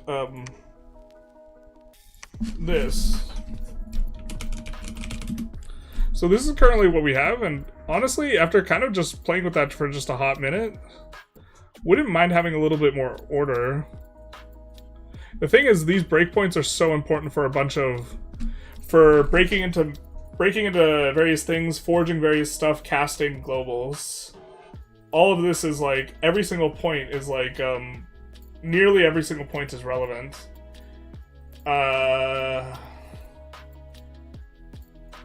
I think the glamour we could lose a point, and we could lose a point on the death. So let's just take a quick look at this with Pyrene.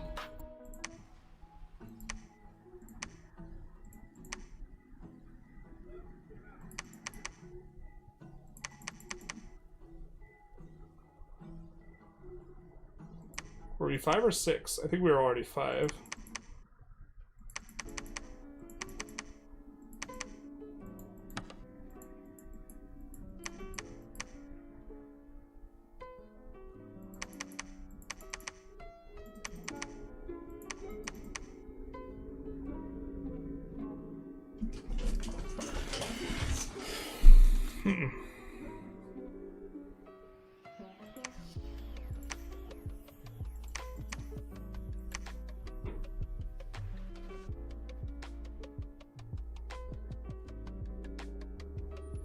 Maybe we'd like this a little bit more for a little bit more income, something like this. And then I think that we would have to drop a little bit of reinvigoration, but 3 reinvigoration is also kind of interesting.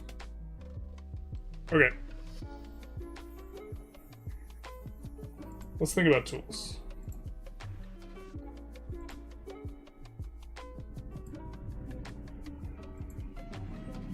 So our potential thing is spamming of the Ermor units was the best practice for approaching that, and what are our issues? Our issues are perhaps that the javelins... We're using a combination of Bebrick's Guard and Myra.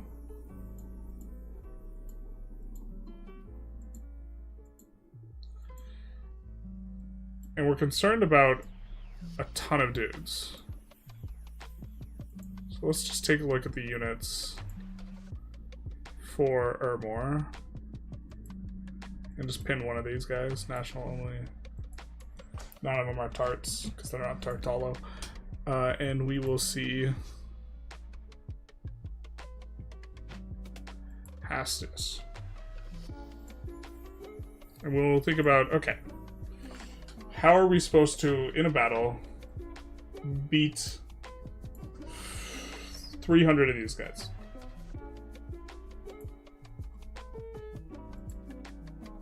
Ermor is very strong late game if they have time to scale. Nation doesn't give all the matchup issues as Muspelheim does, though. Sure, but if we fight them, we want to fight them efficiently, right? Alright, the first thought is Foul Vapors.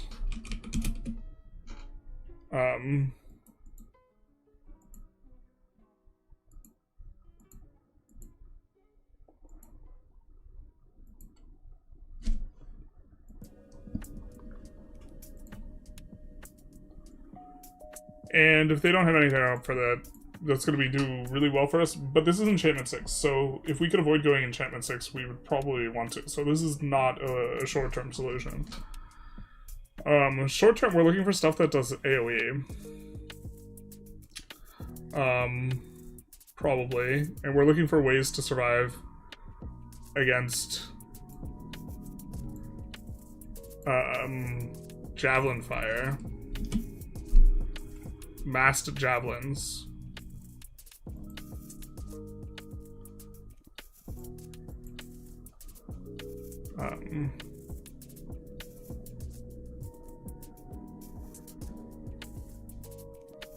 So, Alteration 3, Protective Winds.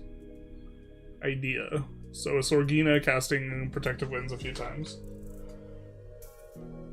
Airmore would be likely be unhappy if, say, 10 Gentles walked up and cast Earthquake with a small chaff screen.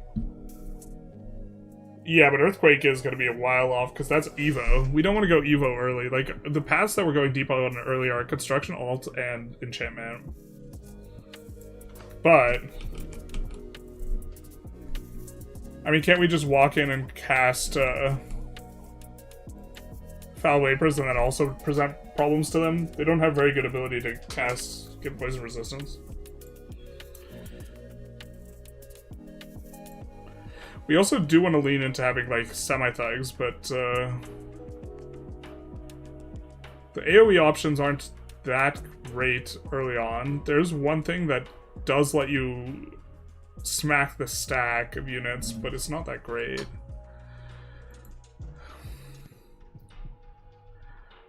But I think actually we don't want melee weapons.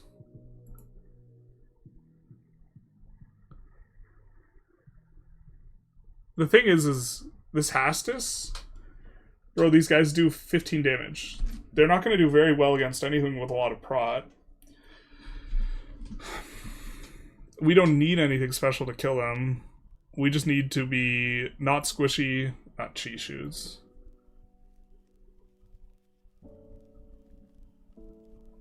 And I was thinking of,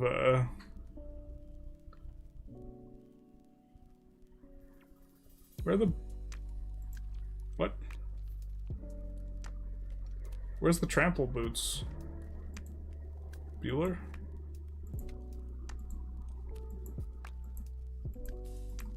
Are those boats of the behemoth? No.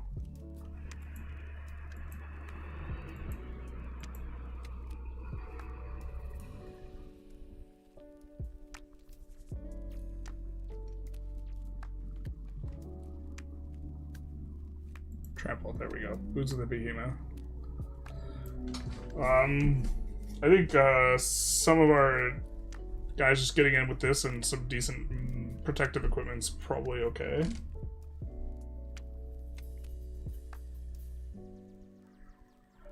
Evo 5 should always be on the table since with the Cave-bound Earth Nation.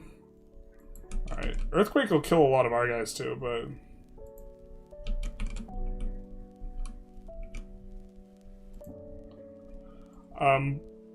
but also just prot and Bebrick's guards are probably rough for them.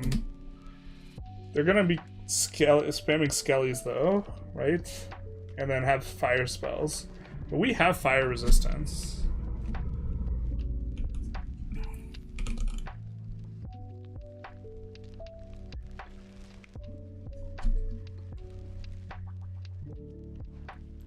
We'll still put this up here. Idea.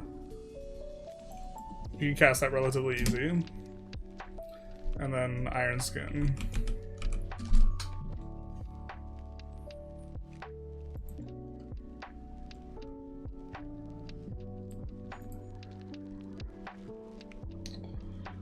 That makes us more vulnerable to lightning damage, but they don't have a means by kind of going about that. Armor will likely soul slave thugs unless they're in the army. Good to know.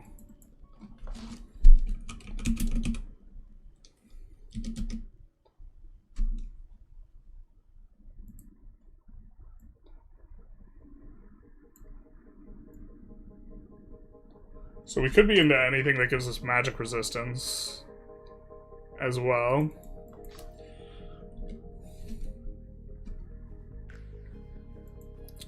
Even if they are in the battle, so...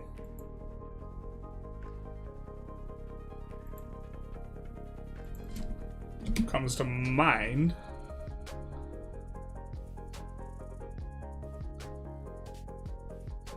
Good old lead shield. For the Gentles. Kind of a bit of encumbrance, but these guys are going to be really tough to kill with this. Shields in general will also kind of perform well against these guys. We can't go without a helmet as well. We like hard cannot fight them without a helmet. Because the missiles will hit us in the head.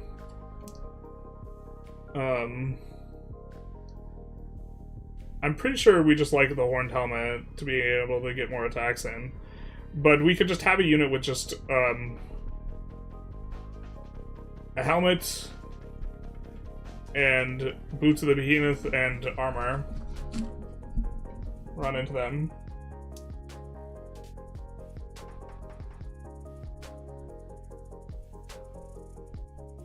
I thought about taking weightlessness on a Bless also to make Earthquake better.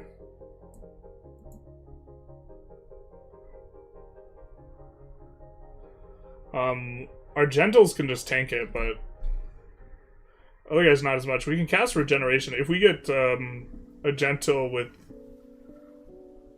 Nature 2, we can cast Regeneration. And this is a way that we could maybe fight Muspelheim as well.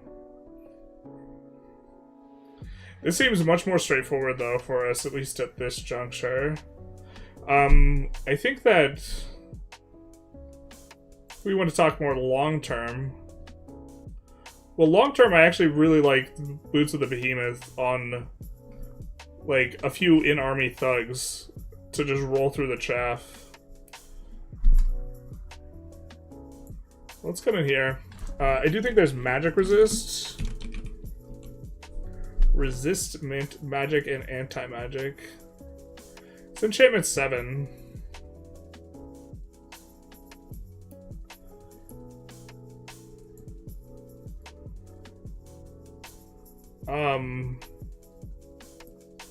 With Sino Shamans, we can pair those with our thugs and have them cast Body Ethereal Resist Magic together. Or is this caster only? It's caster. Enchantment 7 is not necessarily something we'd have access to early.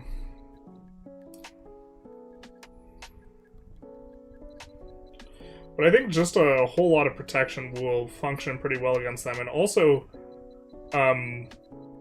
some of the plays that they have with the death magic are just a lot weaker against us, I think.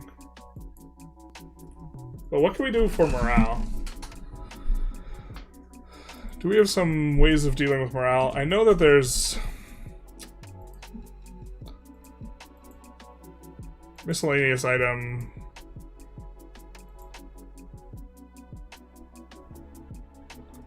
We can get the blood thing going a little bit. Ring of the Warrior gives a little bit of attack or morale. That's kind of, maybe that's a reach. But the spells that they're going to be casting maybe are going to be... Well, the darkness is not an issue for us because we have dark vision. And the fatigue... The big fatigue spell is not as much of an issue.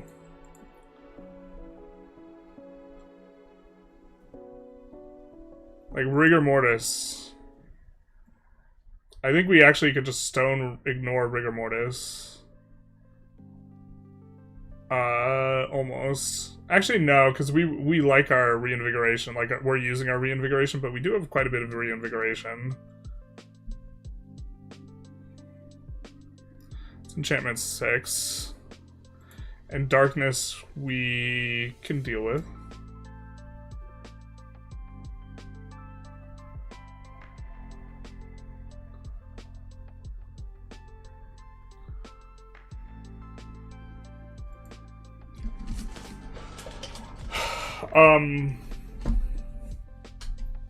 We also, in the underground provinces,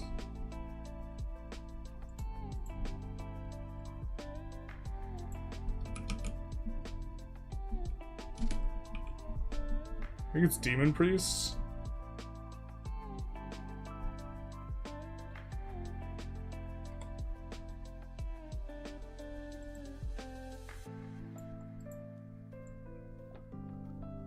These guys are an underground indie, and we can recruit a ton of them to deal with undead.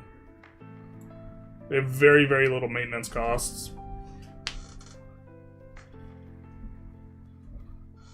And we could also use these guys to bless the thugs that... if we are doing raiding with thugs, they can go in there with them and bless them. Because not every one of our thugs can self-bless. And will be useful in a few ways. So...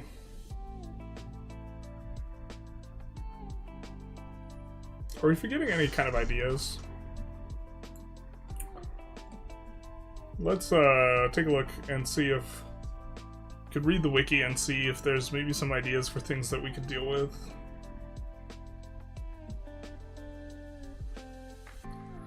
They also might play him with a bless.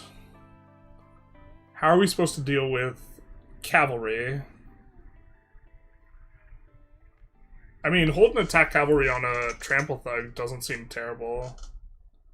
Recuperation keeps them from accumulating afflictions that wear out other nations' sacreds. They take bless reasonably well. They just don't have any special edge in battle.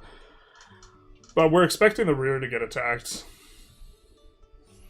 So, but I think just having some decent in-army thugs in the rear that like are on cast spells is like a fine way of dealing with that.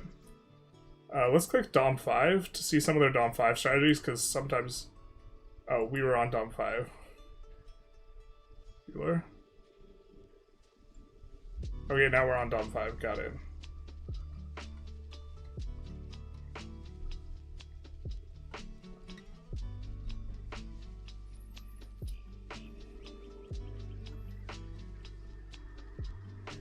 I mean, eventually they have a lot of flexibility with being able to communion.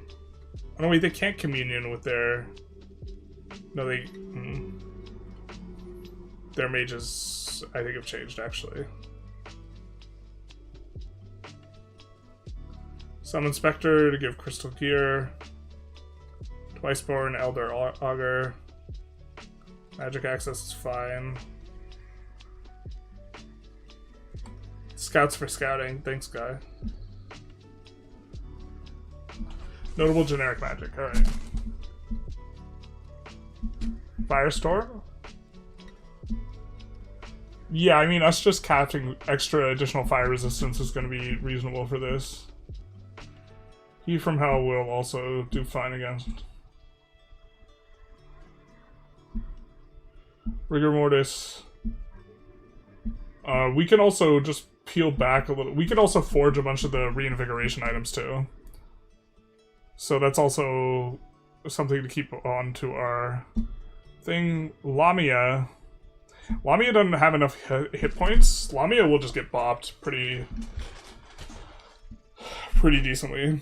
Wailing Winds. So here's the... how do we deal with the fear? We can craft inspirational items. So this is an idea. Items that get inspiration. That will require us somehow gaining access to fire or trading items with people, but...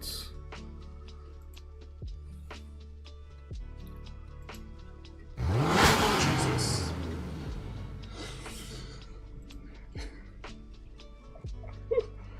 Rock and Roll Drew, thank you for the primary subscription. Much appreciated, my guy. It's very juxtapositional with the super chill music.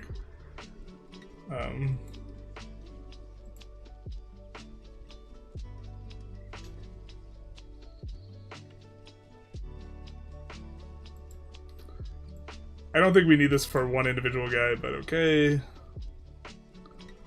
What we really need is group morale.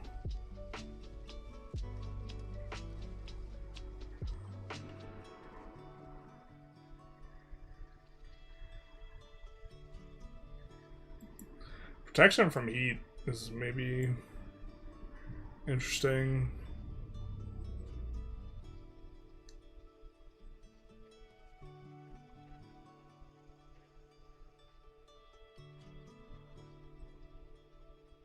we don't need extra damage versus undeads or something like this. I think we're one-shotting things usually.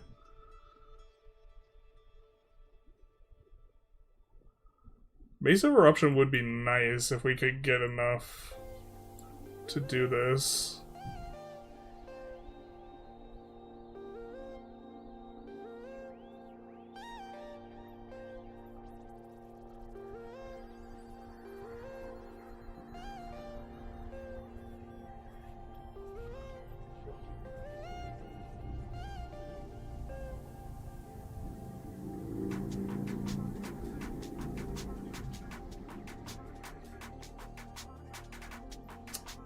Is the morale boosting stuff not until the next age?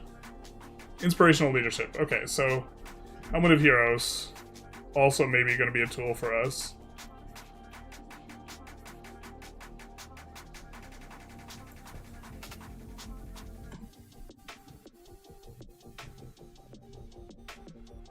Elders cannot cast Wailing Winds now because it's a glamour spell.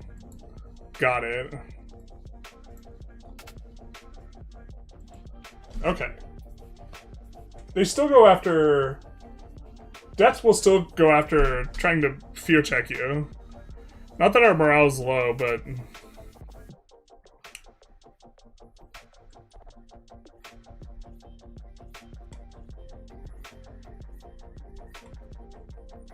I love the sound alert, like we don't get enough loud cars normally on stream. Well, that one's like really loud and startling. I'm a victim of my own not changing things on that one. Armor can empower glamour, and Wailing Wind's a caster, but it wouldn't be common. Yeah. So you're saying this is probably not something we should be thinking about? I do like Mace of Eruption. Maybe we can trade and get Maces of Eruption from other people.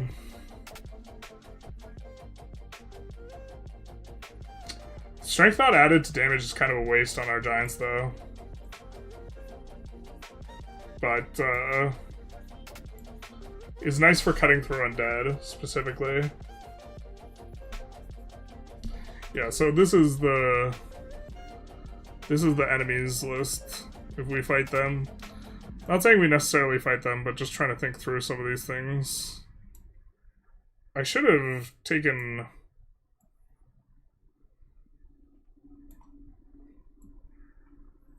This is how we think that they'll deal with us, maybe.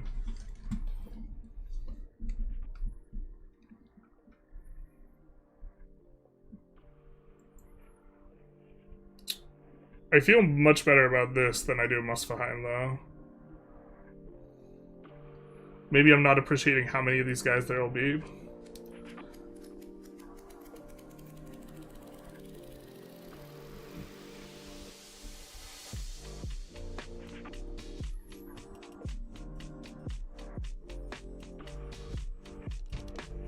I feel like I'm forgetting something.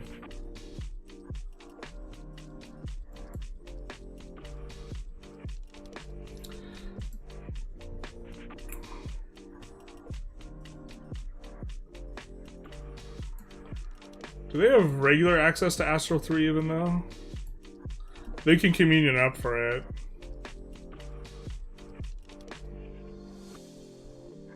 Yeah, okay, they kind of have, they can communion for it, but... So they could deal with individual thugs, but that's not going to be a common thing that we have to worry about in army as much. Not that we want to have a bunch of gentles in the mix, though. But what's the... Magic resistance on these guys is 18 as well. That's real high. That's not necessarily going to be all we have, though. I'm not sure how worth kitting these guys out is. I think the Gentle is probably going to be pretty rough. Or maybe not the Tartalo.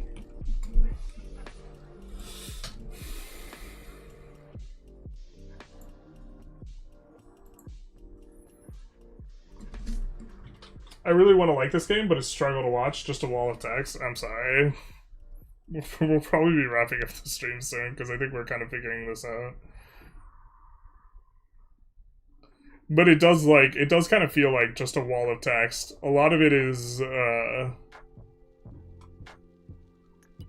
it's a little bit like reading a book, yeah.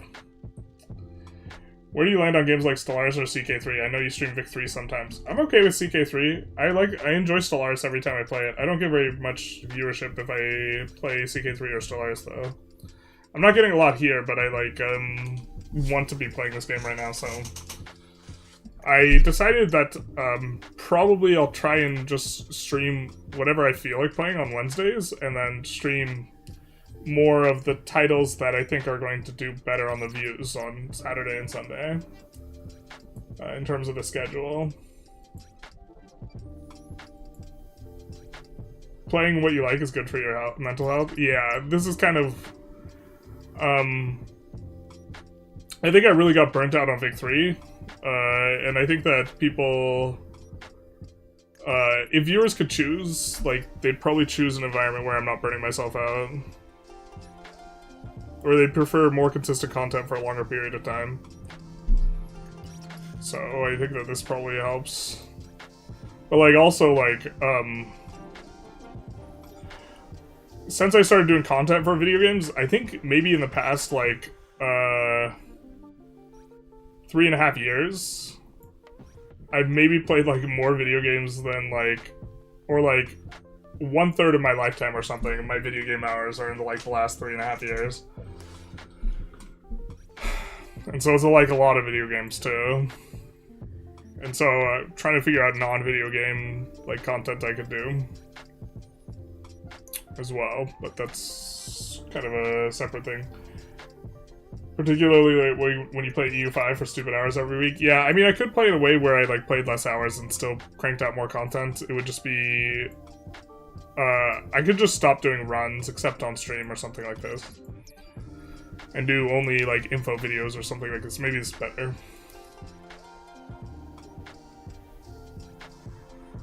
If we can get a couple Maces of Eruption, though.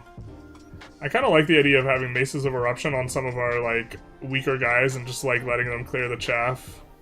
Just putting them in the middle of the line, the battle line, and just having them on attack rear.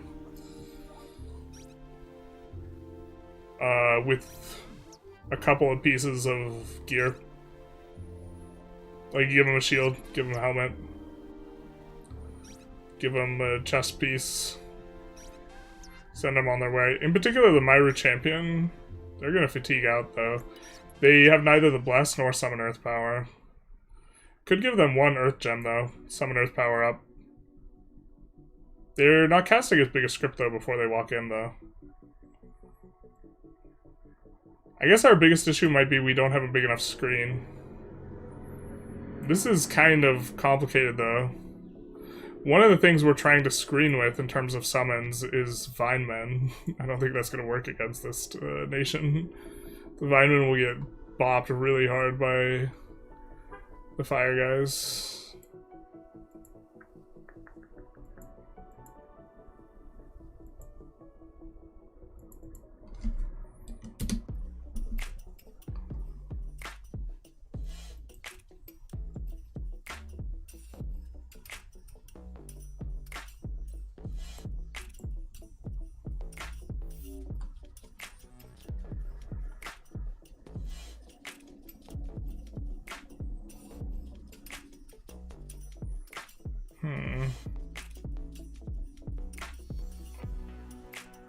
I don't really want a commander.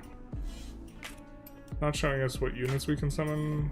Oh, that's magic that they have. Alright. I guess this is something to think about. What can we summon against these guys?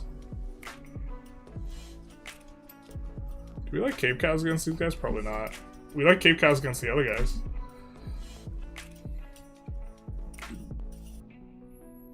These guys have solid prod. I know we could summon them.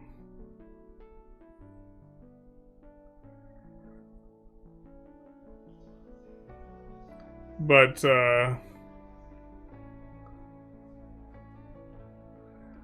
Clockwork Soldier do have fire resistance. They exhaust real quick.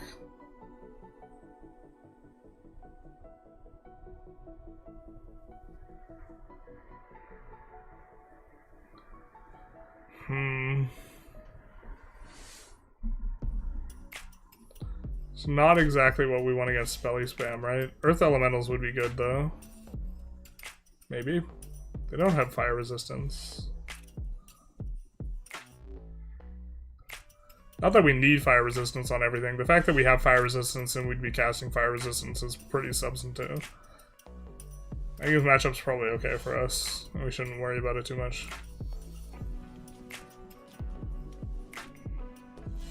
Us also jumping in their backline is an idea. They might not be expecting flyers.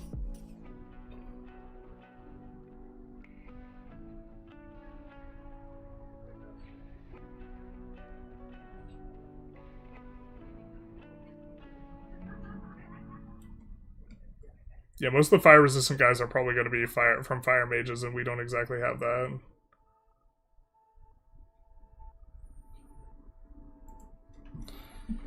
Is there...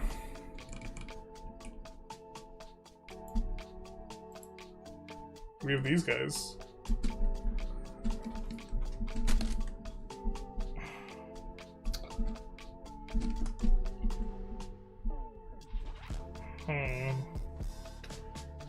Is there a spell we can cast to age other guys? I think that the fast aging spell would probably be in either Astral or Death.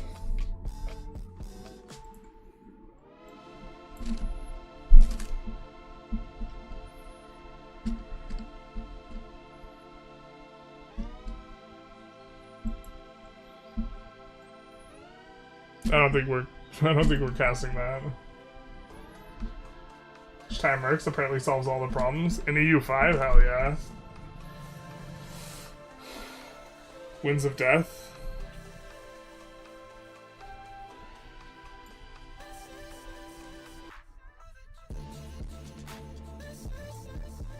That's Death Air, right? That's hard for us to cast.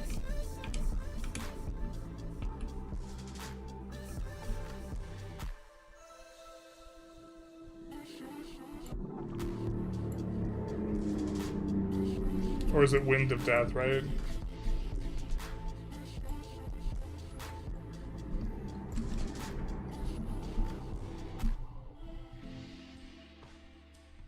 Is it only enemies?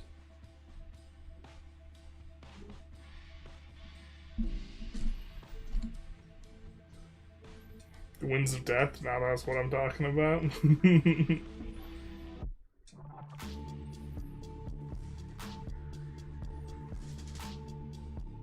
I think we kind of have a plan here, though.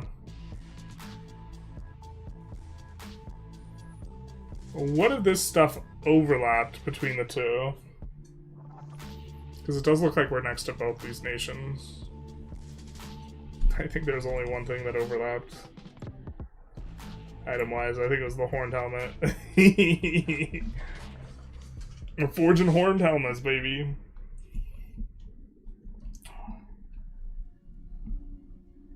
Total Warhammer 3, Winds of Death, straight up carries vampires in half battles.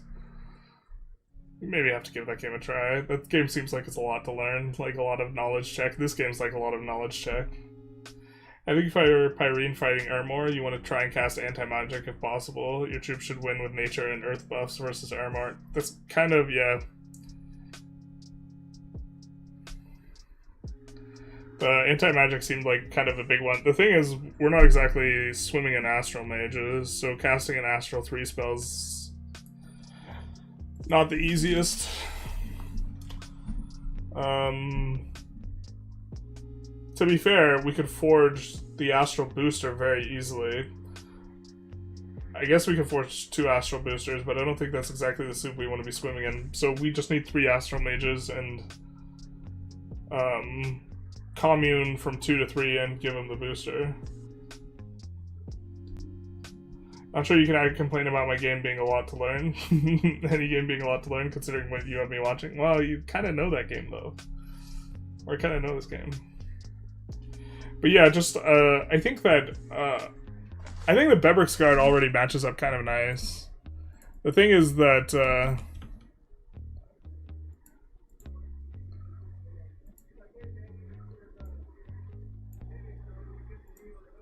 I think what matches up really poorly would be us using our chaff units, so we can't use those.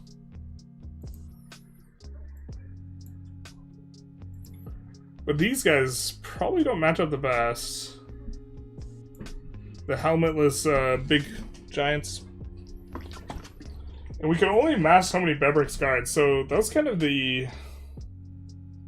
What I was trying to really think through is... We can get more of the armored Bebric's guys, but they're... We're sloth 2. Don't have an easy time of it. I think you want to get golems so they can't be magic dueled. Oh, just use golems in army? That could make sense, yeah. Golem in army, just anti-magic right off the bat.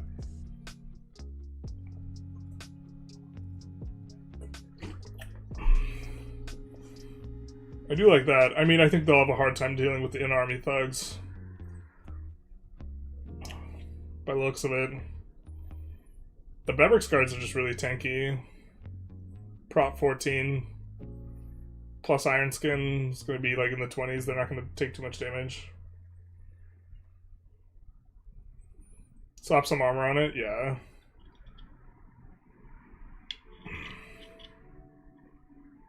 Those things are kind of tanky anyway.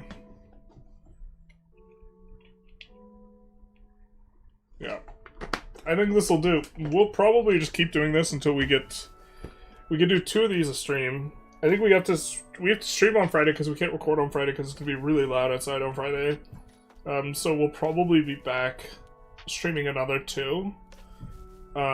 Nations where we'll make a god, play the first 15 turns, try and get a kind of handle on what they're doing, and then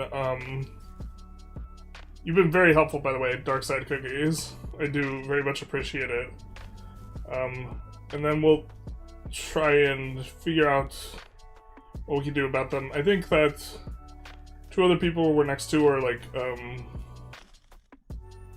I think Xibalba's going to want to get underground, so doing it for Xibalba would make a lot of sense. And then either of the water nations, that Theodoro or Atlantis, would also make sense. Probably for us to kind of check out what they're doing. I wonder if we want lead shields. Probably not.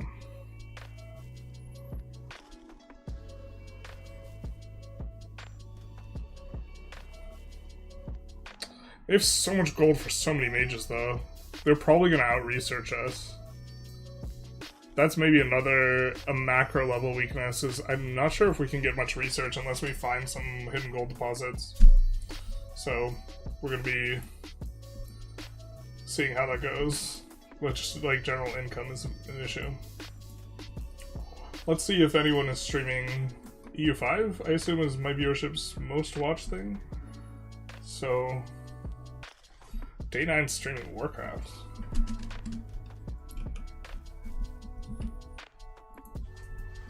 Am I dating myself?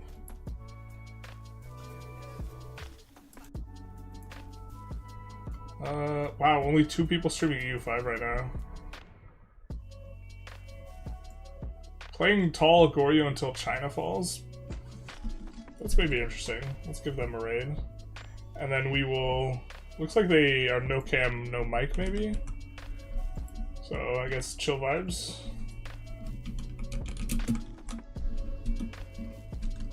Day 9, that's old school? Yeah, that's what I'm saying. It's like, referencing Day 9 like everyone in chat knows of. It's like, okay, boomer. But shields need to have a lot of encumbrance. Yeah, that's true too. That's kind of why I haven't used them before, but... We have, I don't know, cast Summon Earth Power and we have 8 Reinvig.